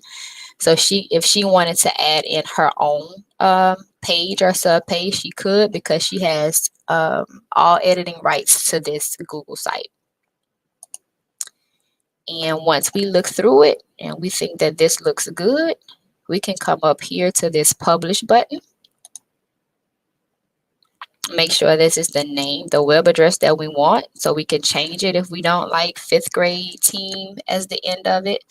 So if I wanted it to say 5th grade team 2021, I could. And now I can manage who sees my site or who can view my site. So if you look right here, it has the word manage. Well, we can click on it. Right now, it is shared with me and Angelica. And for my links, I can come right here and click on the word change. Once it is published, only East Baton Rouge Parish School System members can look at it. That's the only people that can find this link and open it. But if I click on the drop down, I can make it restricted to only Angelica and I can keep it as the East Baton Rouge Parish Schools domain, or I can make it public. So anybody on the internet can find my site and look at it, which isn't really recommended with things that you're doing for EBR. So you might want to keep it right here at this East Baton Rouge Parish Schools. They are all viewers, and I can click done and publish. And now my site is live for anybody in EBR to find for this 5th grade team. If I wanted to change that, I can click on this drop down and unpublish it. So if I wanted to see my published site, I can view my published site right here.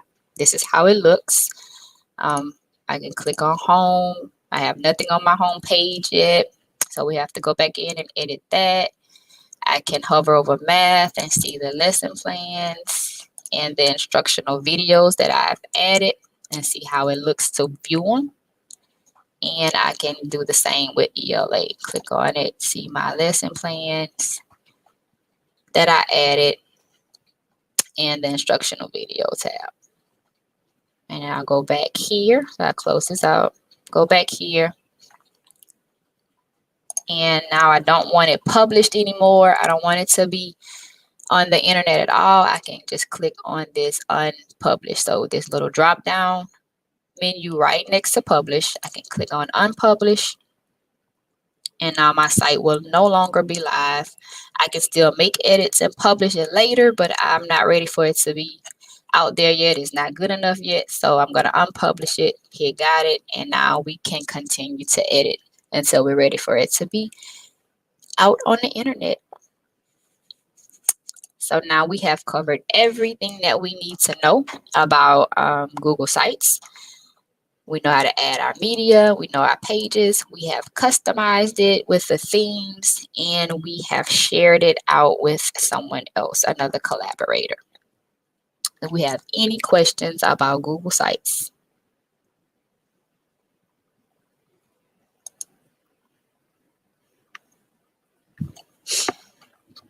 All right, if we have no questions about Google Sites, I'm going to turn it back over to Miss Angelica Johnson for YouTube. All right, you guys, we're almost to the finish line. We're going to be talking about YouTube and what you need to know about YouTube in order to be successful on this test.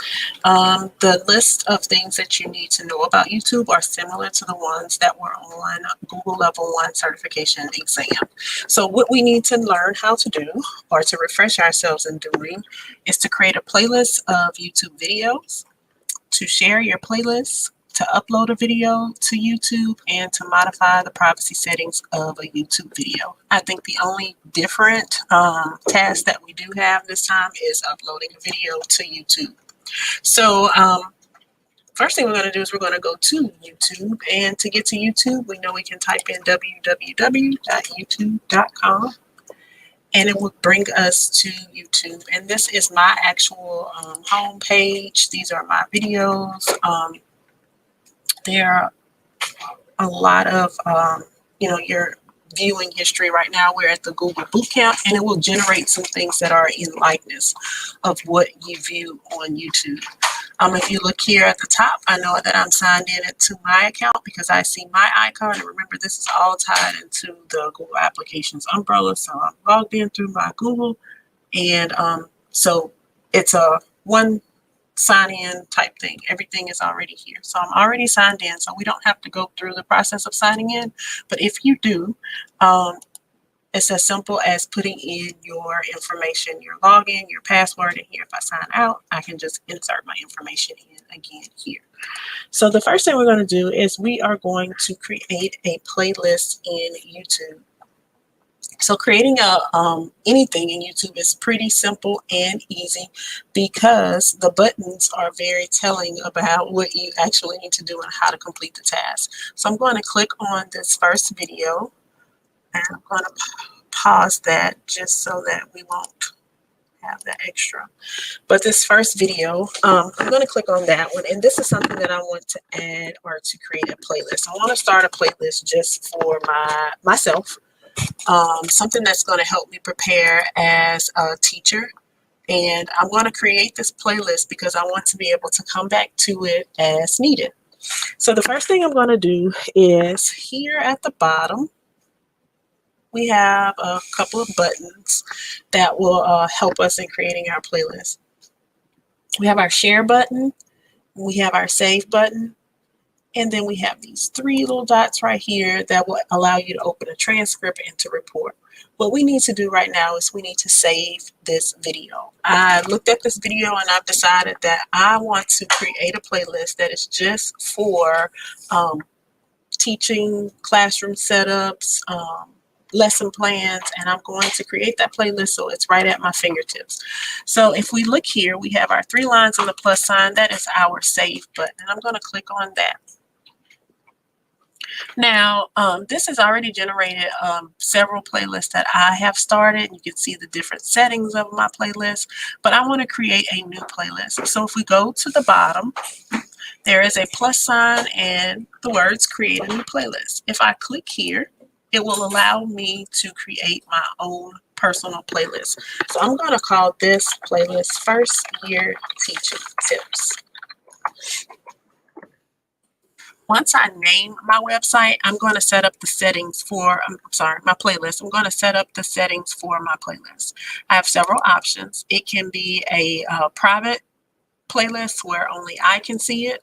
It can be an unlisted playlist with anyone that is given the link can see it, or it can be a public playlist where anyone can search for it and they can also view it.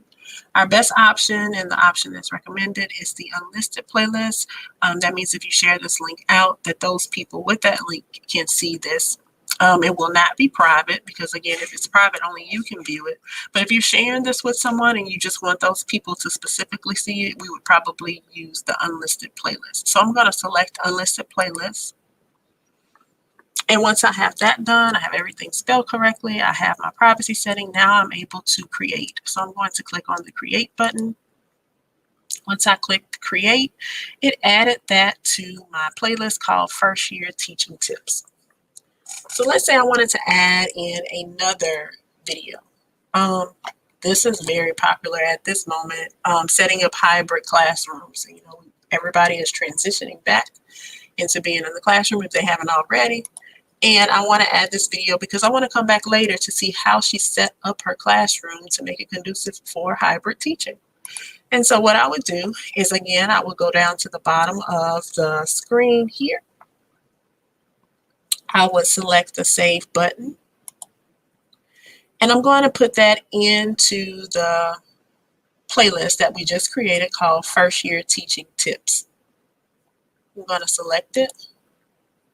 And if you look here, it has already saved. I can just simply exit out. Let's say, for instance, that I wanted to create a playlist with or I wanted to add to a playlist that had already been created. So this one is using Nearpod, and I'm going to save it again. And I actually have one that is called Virtual Learning Strategies. I have one that's called Nearpod too. But I want to put it on my Virtual Learning Strategies playlist. So all I have to do is I have to scroll to my Virtual Learning playlist, click on it, and it has saved it. I didn't have to rename it. It's already been saved for me. If I want to take it off, I can always undo it. If we notice, our privacy settings are set here, and I've removed it. Our privacy settings are set here. This one is locked. You know, that means that no one can see those. Those are only viewable to yourself. And these are links that can be shared out to anyone. So where is my playlist? If we look over to our left, we see those three lines: hamburgers, pancakes, 3 lines. And if we click on that, it will bring us to our actual playlist that we have created. Here's our first year teaching tip playlist here. I've created one called Organizational Tips for Teachers. I have one for classroom management, several playlists here. So I'm going to click on the one that we just created called First Year Teaching Tips for Teachers because I feel like I need to clean it up just a little bit. So once I click on my First Year Teaching Tips for Teachers, the two videos that I added in recently are here. The title that I gave my playlist is here, and we have a pencil here. Anytime we see that pencil, we know that we can edit it. It tells me how many videos that I've had in my playlist, how many views my playlist has had, and the setting of my playlist.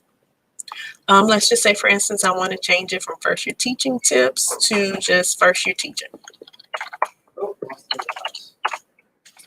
Once I click on First Year Teaching, I just save my settings. Remember, if you don't save your settings, it's going to keep it the way it was. So I'm going to save my settings here, and now the title has been changed.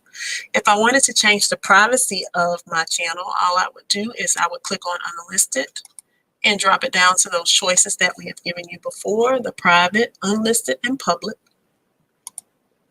Now my playlist is only private to myself. That means no one else can access this. Even if I share the link out, they can't see it because it's private to me. I'm going to change it back to unlisted because now I want to be able to share that link out. So I'm going to click on that arrow with share, and it's going to give me the copy of my playlist link. And I can copy that and I can insert that in an email. I can put it on a blogger, Twitter. Everyone that clicks that link, because I've shared it with them, although it's unlisted, they're able to see it. If I wanted to put in a quick description, I can put it here.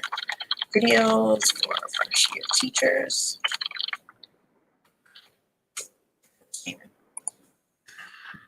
Now, in the instance that I decided that I did not want one of the videos to be on the playlist, I can always remove my video from the playlist. So what I would do is I would click on the three dots that are over to your right, and they give us some options. You can add it to queue to play. You can save it for later to watch. I can even save this to another playlist that I have on my list here, and I can remove it from my Teacher's Tip playlist. So I've decided that this one, the classroom setup part 4, I don't need it. I would rather watch the hybrid setup and just put hybrid setup videos here. So I'm going to remove this from my playlist. So all I would do is click on remove, and that video is gone. Of course, if I wanted to add it back in, I would just go back to that area, find it, and I would add it back into our playlist.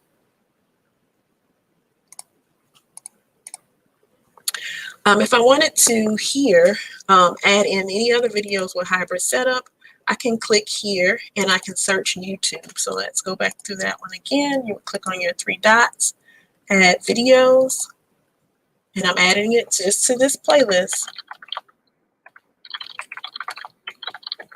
And I'm searching just for videos for hybrid teaching setup. Oh, look, there's a demonstration. I'm going to select that one. And I'm going to add it to my playlist. And here it is. If I wanted to take that same playlist, that same video, and add it to all of my playlists, I like that video, but I want to share that to my organizational tips in classroom management or my Nearpod, I can select that, and now it has been added to another playlist.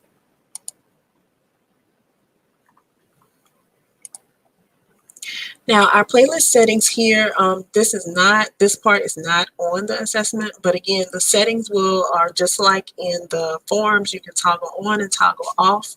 Clicking done will save all of your changes. Again, you can add in videos this way.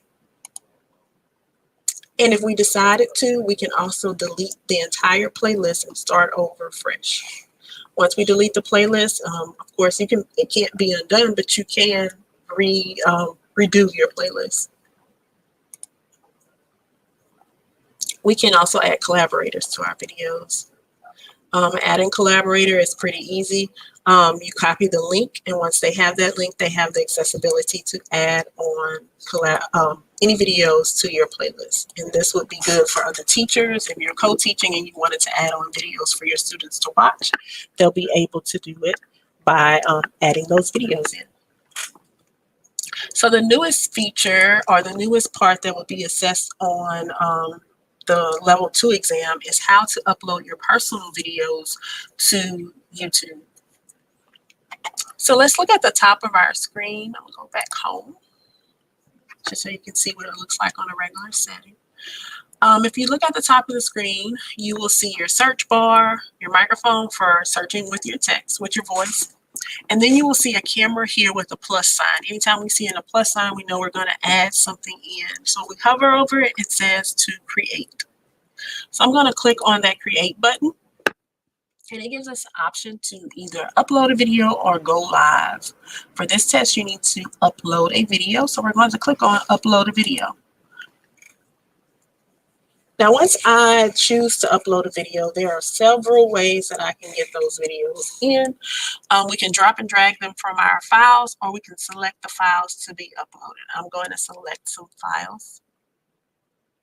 Now, let's see if I have a video. Here's a video that I've created. So I'm going to click on my video. I want to select this video to be uploaded to our YouTube channel. So right now it's uploading our video, and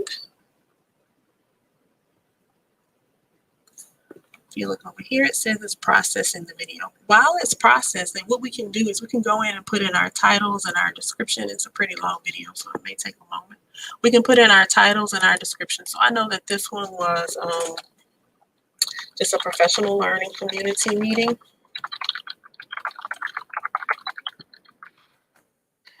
I wanted to put in some descriptions. I can say this is grades 2 and 3 ELA discussion. Okay. If you look at the top, it's saying that it's saving our draft. It's saved as a draft, and it tells us where it is as it's processing the videos. If I wanted to change the thumbnail, that's the front image that you would see when you're getting ready to view a video. I can change that out into an image or a picture that I have possibly saved. So let's pretend that this video was 2nd and 3rd grade ELA, and we're trying to get our teachers CAMI certified. That's a good picture. And I save that. That's our thumbnail for our picture, for our video. Once our video is done processing, of course, it will generate a link and we can share that link. Here, if I wanted to add this to a playlist, one of our playlists that we've already had featured, I can select it and add it to a playlist. If I didn't want to add it to a playlist and it was a standalone video, that's just an option. But I can add it to any one of these playlists, maybe virtual teaching or learning strategies. So it'll appear there. And then I have to select my audience. If it's made for kids or if it's not made for kids, I would select it here. So it tells us that our audience is set just for kids. This video is set to made for kids. And then if I had any age restrictions, that's an advanced option, then I would put that here. We have no promotions, no tags or subtitles, and so I would click next. Once my video is uploaded, I can add in the end screen. I can add in some high definition versions. Those are the different options that they give us. Of course, I can't go back in to run any checks right now because my video has not finished uploading. But if I did, I can check for any type of copyright issues. If there are copyright issues, especially if you use music, it will probably sometimes restrict your videos. And then I'll be at the last portion. So I have options here, just like we had options when we saved our playlist. We can set our video to private, we can have it unlisted, or we can keep it public. Most of the time we want to save our videos to an unlisted setting because if we're sharing these out in the district or within a classroom, we want it to be unlisted because we're giving them the link and we want them to have accessibility to it in the classroom. We can also schedule our video on a date to make it public. Let's just say this was an assignment that I wanted to be done in the classroom, but I wanted it done on a specific day. I can schedule it for the date and time that it would become published on the internet. Once I've done with all of my settings, of course, you will click Save. And right now our video is processing. Once it's done processing, our video would be available, and it would be available under that playlist that we created. This is the content or the videos that have been uploaded. And if you look here, this is the video that we just selected to place on our YouTube channel. We have our restrictions here that is just made for kids. Right now, it's not visible to anyone because it's still pending. It's still uploading, but when it is done, remember we had our setting as unlisted. If I decided at any point that I wanted to remove a video, I would just simply click on it. And I would click on delete. Remember on here, if we delete it, it is gone forever. Unless you've saved it, you can upload it again. I can also edit any titles or descriptions. I can get any shareable links. And if I needed to, I can download it to my computer to save. And these are for your personal videos. Of course, you can change your privacy settings once you've had it uploaded. Remember, I had this one as a kids only. I may want to change this one for private. If I wanted to share it privately, I can click here and I can send anyone an invite, maybe just a teacher or just a parent to see. And again, it can be scheduled as well. Does anyone have any questions in regards to YouTube?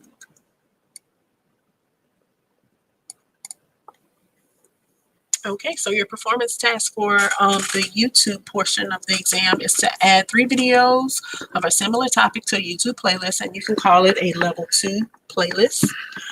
You're going to make that playlist public, and you're going to share that playlist with us at edtech@ebr-schools.org. And then you're going to upload this file. And the file is here. If you hover over it, it will bring you to this link. You're going to upload this file to YouTube, and you're going to name the YouTube video level 2 practice YouTube video, and you're going to make that video private. Okay, if you don't have any questions, we're going to jump right into Blogger. All right, Blogger is somewhat similar to Sites. I used Blogger many moons ago in a classroom when I taught 3rd and 4th graders, and it was a way that they got their assignment, and this was before we had Google Classroom. So for the assessment, basically what you need to know is how to create a blog, how to add collaborators or other authors, adding videos, pictures, and documents, and to create privacy settings to your blog. We've also embedded another link here in case you need any additional assistance or you need to refer back to anything in regards to Blogger. So the first thing you need to do is to understand how to create a Blogger. So the first thing we're going to do is we're going to go to www.blogger.com, and I'm going to type that in here.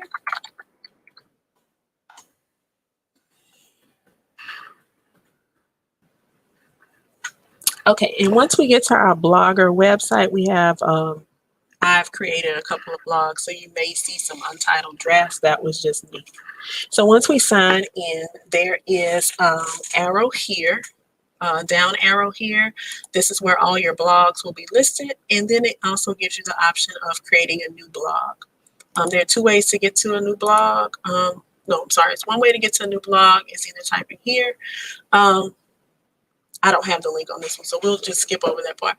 But if you click on new blog, you're able to create a brand new blog. So clicking on new posts will create a new post for a blog that's already existent. So we're trying to create a new blog. So dropping down the arrow here, we're going to go to new blog. So here is where we get to pick a name for a blog. We're going to call this one the practice room.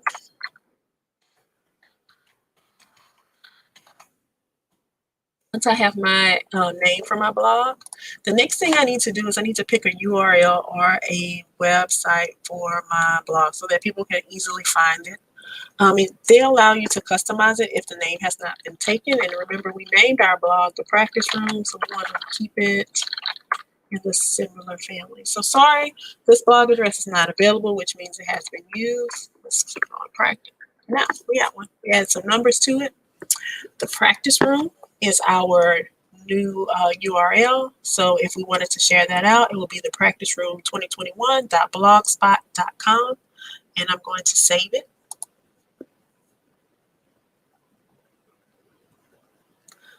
Once it's been saved, I have my new blog. And here it is, the title here. It's called The Practice Room.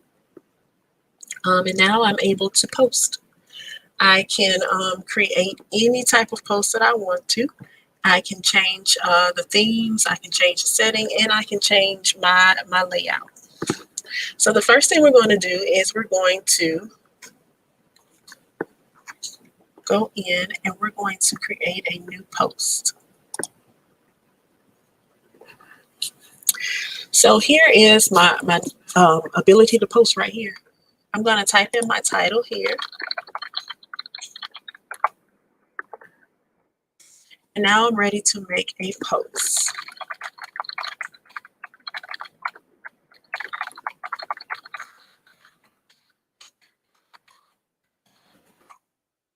I have my title here. I have my blog post here. It says this is a practice post. I love to practice my posts. There are several things that you can do with your blog. You can create or insert images. You can also insert videos, or you can upload a video from your computer or YouTube. We can change our fonts. We can make it larger or smaller.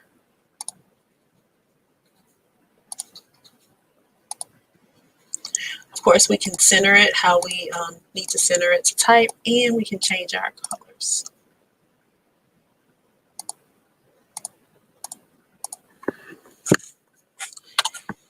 Now, let's say I wanted to insert an image.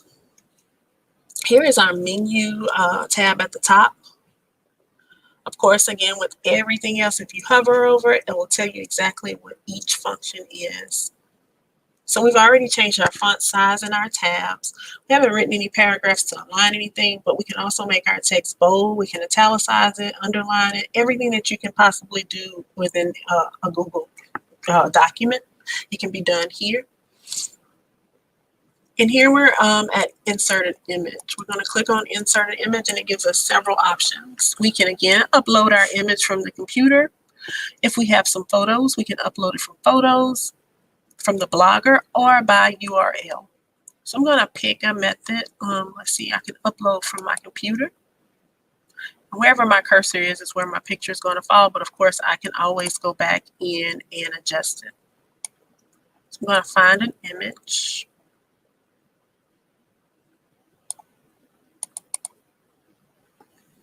And that image is uploading so that it can be selected. Select that image. And now it has inserted my image right into my blog post. I can make it as large or as small as I want it. I can reposition it.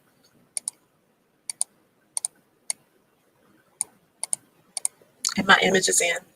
This is just an image from the district. They had a reading event. So maybe I want to put in a video as well. So I'm going to hover again so we can know which function we're in. And I'm going to insert a video.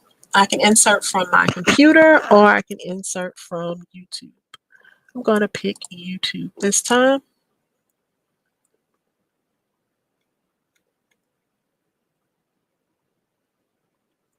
And I'm going to select a video.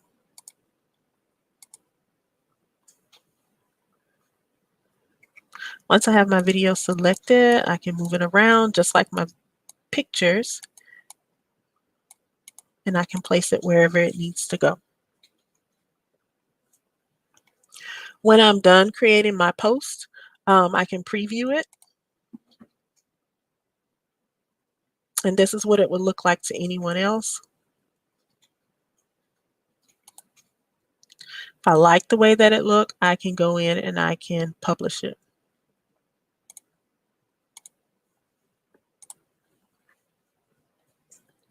It's letting us know that it's going to publish this post to our blog. We're going to confirm it. And once it's been confirmed, it's now on our blog. And here it is here. As always, it gives us several options.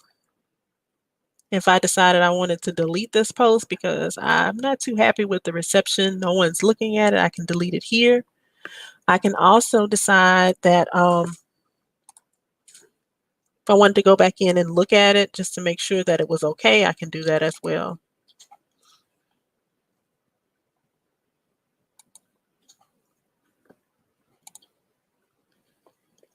All right, we're going to go to our next blog post. We have several blogs that we created here. We have our Kinder Chaos blog, our practice blog, and our practice room blog. I'm going to go to this first blog, and that is our Kinder Chaos blog. And if you notice, they have several posts that have been published, and they have several that are drafts. Those mean, of course, they have not been published. I think I want to create a new post. So I'm going to go in. I want to change my entire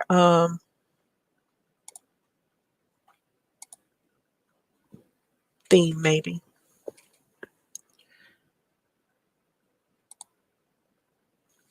Now, once I create my new post, go back in. We go back, take y'all back a step.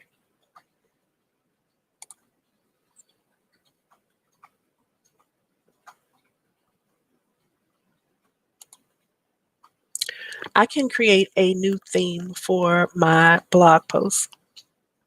And I would just simply click on theme, and it would give me a bunch of templates that I could possibly use to create my blog. I'm going to go with this one under Notable. And it gives me several options. I can preview it, I can customize it, or I can apply it to an existing blog. If I wanted to go in and customize it, I would click on Customize. And our main theme for our main color was pink. If I wanted to change that pink color, I can go in and I can put in a bright green. If I needed to, I can change it into a purple. If I wanted to insert a background image, because right now we don't have a background image, I can insert a background image. Of course, I can remove it if I decided I did not want to use it.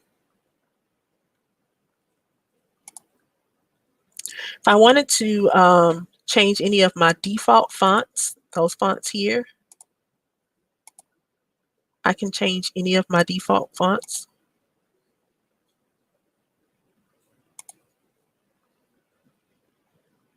I can also change it by size.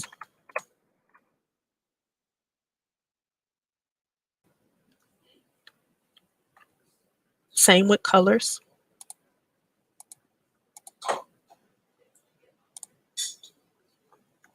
And as I add my posts in, those fonts and those colors will change. If I wanted to change my link colors, you know, sometimes when we click on links, those links can be, once they're clicked on, they change colors. I can have my links change to any color, whether they're transparent or they fall within the theme of my blog.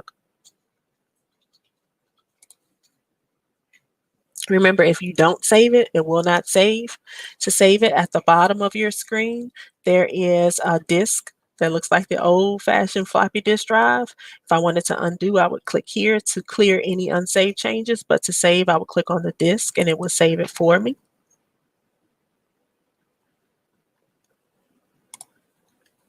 And I take myself back home. If I wanted to edit anything out, I am able to edit anything out that I did not need.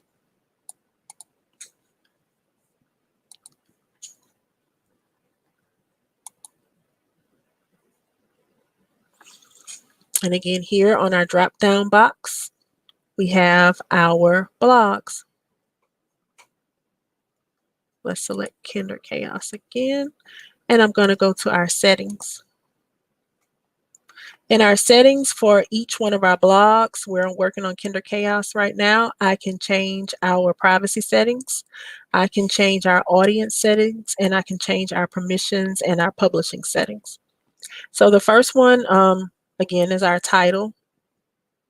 We did not put in a description, but if I wanted to show a warning to our bloggers if this was adult content, then I would be able to toggle this on and off. With our privacy settings, we can allow this blog to be visible to all search engines, or we can leave it off. Whereas unless someone has the link that I've given it to them personally, then they can view it. If not, then it cannot be visible to all search engines. We have our address here that we chose. And then we have various permissions. At one point, we have our pending author invites, and we have the ability to invite more authors. So let's say we were collaborating with someone else to create or to edit our blog. If we wanted to invite in some authors, we would go under the permissions tab. And under the permissions tab, we have our admins, we have all of our authors, we have our pending authors. Those are authors that we've invited in that haven't accepted their invite. And then we have the ability to invite more authors. So I'm going to click on that.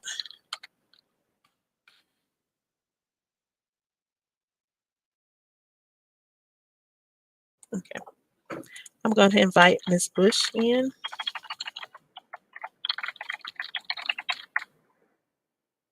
And she's going to get an email that she's been invited in as an author for our blog. Once she gets that invite, it will show her as here under the authors permission tab. If she did not accept her invite, we see here we have Ms. Washington and one more. That and one more is Ms. Bush. Once she accepts it, she'll be moved up to an author. At some point, if you wanted to create custom readers for your blog, those are just those people that you've invited to your blog to read. You can create a custom readers list, and it's the same way with, inviting anyone into to kind of like your playlist with YouTube. You're inviting those people into your blog without just sharing the link directly. So if we click on invite more readers, we can put in our email addresses here.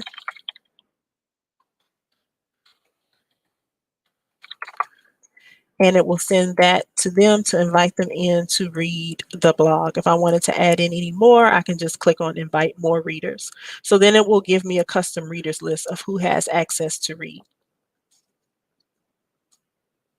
If we scroll down, we have our post.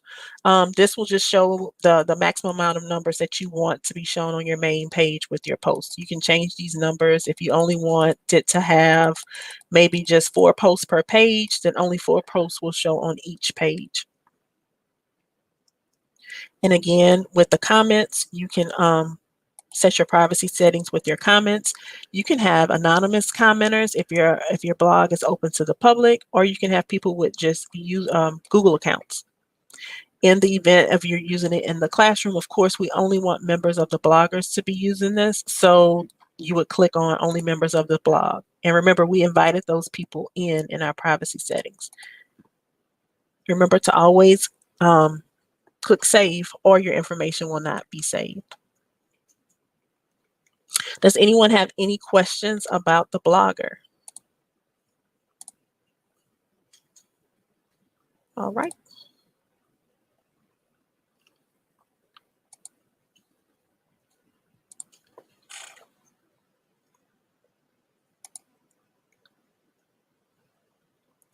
So our blogger task is pretty easy. What you're going to do is you're going to create a blog for your students. This is the title for your blog, your name, and then those digits 38757AH. We're going to keep this blog private. Once you do that, you're going to write and publish a post explaining why you have this blog, and then you're going to invite a friend or a trainer to be an author with you on this blog. Okay.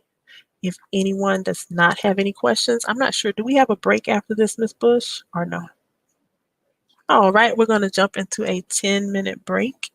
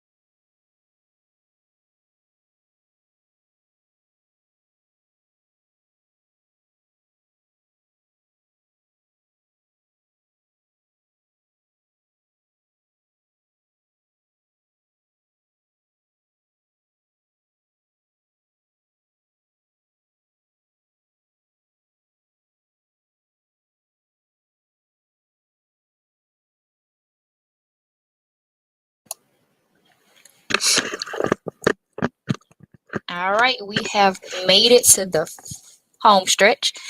The last things that we're going to go over are Google Calendar, Google Search, Google Books, and Google Scholar. All pretty easy to do. So we're going to start with Google Calendar. So if you're following along, you can go to slide 41, and that's where Google Calendar begins. The things you need to know about Google Calendar are pretty similar to the things that you did on your level 1 exam. You need to know how to share a calendar, view shared calendars to determine an open time, schedule a Google Hangout, which will be a Google Meet with guests, create appointment slots to book appointments, and share that appointment web page. So let's go into Google Calendar. We can type in calendar in our Omni box at the top, click on our waffle here, and find calendar.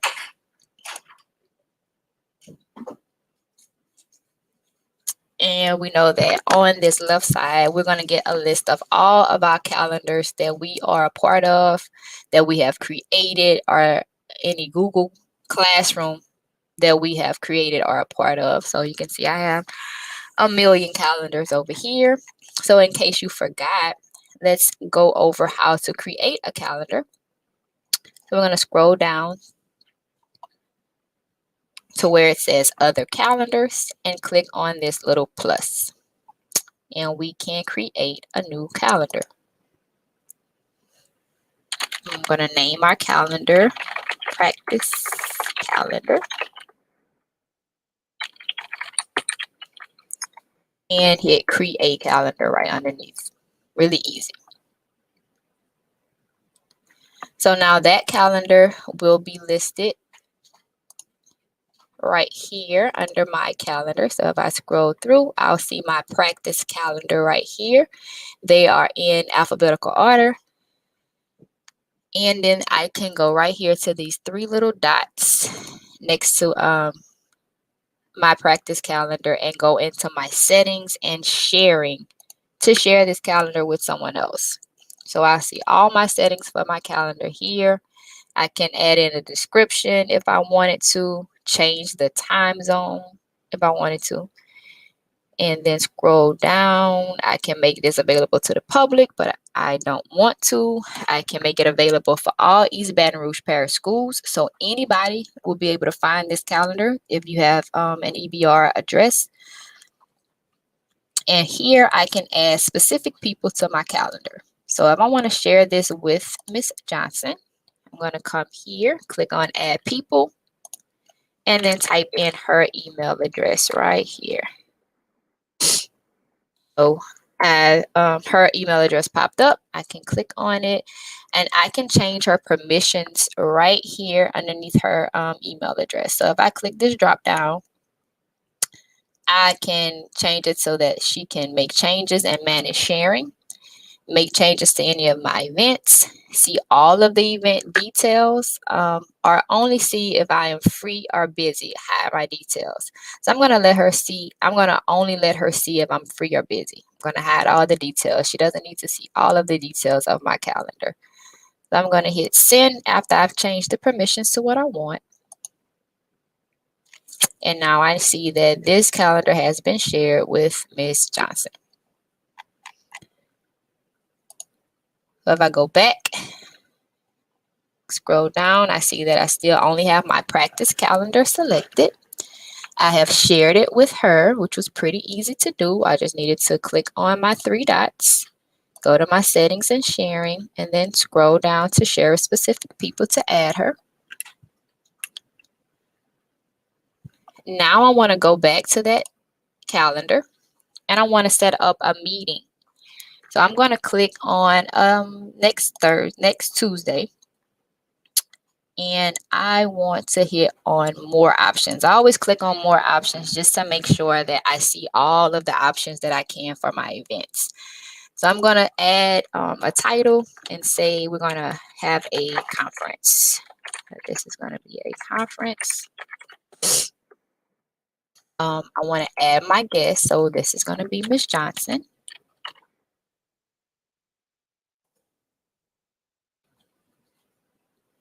So now she's added. And then I want to find a time on March 30th that we are both available.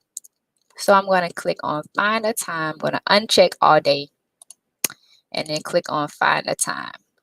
So if I'm looking at this calendar now, I see that Ms. Johnson is going to be busy pretty much all day on March 30th.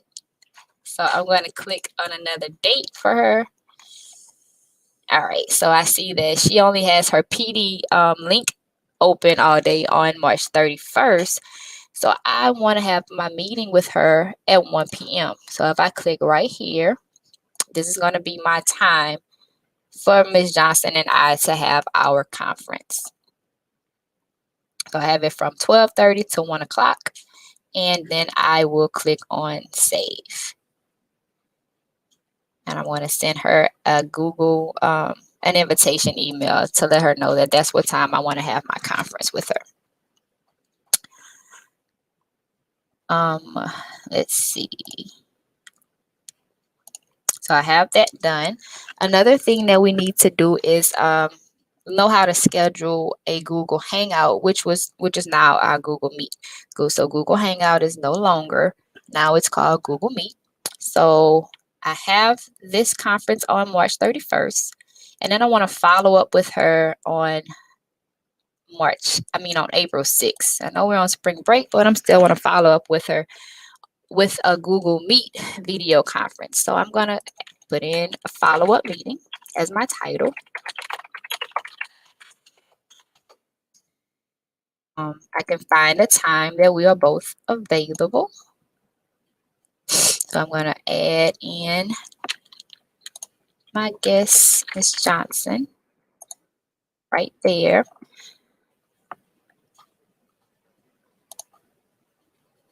I see that she still only has that PD link open, so she's pretty much available all day on April 6th. So I'm going to click on my time. I want it 9:30 in the morning so we can get it over with. Click on Add Google Meet Video Conferencing. And now I have my Google Meet video conference link that's going to be in my calendar description. So I have it here, and then I can just click on save. And I'm going to send her an invite for that one as well. So I have my conference here. We want to meet face to face. And then I have my Google Meet conference right here on April 6th. So it's really easy, pretty much just like we did on level 1. And the only big thing that you have to remember when you're taking level 2 is how to create appointment slots. So let's say you want to schedule some parent conferences for the end of the year closeout. So we can click right here on April 14th. And on that day, I want to have parent conferencing.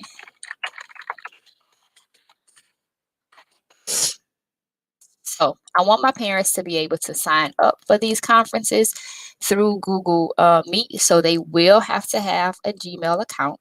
They would have to have, in order to click on these appointment slots, they have to have Gmail. So I'm going to click on appointment slots here. On the 14th, I'm going to have parent conferences from, let's say, 8 o'clock in the morning. So 8 o'clock a.m. until 12 p.m. So until noon. So I have a 4-hour time period right here from 8 to 12 on the 15th.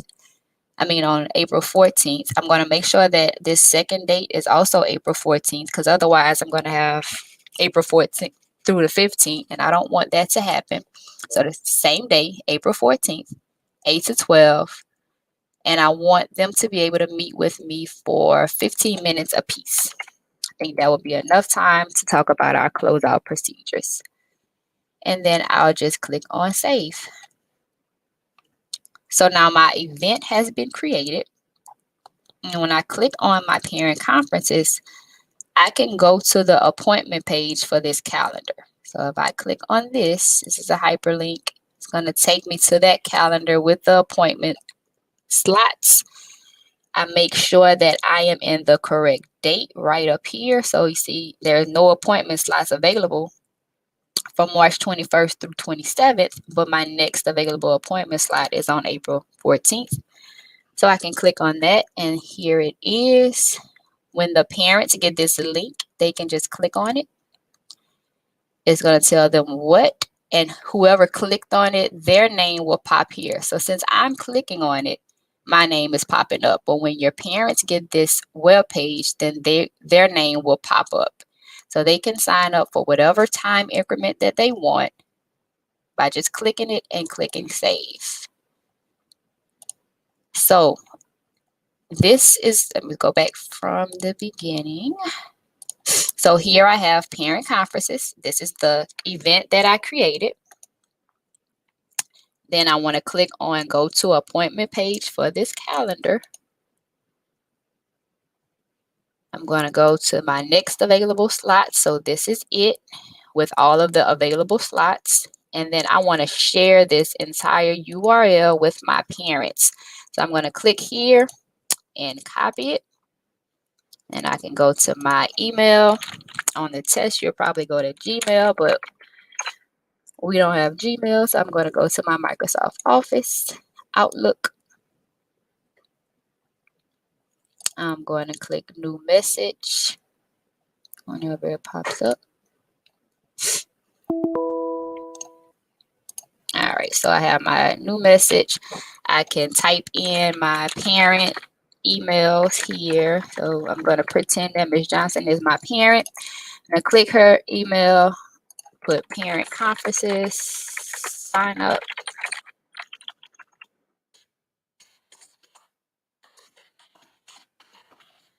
And then I'll just paste that link into my email. Ms. Johnson will get this, and she will be able to click on one of my appointment slots. And that slot will go away and it won't be available anymore. Okay. So that is pretty much it for the new things for Google Calendar. Just make sure that you know how to share your calendar. So if I want to share this new calendar here, I could just hit on my three dots, go to settings and sharing, scroll down to share with specific people and add them here. We know how to find, what is the next thing? We know how to schedule our Google Meet with our guests. So if I click on this one, I know that I shared this Google Meet. We just click on Google Meet right here in our event details.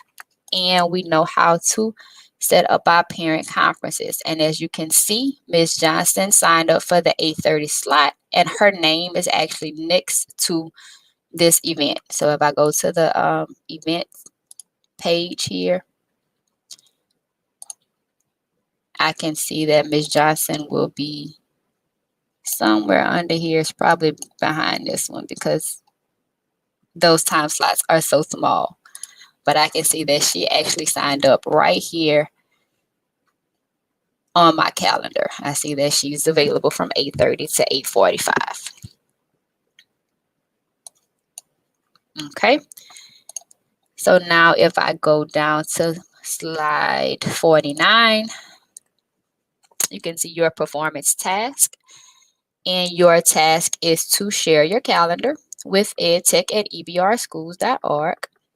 Create a new event and add your training buddy as a guest. So if you don't have a training buddy, you are welcome to add any one of us as your guest.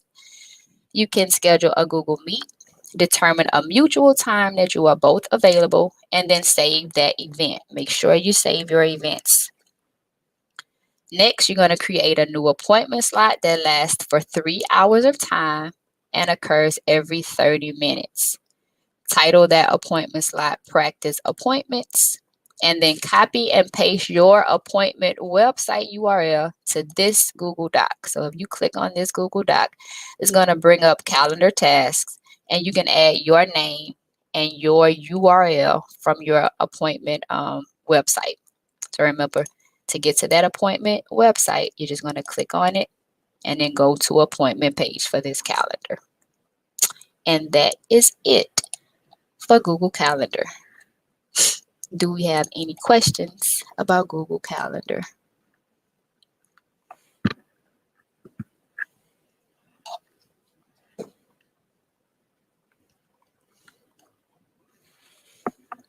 All right, if we have no questions, we're going to move right along to our last part of this level 2 bootcamp, which starts on slide 83, and that is our Google search, Google Books, and Google Scholar. These are all three very easy. I'm pretty sure everyone knows how to use Google search, but we're going to look at some advanced features of it in just a minute. All right, so again, it starts on slide 83. The things that you need to know about search, books, and Scholar is using an advanced search, using filters to locate specific file types, search for a book in Google Books and then share that book with a friend, use Google Scholar to search for articles and view the citation of that article, favorite that article in Google Scholar, and then share your Google Scholar results with a friend. Sounds like a lot, but it's very easy. So the very first thing that we're going to start with is our Google search. Remember that at the top where you type in your URL, that is called your Omnibox. You can search Google there, or you can type in your website URL. Right in the middle, you can only search Google. So don't type your www.whatever.com right here. This is only searching Google. So let's close some of these tabs and open up a new one. Okay. So this is our Omnibox. Remember, we can search or type in our URLs here. And here we're just going to search we can search and type a URL here too. Sorry, excuse me. Google is always changing. So you learn something new every day. So you can search, you can do both. Here, you can search and type in your URL, and you can search and type your URL right here. Really easy. So let's say we want to search Rosa Parks in honor of Women History Month. We're going to search Rosa Parks, and that's going to bring up everything that Google can find about Rosa Parks with those two names, with Rosa and Parks. It's going to find up, was this 61 million results? I don't want that many results. I want to do a more advanced search. So I'm going to go right here to where it says settings. And from settings, I can scroll down where you can see we have search settings. You can do languages, show explicit results, which isn't a great thing for, students, but there's that option there. We have an advanced search, search history, your data in search, and search help. We want to go to advanced search. And now you see that we can filter and narrow our results by all of these different things. We can have all of these words. We can put in an exact word or phrase. So I want it to be only Rosa Parks. I don't want to just see the Rosa, just the Parks. I want to see everything with Rosa Parks together. I can do any of these words. So I can type in any words, can change it to none of these words. And I can also search it with numbers. But I'm going to keep it right here with all of these words, Rosa Parks. And then I'm going to scroll down to the narrower results. So I can have it by language. So I can change my language. I can change my region. I can change it to the last time it was updated. So I want only updated things. I can click here in the past month, or I can leave it at any time. I can search for terms anywhere in the page, only in the title of the page. I can find Rosa Parks in the text. It has to only be in the URL, or it can be in any links to the page. So I can change to where I want my terms to appear. I can do my safe search, which is really good for students to hide all of those explicit results.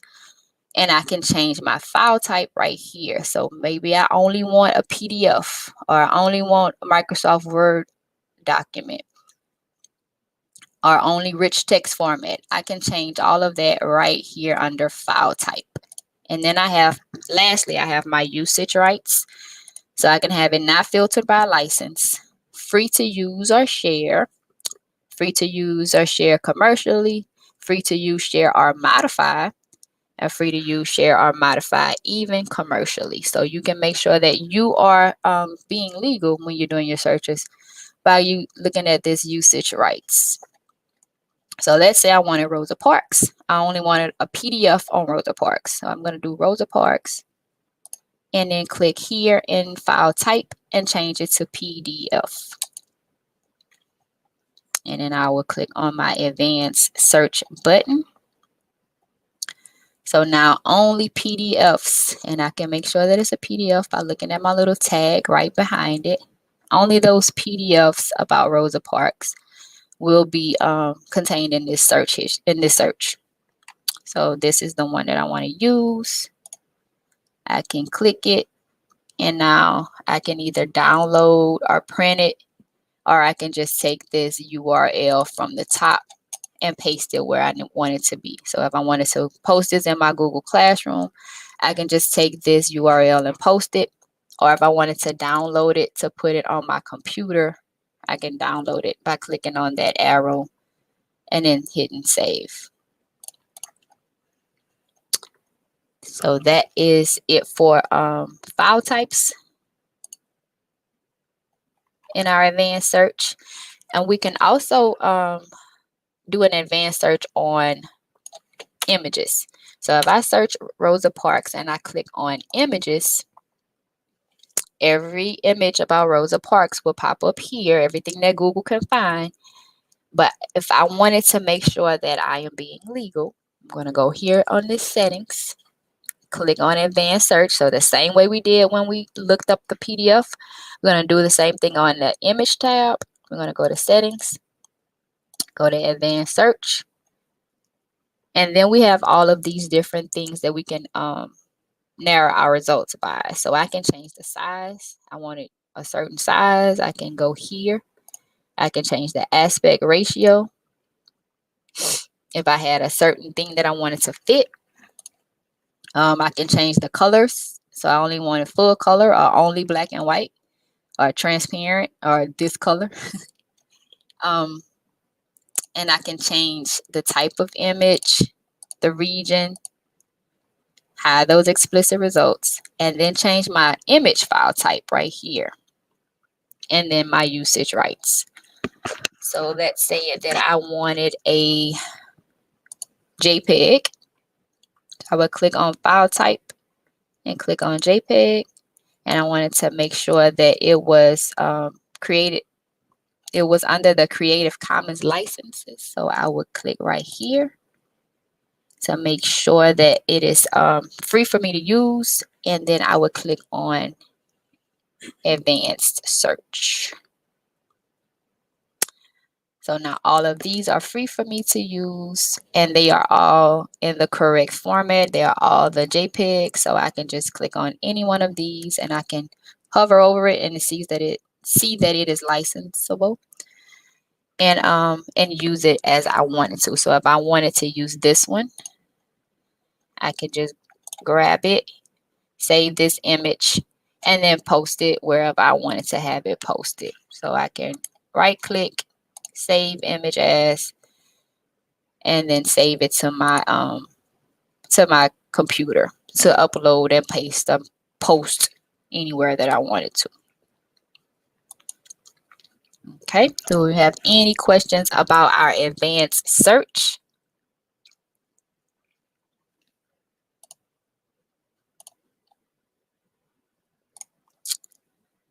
All right, no questions. We're gonna move on to Google Books.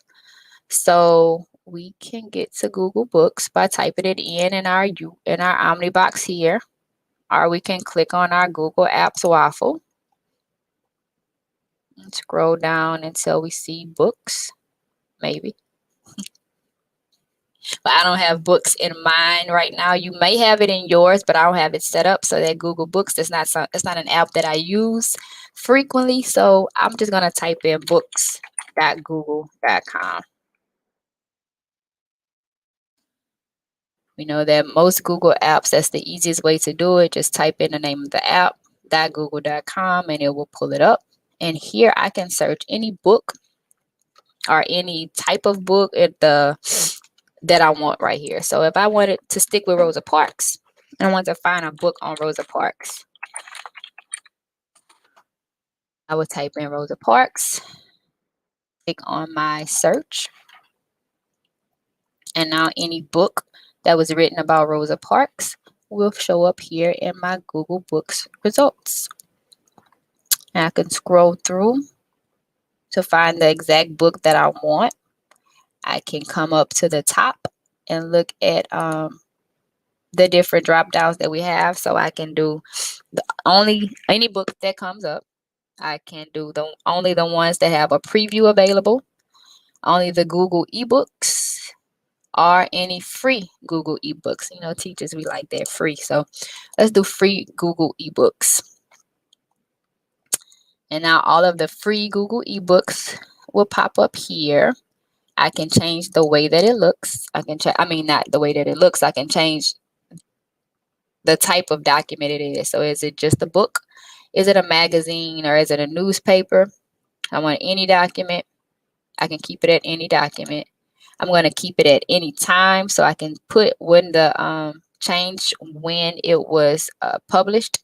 So I'm going to change it. Keep it at any time, and I can start it by relevance or start it by date. So let's say that this is the book that I want.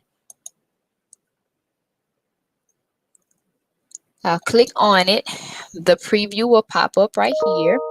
I can scroll through and look at the preview. I can click through the pages right here. So we can see that all the pages are here.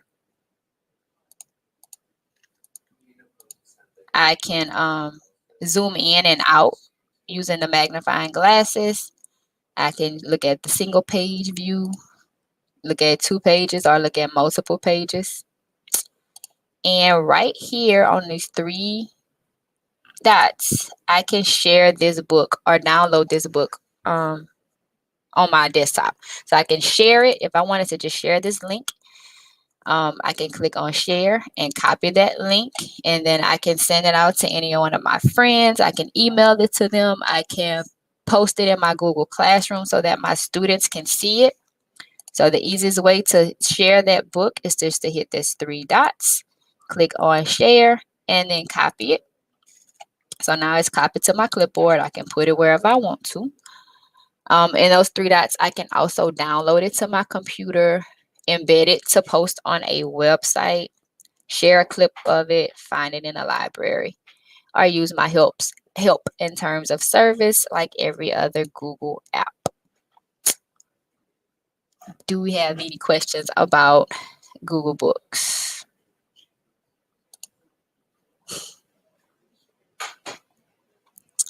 All right, so Google Books is really cool to use. It's not something that I ever really used in my classroom, but after I took my level 2 exam, I used it a whole lot more for my personal use. So Google Books is something really cool to check out. So check this one out. And our very last thing that we have to go over for our level 2 is Google Scholar. So we're going to go to Google Scholar the same way that we did with Google Books and type in scholar.google.com. We're going to stick with our theme of Rosa Parks. I'm going to type her in right here. And this way I can find all of those articles written by Rosa Parks. So when I click it in, I can see that there's books about Rosa Parks. There's also articles about Rosa Parks. So I can look up anything that I want about Rosa Parks right here in Google Scholar. I can come over to the left side and I can change my time that it was written or published. So if I can do anytime. Right now, these are all of the books and PDFs about Rosa Parks. I can change it to a custom range, or I can do since 2017. So if I do a custom range, let's say I started 2014 until now, that's the only results I want to see. And I can search that. I can look right here in front of the book, in front of the title, and see if it's a book or if it's a PDF.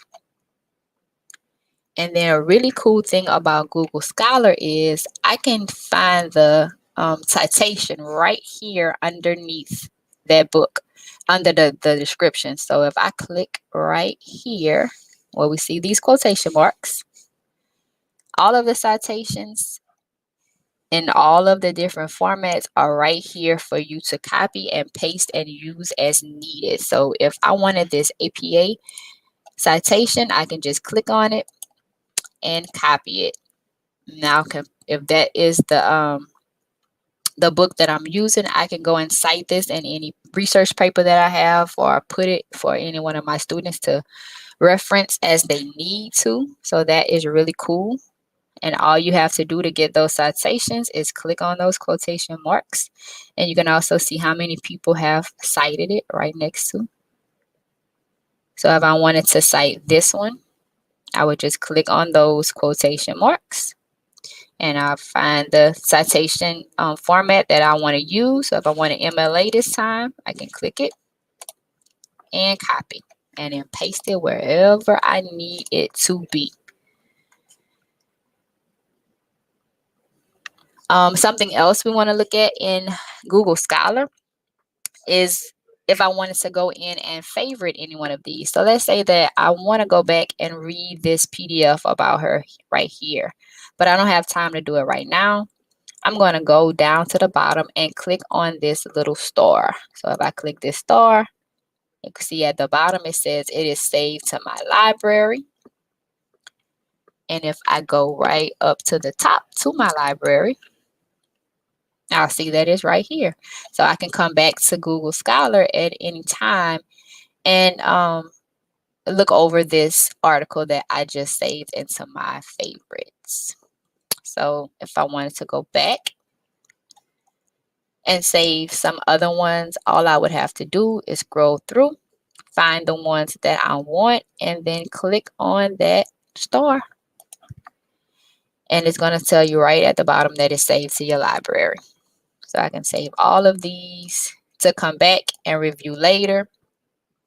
And then when I log back into my Google Scholar, I'm going to click on my library. And they are all right here. Really, really easy and a really cool feature to use. And there's also an advanced search when you click on your 3 lines right here. I think they call it the hamburger. I'm still not good with all of the different little things that they have, but yeah, we have our 3 lines right here, and we can do our advanced search just like we did when we did our advanced search on Google. And that is it for Google Scholar. Do we have any questions about Google Scholar?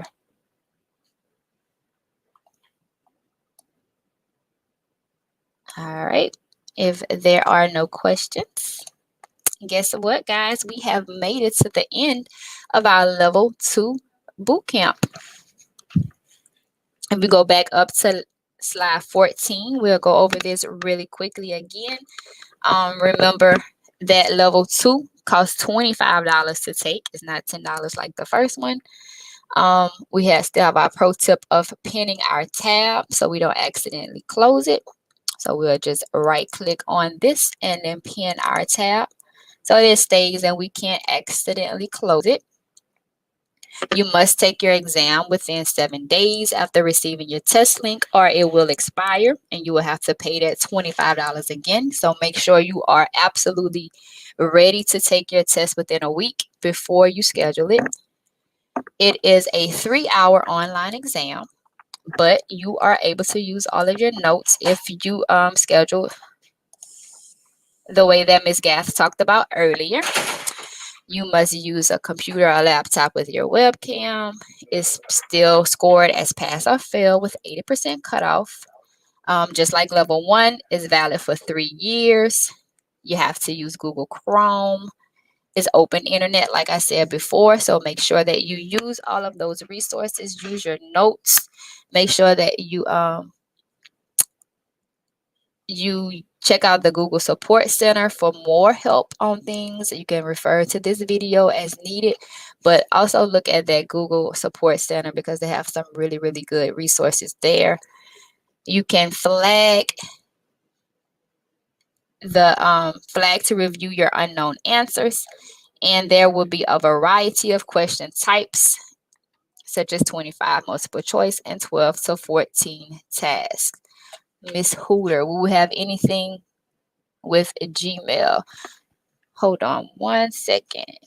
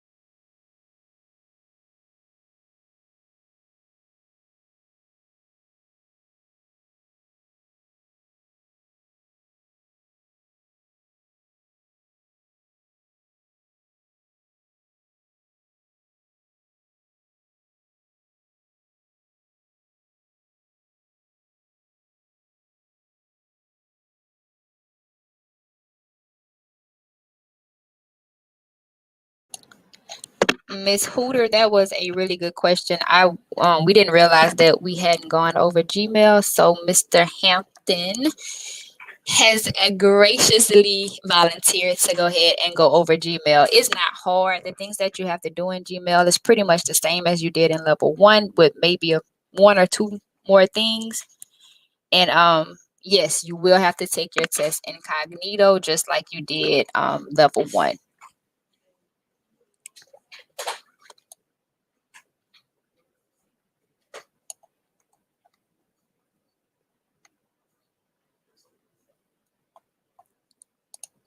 All right, Gmail starts on slide 94.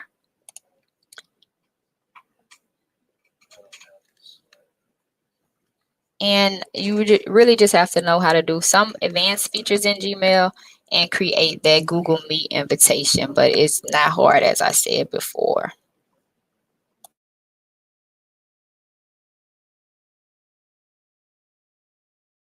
While he's pulling it up, we're going to go ahead and take a quick 5-minute break and come right back for our very last part of level 2, which is Gmail.